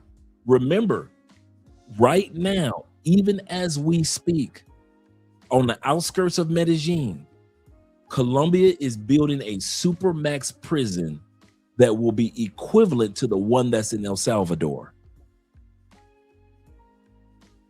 They are not playing. When I tell y'all guys that billions of dollars are being invested in Medellin over the next couple of years, they are not playing with these organized crimes anymore. And just like El Salvador cleaned everything up, Colombia ain't gonna have no problem with cleaning motherfuckers up outside of Medellin. They're building that prison right. That supermax is being built as we speak. And I'm not talking about it's a design that's out there or they got a vote on it. No, that motherfucker, you can actually look it up. And they're already in the middle of construction. And it's going to hold over 1,000 people. And it's going to be a supermax. Once you get in, you will never get your ass out. Just like the one in El Salvador. So while you guys thinking that Colombia is playing now, that's why they turning y'all away. Shoot, they're not playing. He said, Dre, but I remember that episode that you did. The ladies were in the beauty pageants in jail. Go figure. When I was in jail, they had talent shows in the feds. So go figure. Yeah, that new Medellin prison will be an attraction itself soon. Absolutely correct. A lot of people don't even know that prison is coming. A lot of dudes do not realize they just come to Medellin. They just come to Colombia and don't know shit about the country. And then talk shit about us that do know a little bit about the country. We might not know a lot, but we know a little bit. I know one thing. Get your ass caught up in the prison you want to. Get your ass caught up in that new Colombian prison that's coming down the turnpike. They gonna show y'all what jail is like. They gonna show y'all exactly. Y'all ain't gotta worry about what that jail in El Salvador is like. Get your ass caught up in the one that's in Colombia. It's supposed to be done in 2027. That's why I keep trying to let y'all know. It's not a coincidence that in 2027, they're going to be done building the statue of Christ, which will be the largest statue of Christ in the world, 2 times the size of the one that's in Brazil. It's not a coincidence that they're building a whole brand new beach, on the outskirts of Medellin. And that statue is going to be like an hour and a half away from Medellin. They're trying to make Medellin a tourist attraction to where more and more foreigners can feel comfortable. So if you think that they care about you and buying bitches, they don't care about you buying bitches. They going to lock all them bitches up, man. Parque Yeras. I just heard one YouTuber make an announcement. He said he heard from some reputable guys. They're supposed to be shutting down Parque Yeras. They are they're building another mall directly behind Parque Yeras, a major mall. The contractor said this: we'll build it there, but you got to get rid of that pay-for-play shit in Parque Yeras. Guess what the mayor said? Okay. Do y'all think it's a coincidence that that they're building that major mall that's coming up on right next to Parque Yeras? And they're cleaning up the pay-for-play in Parque Yeras? That's not a coincidence. You missed the boat. There's nothing wrong with admitting that. All you guys that missed the Sosua boat, you missed it, right? You could go Sosua. It's a few pay-for-play out there, but Sosua is nothing like the Shangri-La it once was in DR, correct? We all know that now. It's just Sosua, a resort town now, right? Did you not think the pay-for-play on the level of what it was back in the day was going to run its course? Did you really think Colombia was gonna always be letting y'all just run in and out of this country and buying pussy like that? Did y'all really think that was gonna? Y'all really was stupid enough to believe that they was gonna let y'all just buy pussy just like, and no repercussions. Colombia trying to get this real Dubai-ish tourist money.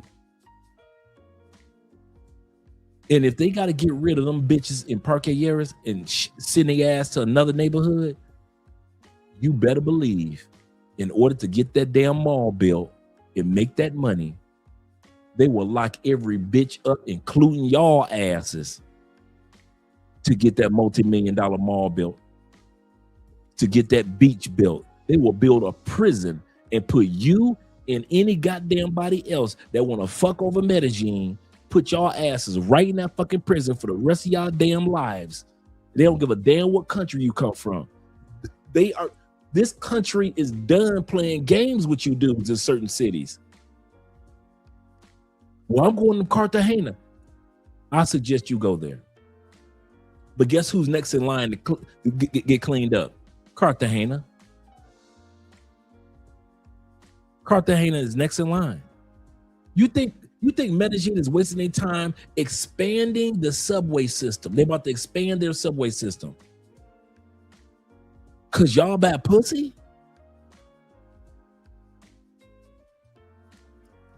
All you business-minded men, you understand where I'm coming from.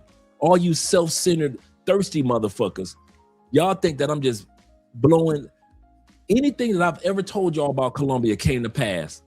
I've been on this YouTube for 7 years, right? Every fucking thing that me and Andre have ever told y'all about the future of what Colombia is going to do, it has always come to pass exactly how we said it. I don't know why y'all think I hate y'all and I want to lie to y'all.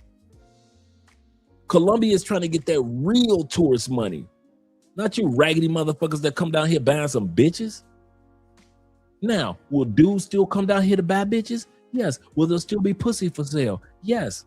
But not on the level in ease that it was like it was in the past. Can you still buy pussy in Sosua? DR? Yes. Is it like it was before? No.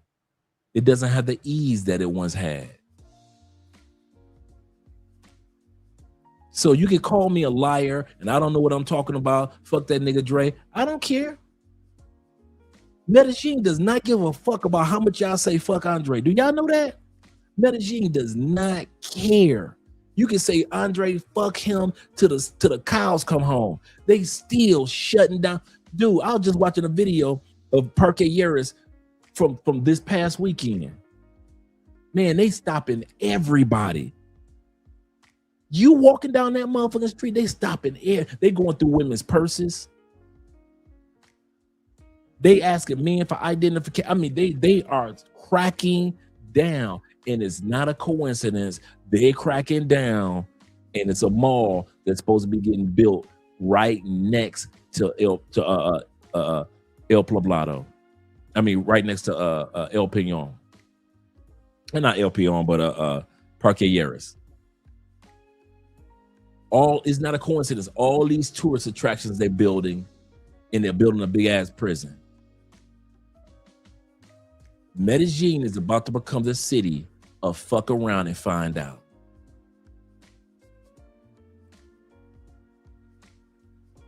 Y'all don't see it now, but I do.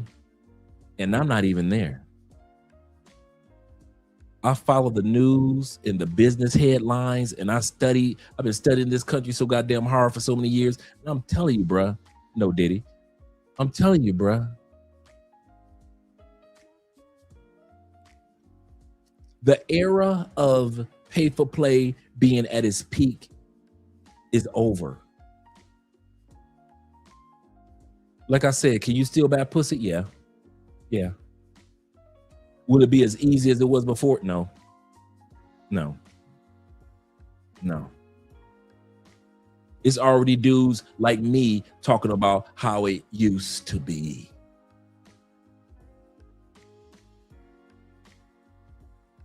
And personally, I'm glad.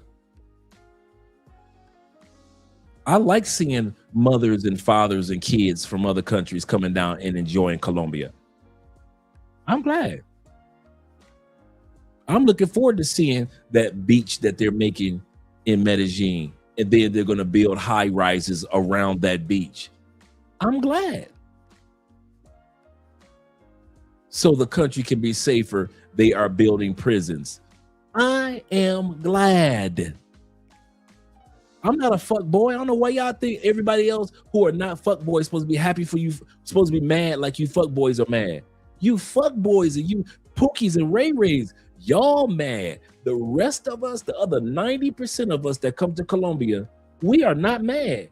We are glad. We're tired of seeing you dudes getting drugged and robbed. Do you not realize that? This brother Obiland has built a whole YouTube channel off of you motherfuckers getting drugged and robbed. A whole detective business helping guys capture the women that robbed them. This dude is a dude from UK. And he's come all the way down to Colombia and making money helping you stupid motherfuckers. And you still will look at Obiland like he don't know what the fuck he talking about. But soon as you get robbed and drugged, he one of the first people that y'all want to call like Ghostbusters. I don't get it. I don't get it. But I like it. I won't lie. I like it. I like the fact that someday when me and Andre have a child, we can go to Medellin and we can go to the beach. I love the fact that when we have a child, that someday we take that child to the world's tallest statue of Christ. I love the fact that we can have a child and get on the subways in Medellin and just enjoy the subway system and go from this part of the city and that part of the city and ain't got to worry about you and your raggedy bitches. I love the fact that I ain't got to worry about another American jump. I don't know what it is about jumping out of windows in Medellin, but y'all love deleting yourselves in Medellin. Every time you turn around, one of you fucking foreigners are jumping the fuck out the window. Every time you turn around, y'all jumping your asses out the window in Medellin.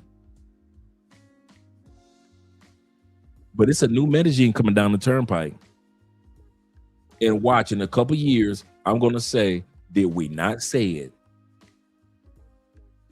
Did we not say it?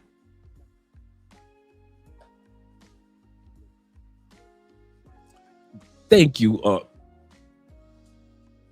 I've been using that one for years. Brothels. Problem solved. I don't know what y'all got against brothels. The prices are right there. You can negotiate the prices. The women actually parade themselves in front of you so you can pick and choose who you want. They've got showers in many brothels when you get done. A lot of times they have the condoms if you don't have one with you. Everything you need to be freaky deaky all you want are in the brothels. And if you want to be with the young lady afterwards, you can get her number or her Instagram. And then you say, hey, I'm going to hit you up. What time you get off work?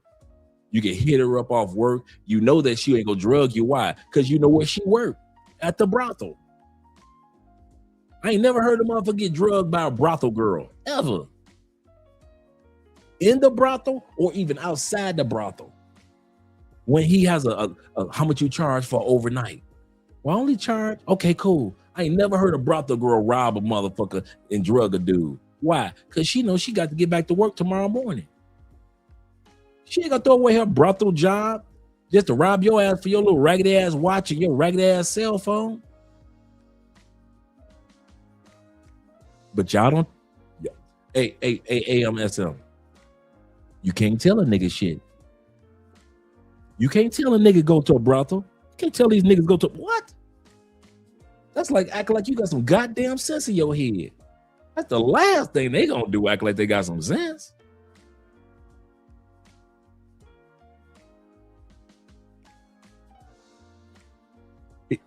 Corporal says this. He say, Dre, I was a young man from South Florida. Shout to Florida.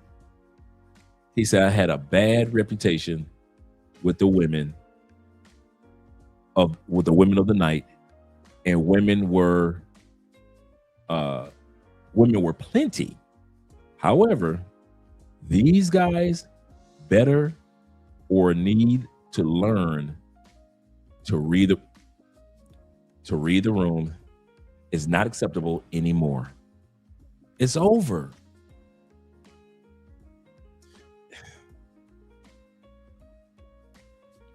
I understand, right? That's how they do it, just like that. That's exactly how they do it in the brothel, just like Chris Rock and Chris Tucker. They do it just like that. You meet all the ladies. My name is, and you shaking hands and looking, wow, damn, I want her. Or the lady just stand there and you're like, oh, I want her. I want her. Yeah, for real, straight up. I understand it's going to take a minute to slow a train down. I'm not stupid. I know the change is not going to take place overnight. But I do know this. Medellin don't give a fuck about how long it takes you to slow your train down when it comes to these pay-for-play bitches. You think Medellin go wait for y'all to calm the fuck down, and then all of a sudden they're like, okay, now we can do our construction. Now we can have other foreign families come through. You think Medellin go wait for your ass to get comfortable with the fact that they didn't shut down Parque Aries when it comes to them bitches? You think they gonna wait for you? They don't give a fuck about you and your train of want to fuck bitches.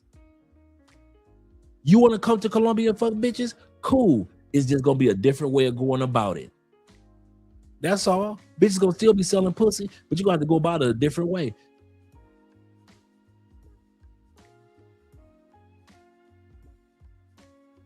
There is just as much drugs flowing in Colombia than ever before.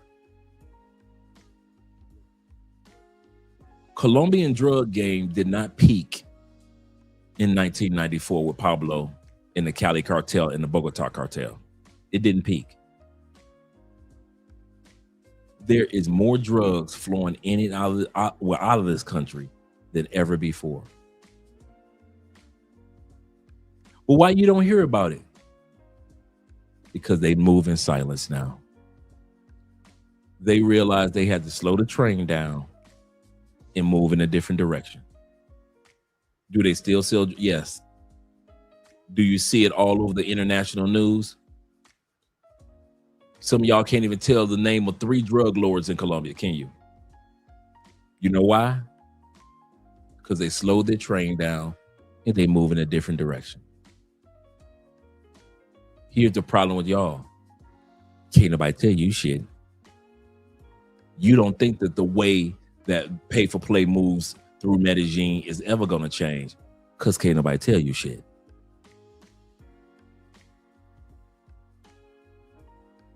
Some of y'all are in the morgue in Medellin because couldn't nobody tell you shit. You in a coffin in Cartagena because couldn't nobody tell you shit. You ain't dead for no other reason. You are not dead for no other reason. Your kids are not crying over their daddy, and your mother is not crying over her motherfucking son's casket for no other reason except could nobody tell you shit.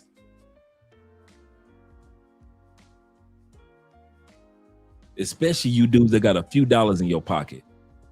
You really think because you got money can't nobody tell you shit. And you the easiest motherfucking licks that come through Medellin. The easiest licks. More money you got, the more you think you the shit. And the more these women do y'all fucking dirty.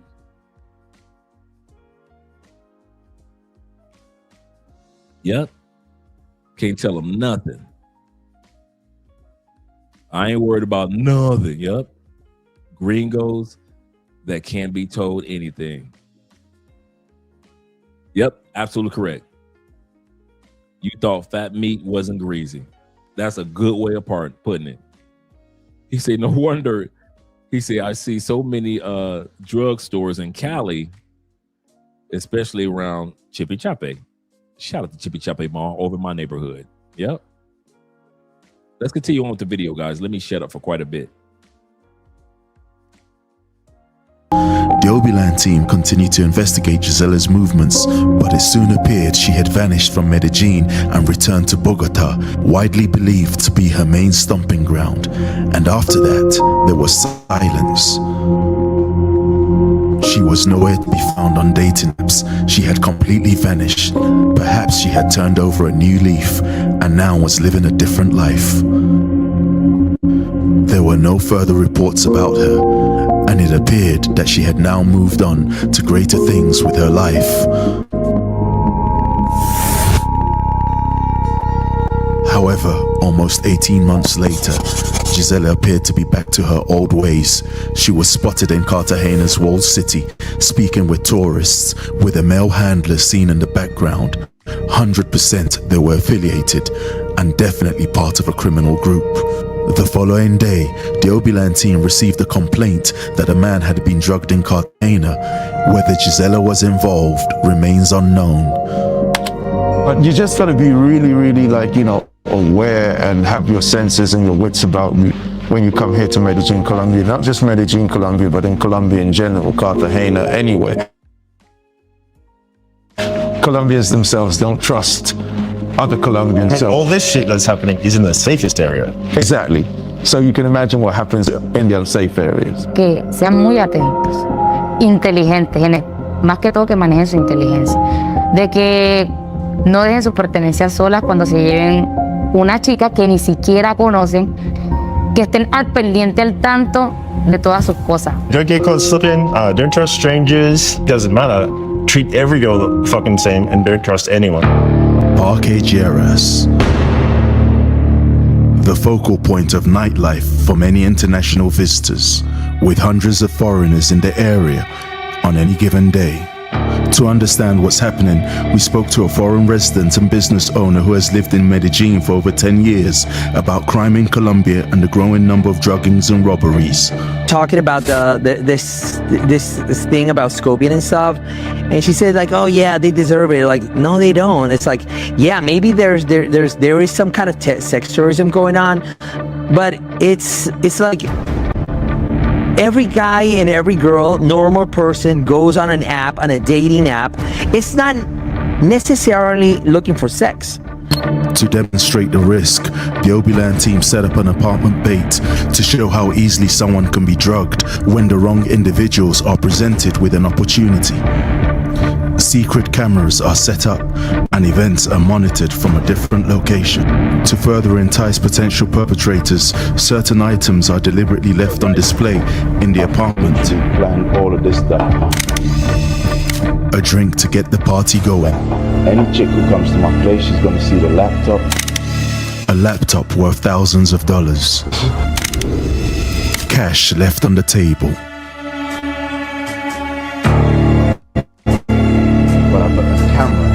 A secret camera to record events. Right here, also. And a bag full of electronic items. Right, yeah?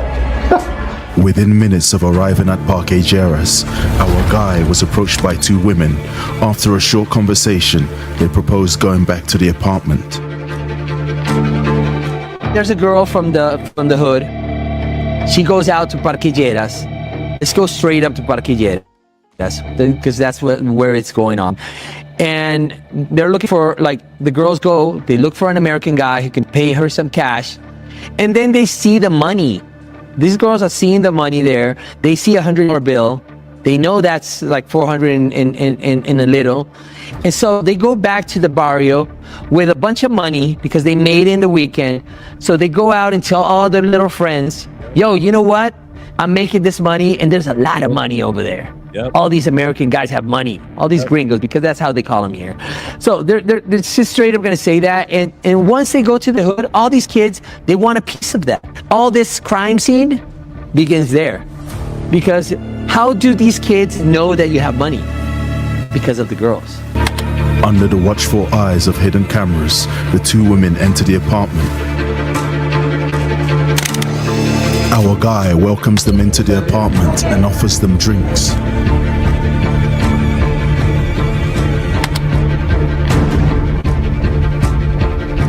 As the night begins, they casually look around the apartment.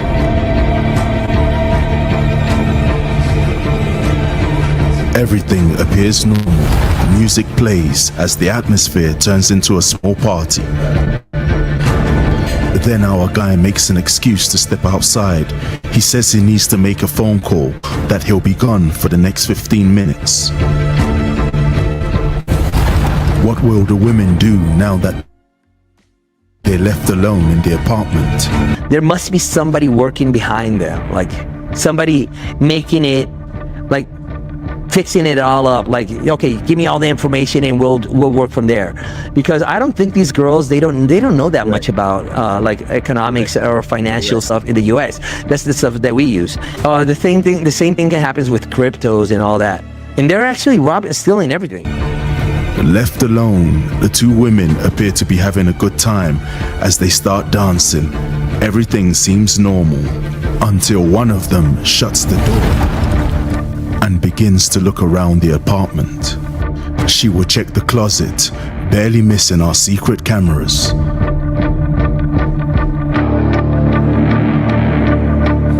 She will also notice the money left on the table. They both go through a bag filled with electronics, cell phones and other items, as one of them keeps a lookout.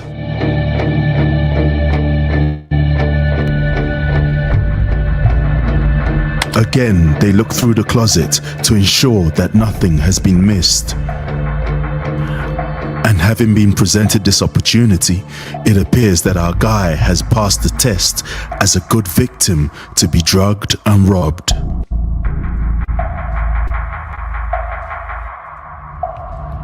Minutes later, with her back to the camera, one of the girls will pull a substance from her bag and pour it into one of the cups. We believe that this drink will be intended for our guy.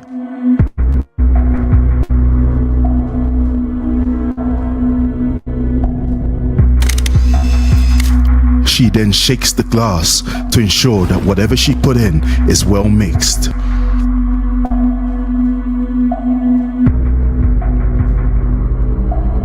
I don't care how many times I see this. It's just crazy to see this unfold like this. I know, E-Man. I know. That's how I feel. No matter how many times I see it.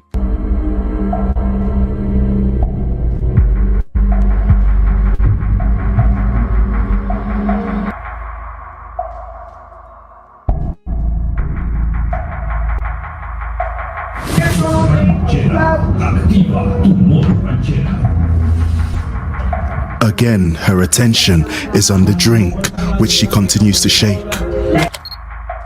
Before they go any further, shout out to my brother Thelonious in the building with a $5 love over on the Cash App. Appreciate you, brother.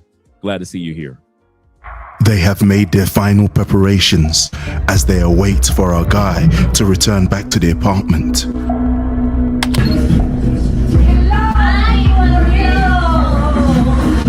They quickly try to overwhelm him and offer him the spiked drink.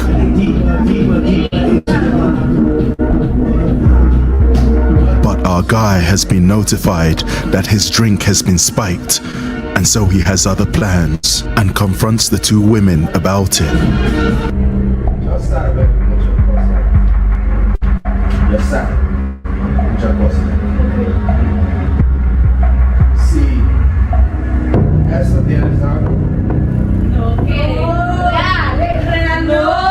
The girls deny that the drink has been spiked, but our guy suggests they drink from the spiked cup.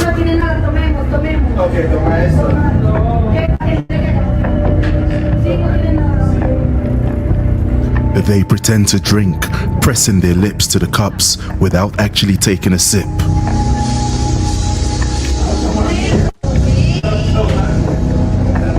Satisfied that the women had avoided drinking from the cup, and with the video evidence secured, our guy made an excuse to end the night and will politely ask the girls to leave.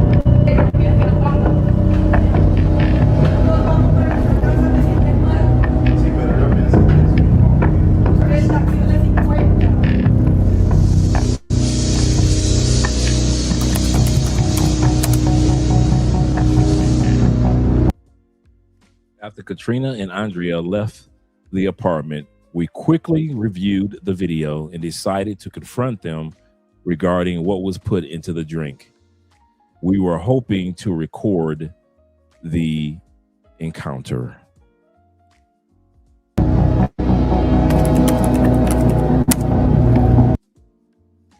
When we confronted the girls and showed them the footage, that's when all hell broke loose. And we were attacked by a group, including a male accomplice. So a lot of times these women, it's not just the women involved, it'll be some guys that they have around the corner. It's crazy.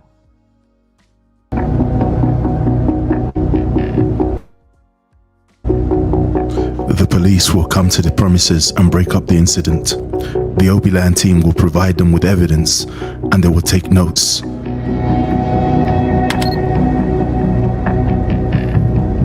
We showed the police the video footage of the drink getting spiked by Katrina, and they said that further evidence was. How the fuck further evidence was required when you literally has it on video? See, these are cops that be paid off. These are the cops that be paid off.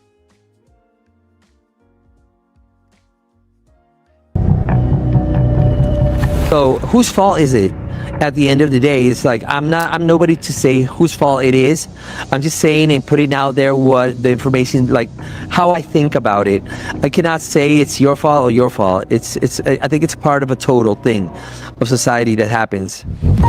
Las Palmas, an exclusive area of El Poblado, also known for its panoramic views of the city.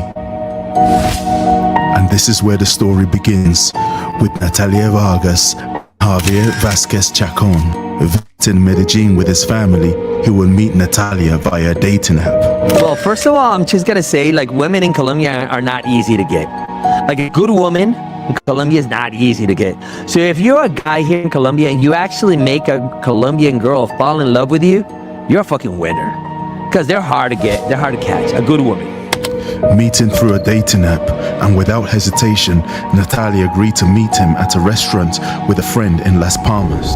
During the date, Javier's mother checked in to make sure everything was okay. He replied that it was, but little did he know, it wouldn't stay that way. As the night continued, Natalia would drug Javier at the restaurant and along with her accomplices would drive him to a hotel in another part of the city.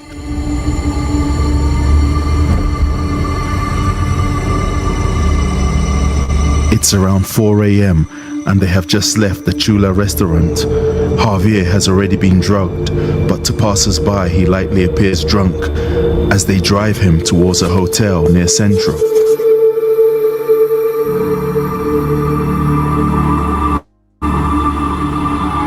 They enter the hotel where Natalia tells staff that her friend is drunk and needs a place to sleep it off.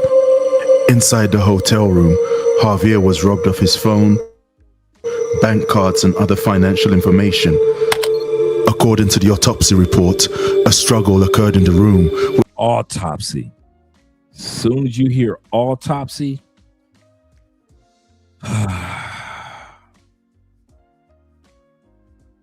shout out to Uriah for the 2 gifts for the memberships. Shout out to you, brother.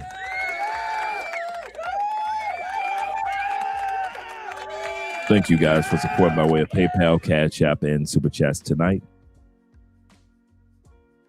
Autopsy.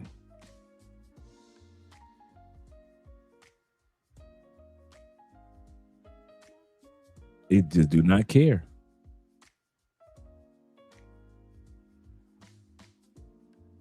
Which ultimately led to Javier's death. After learning of his death, Javier's family became relentless in their pursuit of justice, while police in Medellin moved swiftly to investigate. They already had their primary suspect, and her name was Natalia Vargas Salcedo. And about a month and a half later, in the early hours of the morning, she was arrested.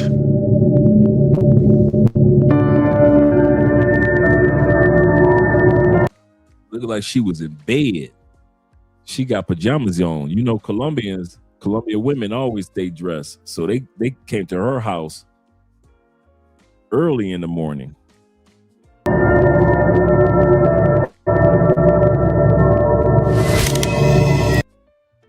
Remember what I just said, how they sentenced them?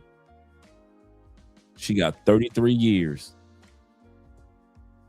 I just mentioned that here in Colombia, that scenario of drugging a person at the club, taking them to a different location, is considered kidnapping, including the robbery and the drugging, and in his case, a death. You know what the sad part about scenarios like this is? If they had gave her 33 days, that man was still dead. And after 33 years, that man will still be dead.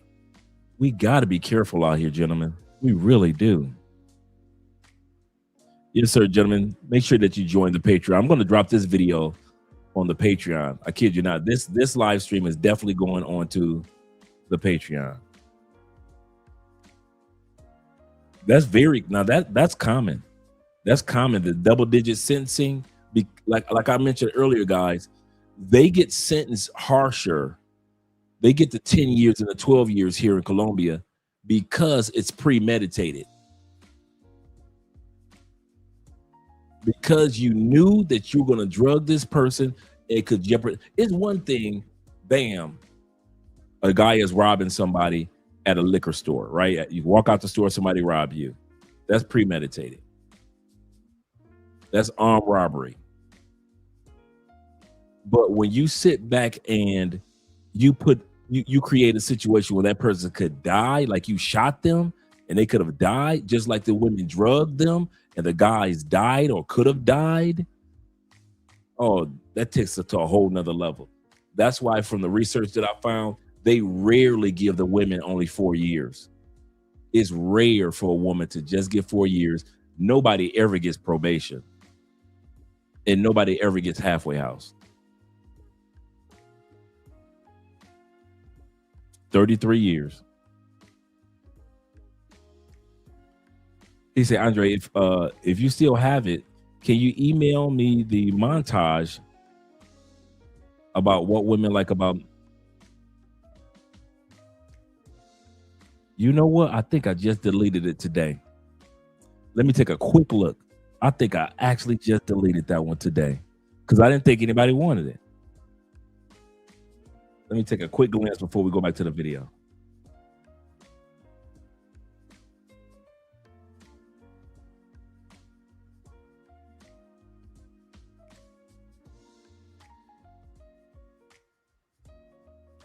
Yep, I just deleted it. Not even a couple hours ago. I looked at it. I was like, I don't think anybody wants this one, so I deleted it. But you know what I should have did? Like I always do. Just put it in the cloud. Just put it in my Dropbox. I'm going to do that from now on. Whether I know if any of you guys like the video or not, or the montage, I'm just going to put it in the Dropbox. The one that I do have, that I still have, is the one from yesterday, men blaming men for Black women's behavior. I still have that one. Of course, you know I got the Scopolamine one, the Scope one. I still have the one, are modern women ready for relationships? I still have the one when the Passport Sisters crashed out in Panama. I still have that one. Yeah, that's one. Oh, the dark side of marrying somebody for money. I still have that one. So I still have that one. So any of the ones that I just named, if you're interested in those, my brother AMSM. And if you guys are interested in any form of consultation when it comes to traveling throughout South America, just hit me up. Hit me up in my email, and I got your back. I got your back. I kid you not, I do a very thorough consultation. And a lot of guys say, Dre, you give out way more than I was expecting. Way more. But if I still had that one, man, I would definitely have sent it to you. He said, under Colombian law, the absolute maximum prison sentence for any combination of crimes is 60 years. And life imprisonment is prohibited by the Constitution. Good information. I did not know that. In Colombia, homicide on average, 13 years minimum. Theft or robbery, 8 years minimum. Kidnapping, 10 years minimum. Her sentence is legit. Absolutely correct. That's a good way of putting it. Passport Keishas were buck wild in Panama. Yep, I still got that one. So if you guys want that montage of the one with the Passport Keishas in Panama, I still have it. Just hit me up in my email and I'll send it to you. No cost, just send it to you. She was sentenced to 33 years and 4 months in prison. She will be nearly 65 years old when she is released.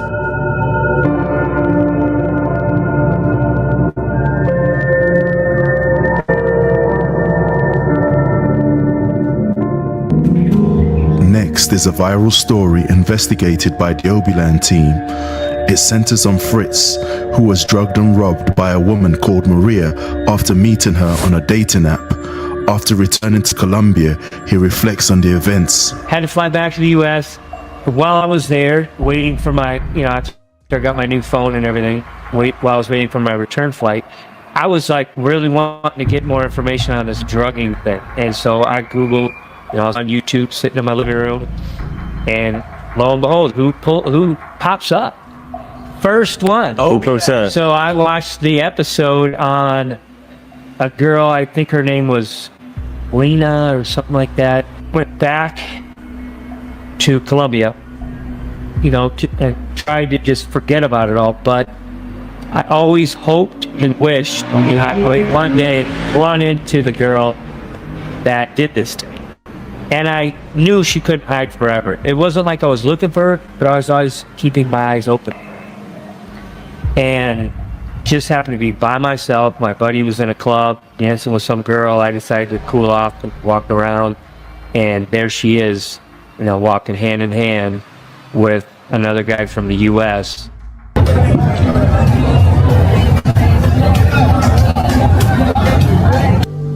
In Provenza, Fritz will come face to face with the woman who drugged and robbed him. She locked eyes with me, and I could just tell by her facial expression, she was like, oh my God. Having been caught red-handed, Maria would attempt to run away from Fritz and flee the area.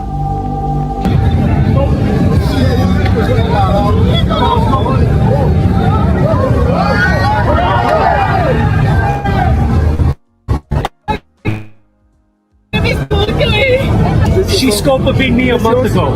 Stole everything. Money. Right? Me catching her just coincided with the filming of another episode from Obiland. That's how crazy that is. They're filming a different episode, and he just so happens to be walking down the street when they're filming the episode. And we talked, and like this hit me hard, man. I felt violated. It's hard to feel like, it's hard as a man. It's hard for a man to feel like violated, like not really raped or whatever. But she stole everything from me, and she Scopolamine me. I woke up 2 days later. I woke up 2 days later. I already talked to a detective.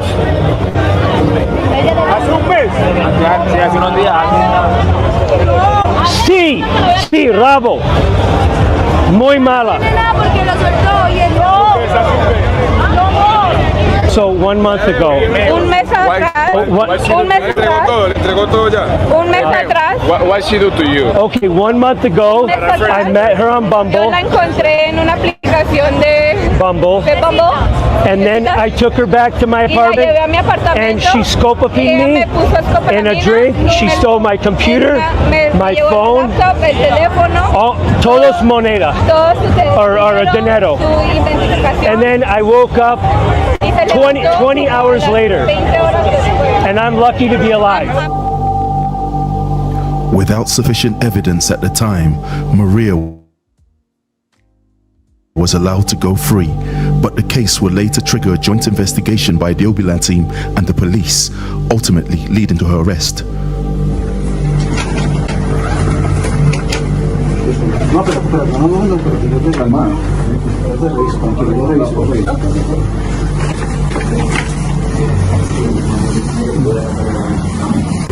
María Alejandra Salgado Ortega, identificada con cédula de ciudadanía 1 6 5 6 1.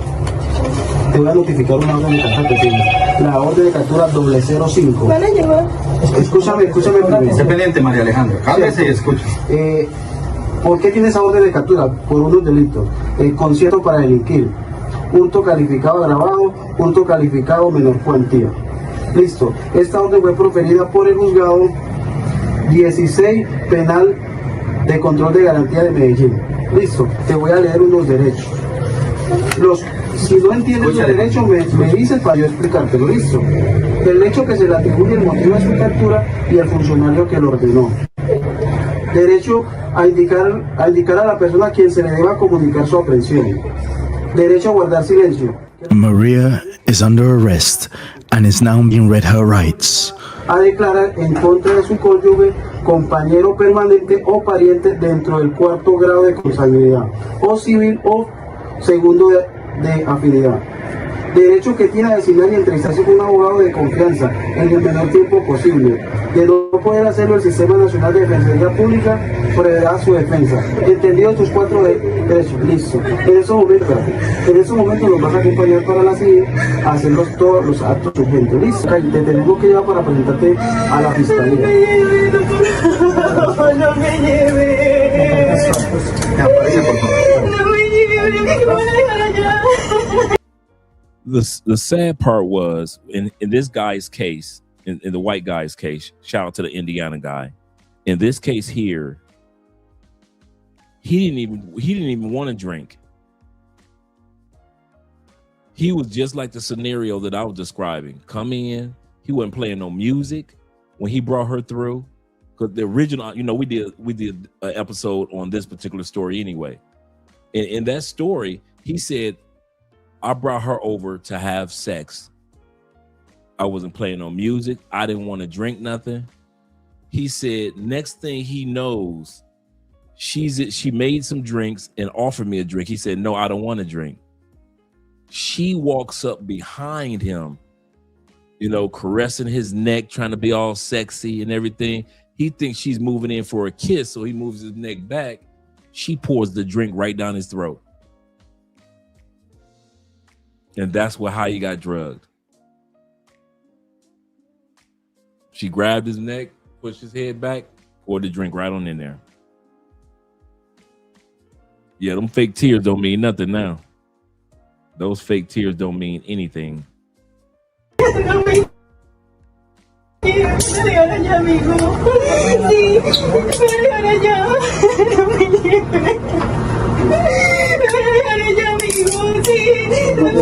Tengo que presentarlo. Nosotros no sabemos. Digamos que listo. Un buzo. ¿Tienes un buzo por ahí? Aquí, un saco. Jefe, grupo contra atracos de la SIGIN.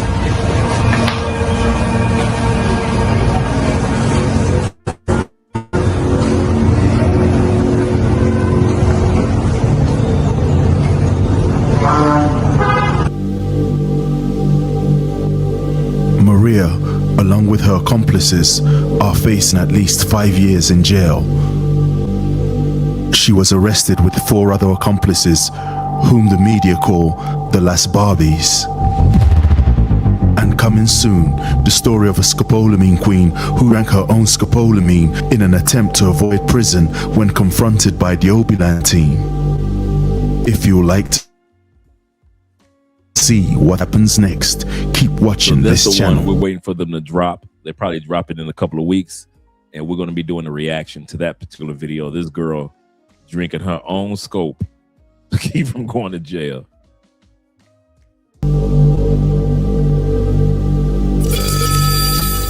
But here are some news headlines that we got to realize that's taking place. They are sending dudes back to the States in record numbers on these flights. They're turning dudes around.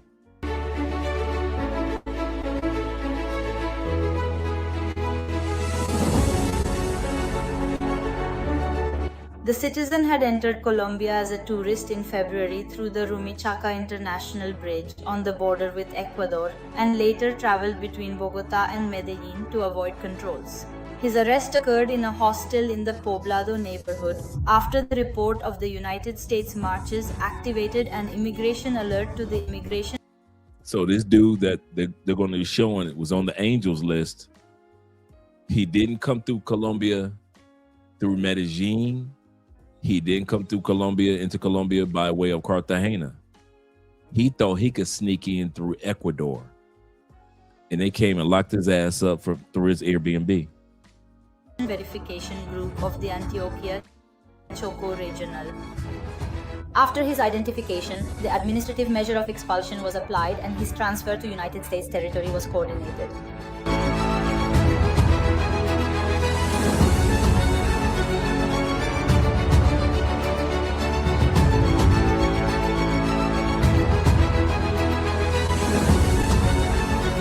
Yeah.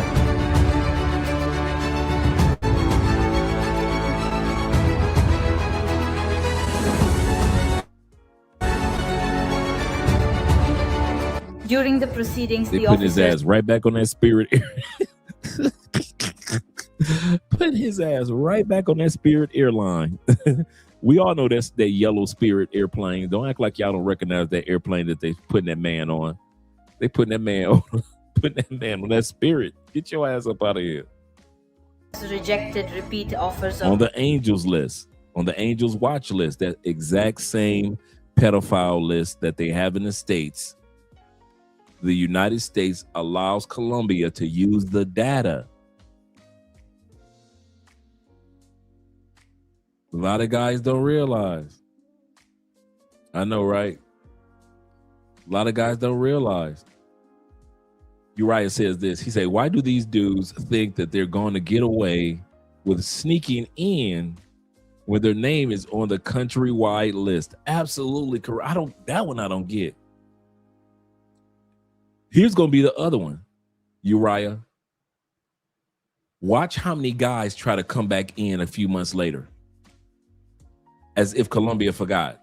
Watch how many guys who got rejected the first time are going to try to come back in later. Más tarde.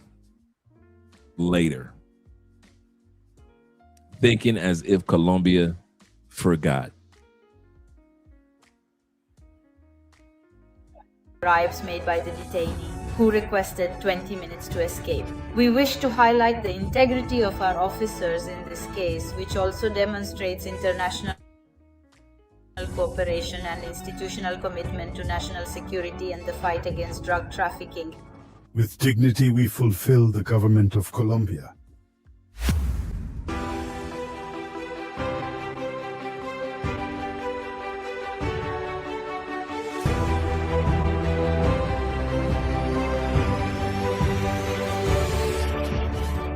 This is a solemn and unwavering commitment by the Colombian state to protect children and adolescents while preventing threats. In 2026 alone, nearly 40 foreign nationals were denied entry as so far in 2026, they have turned away 40 dudes so far. Potential sexual offenders. Back in 2025, the total number of cases reached 110, predominantly involving US citizens. 110 dudes last year got turned around. Here's the crazy part. It's only been 3 months, and they're already up to 40.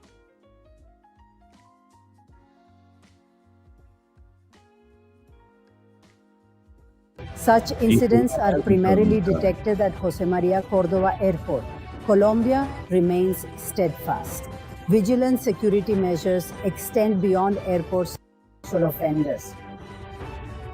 Back in 2025, the total number of cases reached 110, predominantly involving This is one of the latest ones. This brother here. US citizens. Such incidents are Really? Y'all making it that obvious that y'all want to get caught? Y'all got the panties, the condoms. Y'all be excited, don't y'all? Y'all be so thirsty, y'all be excited. primarily detected at Jose Maria Cordova Airport. Colombia remains steadfast. Vigilant security measures. Look at this outfit. This outfit says, and if you can see the feet, he got on the socks and the flip-flops. So you got on socks and sliders.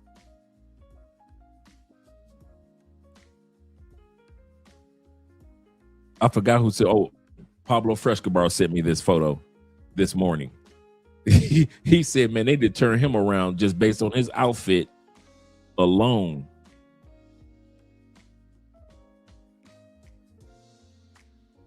I would never want to know what that feeling is like standing next to an immigration officer and they take your photo.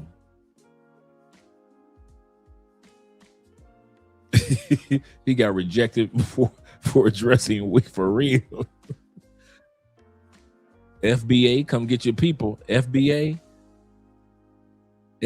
come get your people. Socks and flip-flops with good leverage in the bedroom. That's it.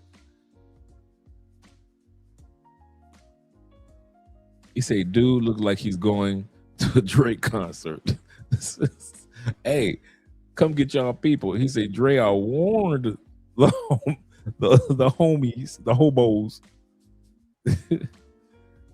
If we go to Colombia, y'all wear socks and sliders. I don't know you. I don't know any of y'all. For real. These dudes do not be willing to listen, man. Those socks and sliders are a dead giveaway. Extend beyond airports to tourist hubs, encompassing. Look at this. Not only socks and sliders, but panties and lingerie galore. What do y'all be thinking?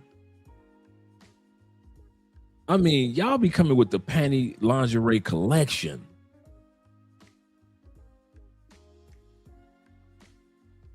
Immigration checks for visitors and establishments nationwide. Colombia warmly welcomes the world, yet remains resolute in safeguarding its most vulnerable citizens, its children. With dignity, we fulfill the government of Colombia. Documentation is established that there is an arrest warrant for the child. An international request has been issued using an Interpol red notice for the ongoing offense of sexually abusing a minor under the age of 13. The alien has been transferred to the facility of Colombian immigration, and after verifying with Interpol its requirement, international, it was an order from the competent authority to answer for the commission of their crimes. So they locked him up for crimes that he did against little kids in another country and didn't want to come to Colombia. The events that unfolded in the year 2026. From Migración Colombia, we have officially denied entry to over 600 foreigners. 600 people have been turned away over the last few years. 600 people. This administrative action is enforced when individuals fail to meet entry criteria, pose potential security threats to the nation, or display. Oh, I didn't know that they fingerprint you motherfuckers. Oh, y'all getting fingerprinted too? I thought they just sent y'all back. They got y'all fingerprinted. You motherfuckers can't never come back to Colombia. Yes, they do. They need to be under the jail. Grego says this. He say they saw him and said Don't wait 3 hours. Come with us now. With them sliders on, you going right back. He said, I'm glad I don't know what that feels like. For real, Jeff. That's for real. Inconsistencies during immigration checks. The top causes for inadmissibility this year include posing risks to national safety, for the security of the state, missing. Reasons for inadmissibility also encompass lack of proper visa or documents, providing false information, criminal backgrounds, absence of necessary departure tickets, using This forged one right here, documents. they stopped 10 dudes at once, turned all their asses around, all 10 of them. And demonstrating disrespect toward authorities. Notably, the most affected nationalities. Oh, y'all include gonna love this dude. Y'all gonna love this white boy. Look at this one. Citizens from the United States. What the hell are y'all thinking? What are y'all thinking? Y'all trying to come to Colombia and destroy Colombian women. Man, I'm so glad that they locking these dudes up. I ain't gonna even lie. I am so glad that they just fingerprinting these dudes. I know, Charles. I know, brother. Let it out. Let the. I told y'all I'll bring the big popcorn today. He said, "Hell no." I'm just saying, bruh. Dominican. Oh, if y'all don't think it's real, okay, come on, let's go back. Watch this. The top causes for inadmissibility this year include posing risks to national safety, for the security of the state, missing. Reasons for inadmissibility also encompass lack of proper visa or documents, providing false information, criminal backgrounds, absence of necessary departure tickets, using forged documents, and demonstrating disrespect toward authorities. Notably, the most affected Is not that the table right next to my man? That's the exact table right next to this dude. So it's not like it's a total stranger.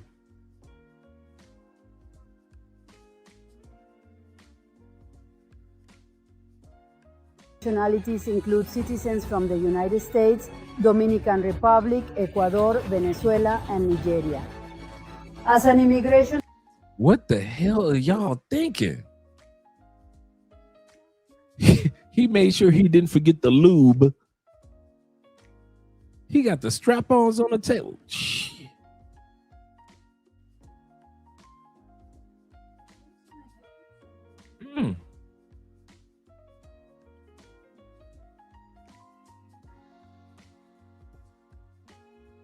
Miss Andrea misplaced her headphones. Authority, we invite tourists to enjoy Colombia, the country of beauty. However, adhering to regulations ensures safety and promotes dignity for all involved. I know, right? With dignity, we fulfill the government of Colombia. This the latest brother. That brother got sent back last week.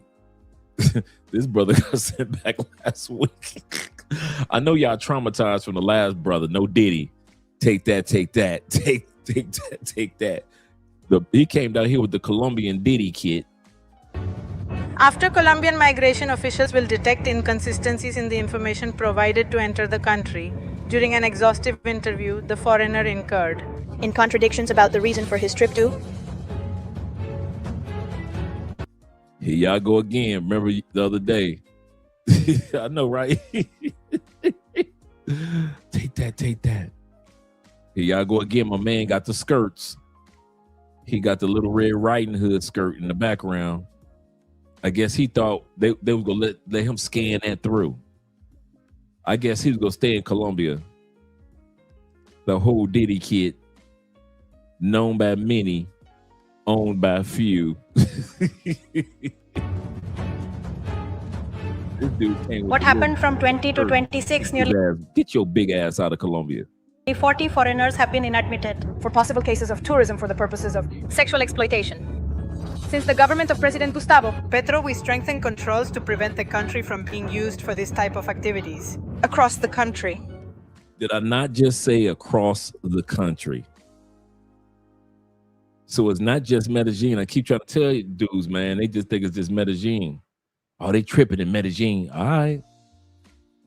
With honor and commitment, we uphold the values of Colombia's government.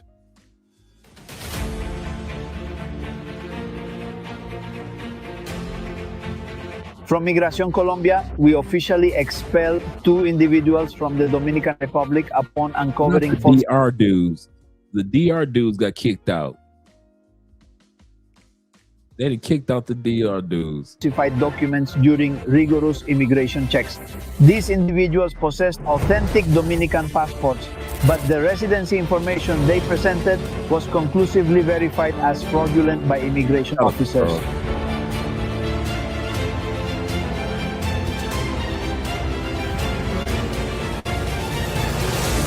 By the year 2025, an astounding 186 instances involving fake documentation were uncovered, with 136 of these cases pertaining to Dominican nationals attempting to acquire Colombian identification as a gateway to reach further destinations beyond Colombia. And proceed with their immediate inadmissibility.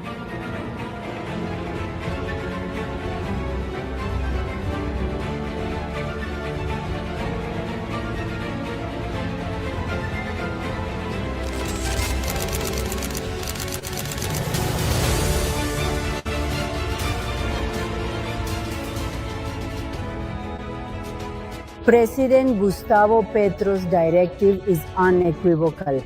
The nation's borders are firmly closed to tourism aimed at sexual exploitation.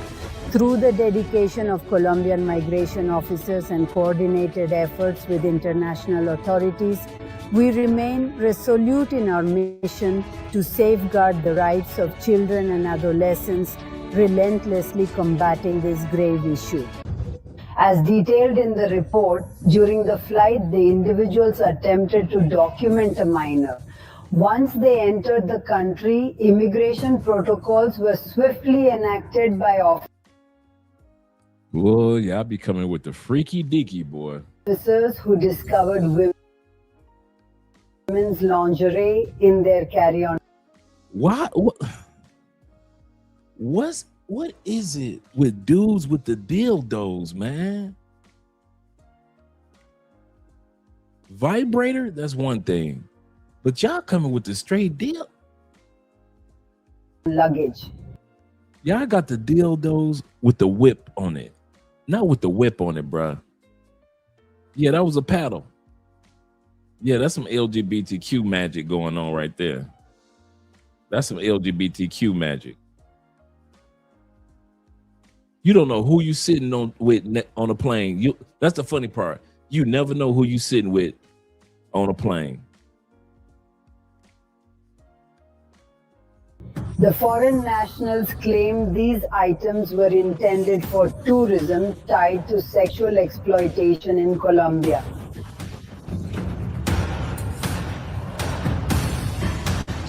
Yeah, they could, but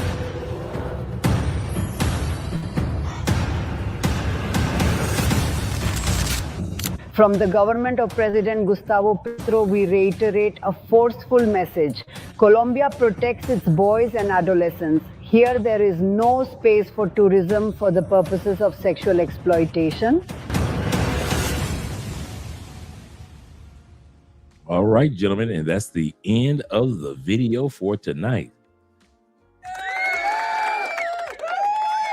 We have learned a few things. We have seen things that can't be unseen. Goodness gracious. We have seen things that just cannot be unseen. I know, right? You say, dude got on the plane like, you gonna eat your cornbread? Facts. That is facts, man. Oh my goodness, man. Just make you want to shake your head. Like, what is this world coming to, man? What is, in the words of a Public Enemy, what is this world coming to? He said, yep. That's why it takes me a long time to trust people. I don't blame you, brother. I kid you not. Me and Andre were talking about the same thing today when it comes to energy of people and who to trust and who to be around. We were just talking about the same thing today, brother. It's funny that you would say that. Slim said, these dudes didn't come for fun time. They came for a long time. A symphony of sort. I know, right? They came with a true selection. They reaching in their bag like Felix the cat. Got all type of tricks in their bag. They planning to squeeze every cop. Yep. Out of these chicks for real. I know you got one more orgasm in you, girl. You got one more orgasm. Let me squeeze it out you. Goodness gracious. When you think you've seen it all, nope. Nope. And this is why they turn to these dudes back. So don't feel sorry for none of these guys that get turned back. I don't feel sorry for none of them. Jeffrey said, you see how I move in silence like Jet Li. For real. Let Jackie Chan do all the talking. I move in silence like Jet Li. Seriously. He said, I had K-Dot not like us playing not like us. Right. They not like us. He said he playing in my head while the video was playing. While these man, you don't know what type of dude getting off the plane now. I kid you not. You don't know what type of dude. Now I can understand why some of these Colombianas are frustrated with American dudes getting off the plane. I can see why they frustrated. Like, what is wrong? What is wrong with these people, Doc? Doc, you must have missed it. We're coming to the end of the show now. He said, I don't feel bad. No, I don't feel that bad for none of them dudes, man. I kid you not. I'm with you on that one, brother. He said, get these weirdos out of Colombia. Facts, man. He said, not gonna lie. Shout out to Esco. He said, not gonna lie.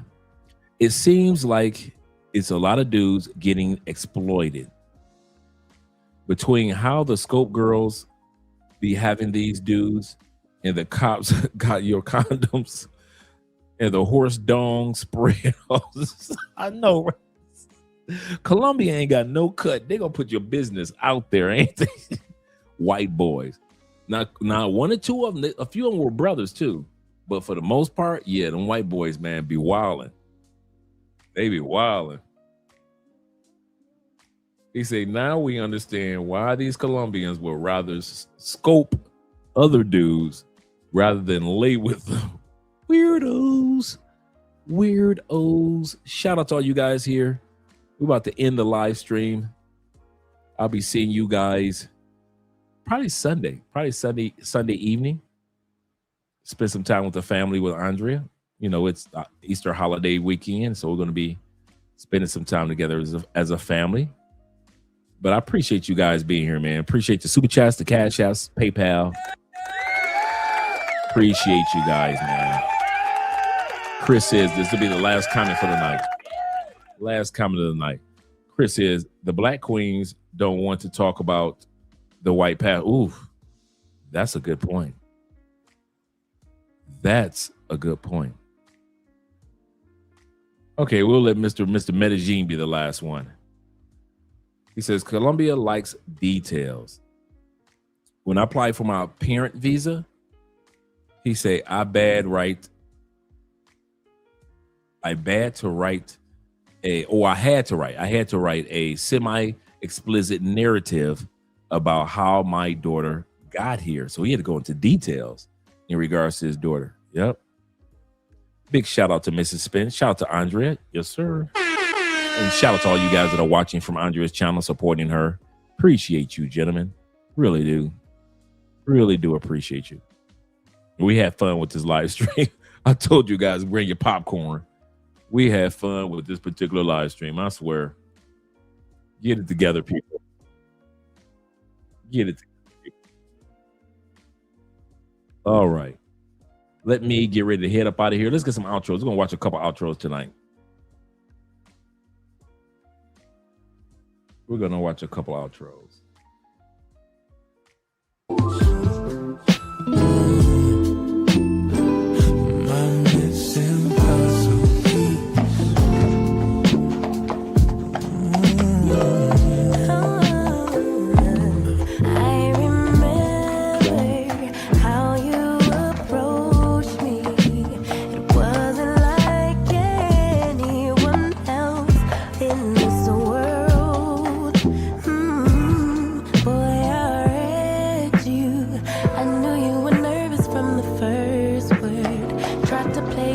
Baby,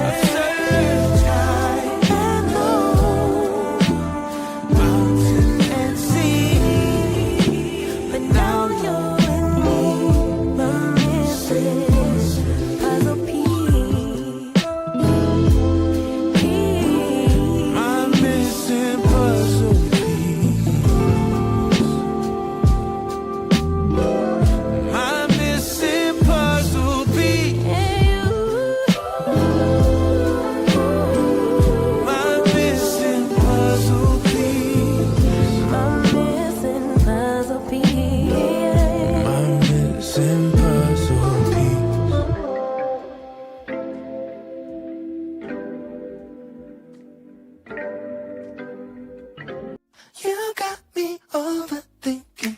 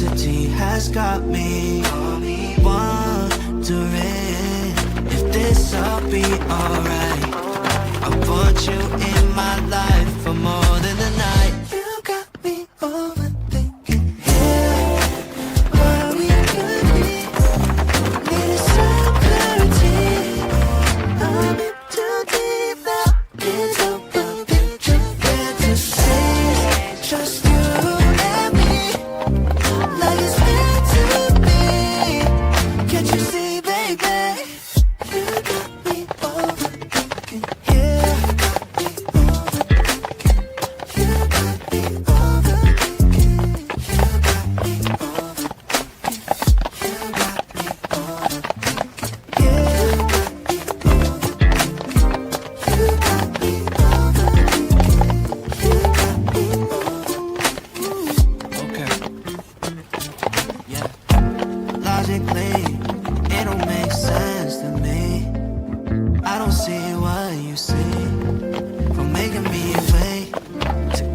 my lady, making me contemplate, trying to calculate what your side state. Tell me why hesitate, why you keeping me at bay? Don't wanna be in the gray, baby. I really love your curves, but I need my answers straight. Do you want from me?